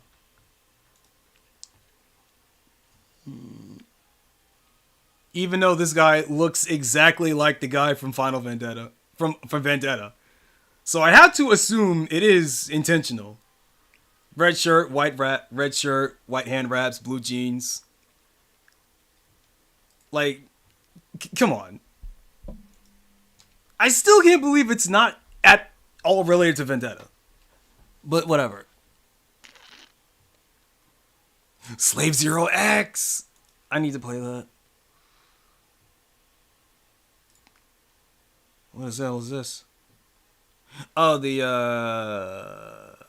Phantom.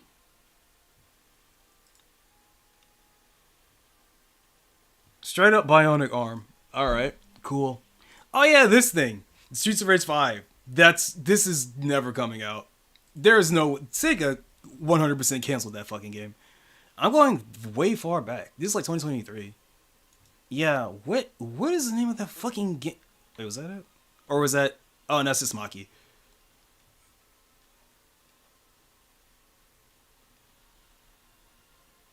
Dean, I miss you, Dean. You're so cool, Dean. Oh?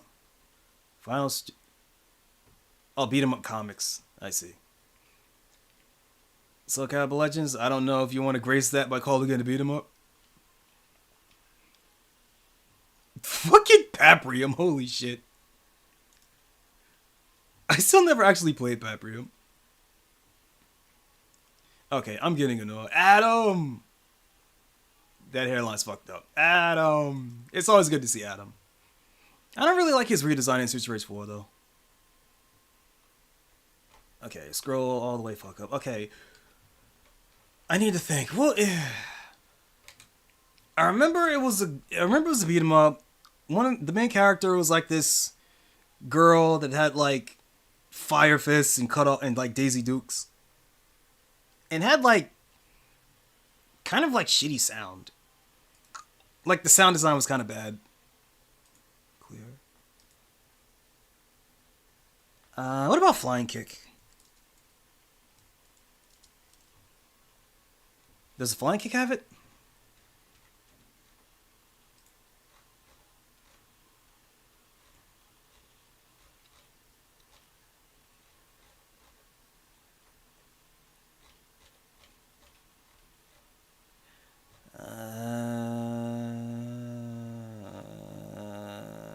Is this Paprium? That is Paprium. Okay. Wait, what's this? Oh, that's what I remember. I won't judge it before I play it. I didn't like how zoomed out the camera was. I think that when you're developing a brawler and your camera's too far zoomed out, that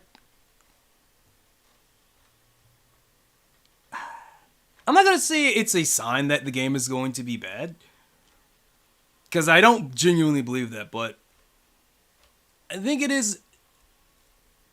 What is this? Franco. Like Franco and the Crazy Revenge Franco? Oh, different game, Streets of Chaos. Oh, never mind. Okay. Different Franco.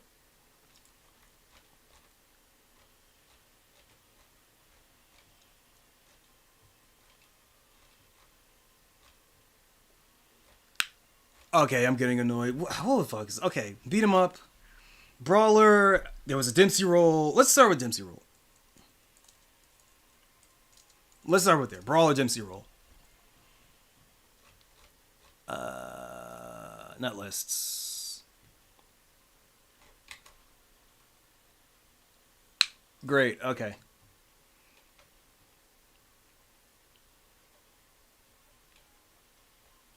You know what? You know what? Fuck this.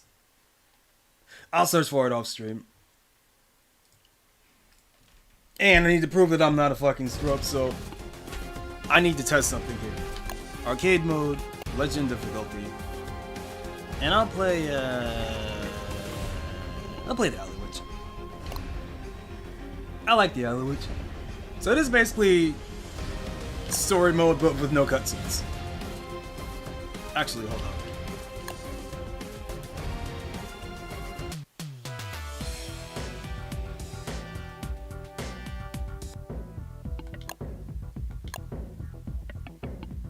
In-game dialogues off. There we go.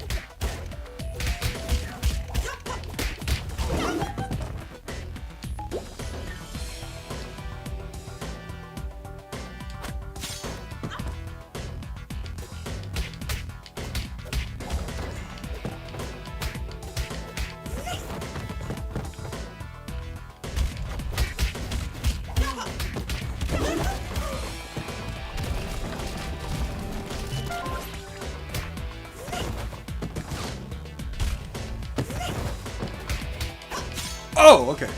Can't do that. Can't jump, cancel the throw. Bad idea.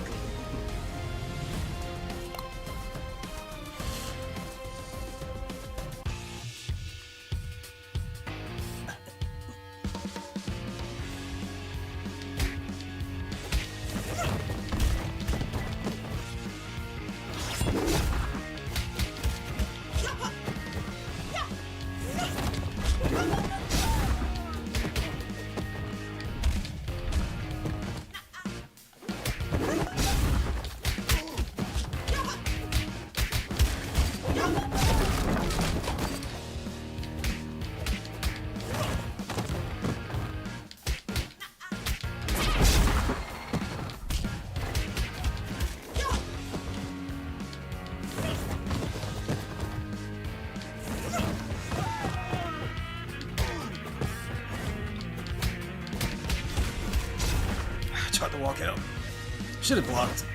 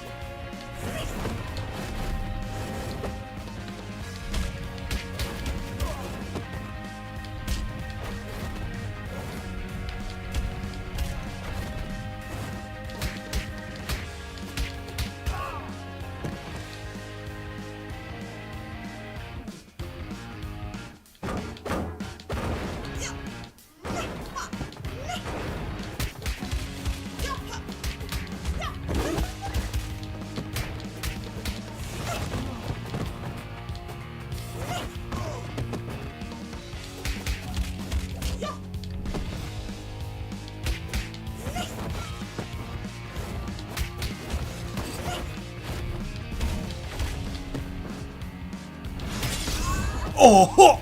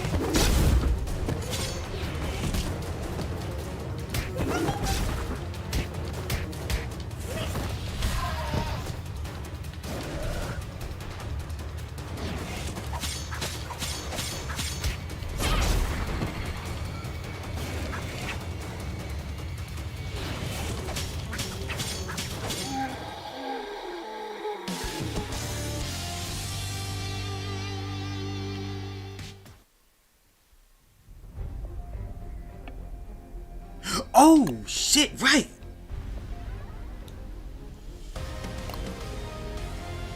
Actually, it might have been easier to sort it up during the boss rush. I sort it up easier during the boss rush.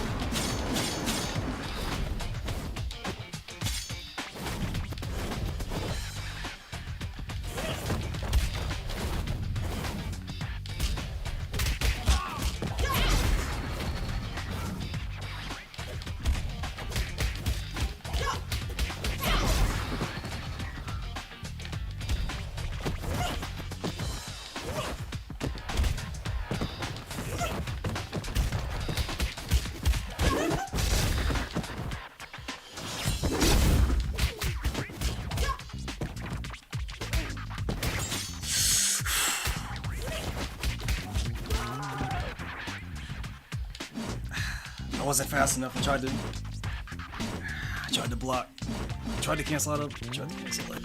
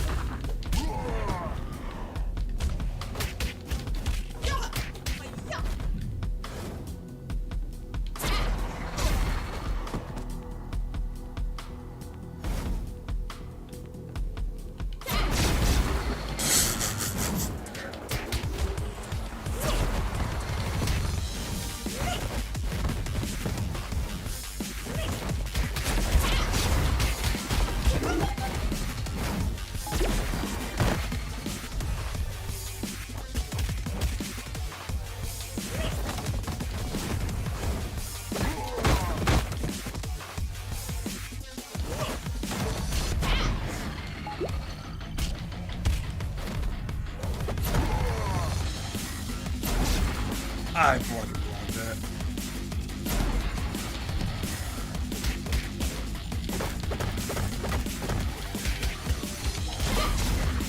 So check this shit out. Even though the character is an unlockable character you can play in the game, this boss, she has like a completely different animation. She has completely different animations and a slightly altered moveset. Like, instead of just changing her colors, she has a different outfit. Like, for what fucking purpose? This feels like a game that was developed by a bunch of artists and like they'll figure out the gameplay part later. Is what is the implication I get from this. Even the proportions are slightly different. I feel like... Actually, no, it's the hoodie. No, actually it's the hoodie. Because the sleeves of this... She has a... This crop hoodie has the sleeves puffed up, so it actually makes her proportions look slightly different.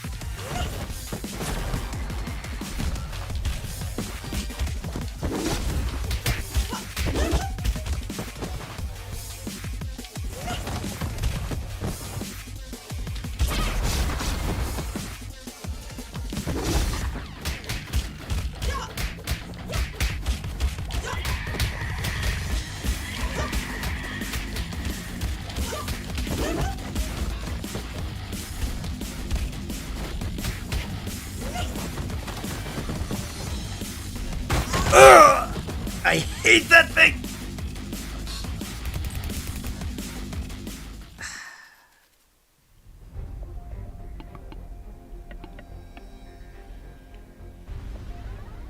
I'm gonna do it.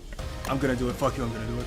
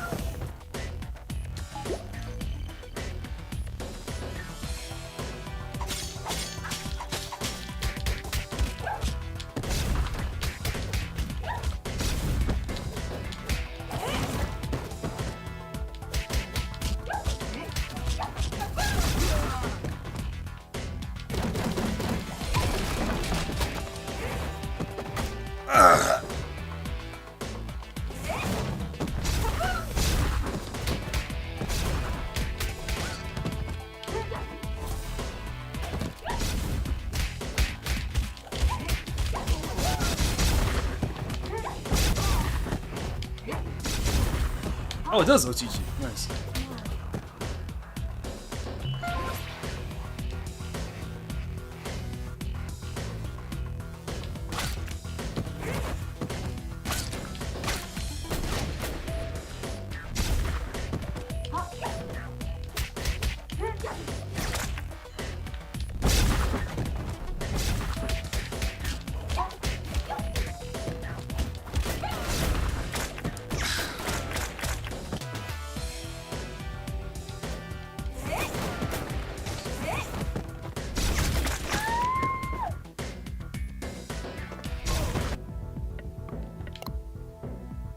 playthrough. Playthrough.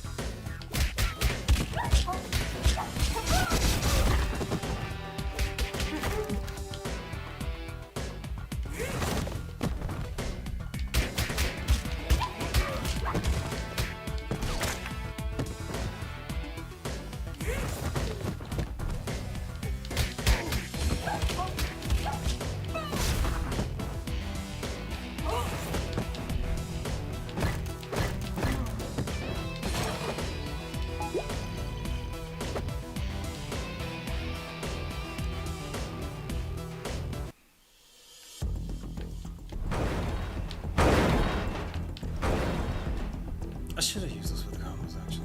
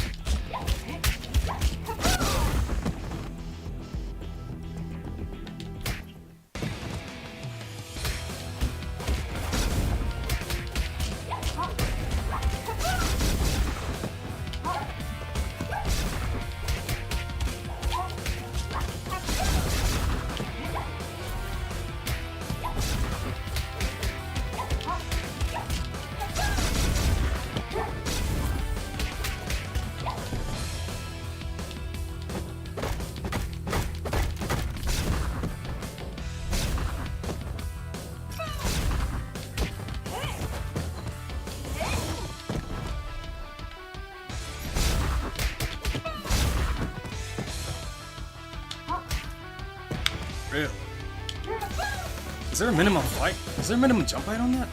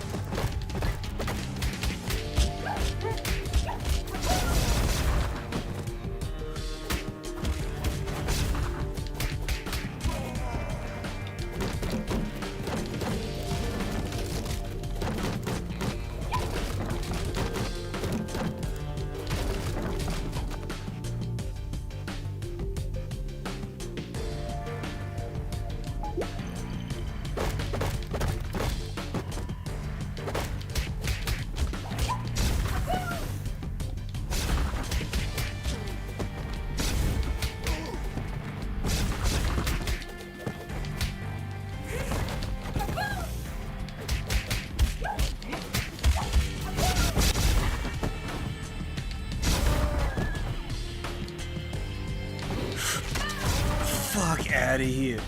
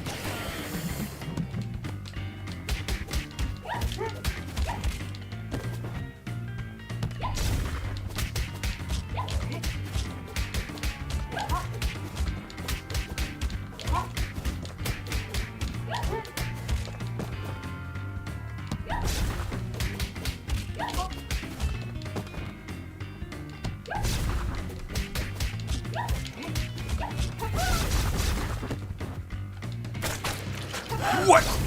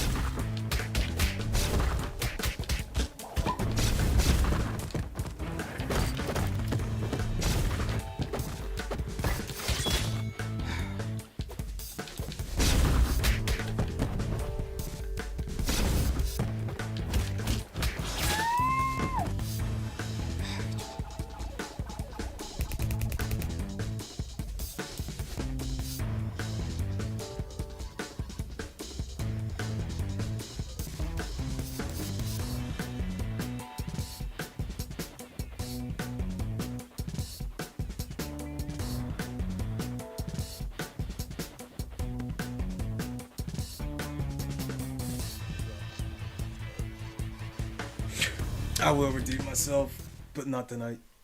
I swear this wasn't this hard. When I was playing it like just last week, I got to the I mean, I can't prove it because I haven't recorded it, but I got to the final boss on my first run. My first legend run, I got to the final. I still died, but I got to the final boss, and it was close. He was down to his last phase. What the fuck's going on, man?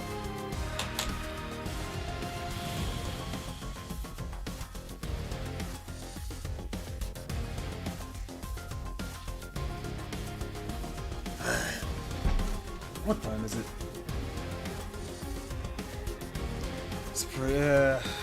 It's starting to get late. You know what? I'll put a pin on this for now. I'll redeem myself another time. But I need to wake up early tomorrow. I need to make a call. I need to confirm a couple of things. I need to know if I need to postpone or cancel the collab tomorrow. We'll see. Anyway, I've been Choco, and I'm tired.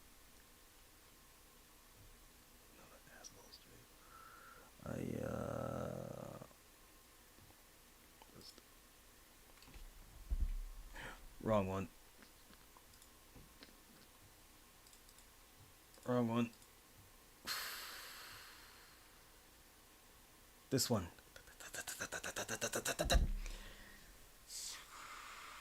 Anyway, I've been Choco Minato. Flavors forgetful fanatic. Played half a funny game. 1.5 funny games. Beat 'em ups are kind of funny games when you think about it. I mean, for some people, still call them funny games. So, 1.5 funny games.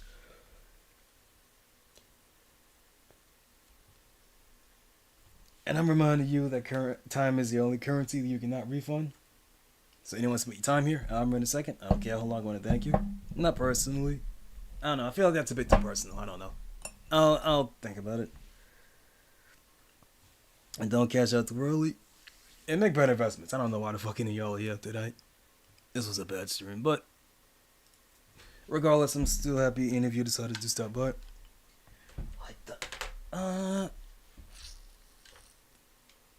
What's the song I can enjoy loud on? Keyboard. Okay.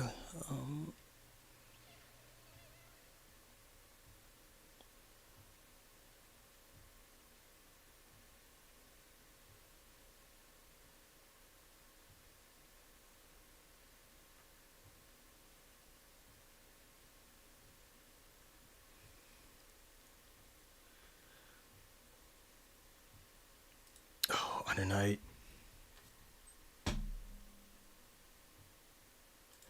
Under night. What was the song?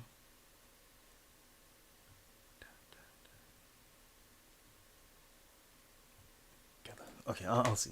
Not this one. Not this one. It was. I know it was the Linne song. Nightwalker. Here we go.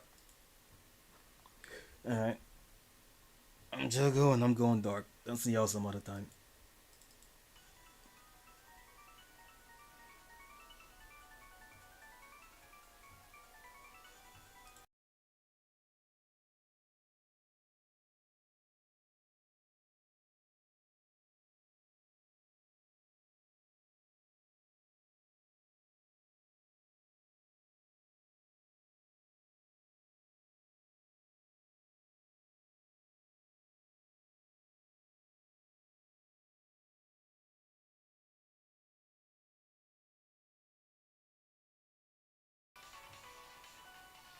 There's no audio, is there? I just checked my OBS. Fuck, you didn't hearing the song? Okay, let's try this again. I will not pass up an opportunity to listen to more Under Night music.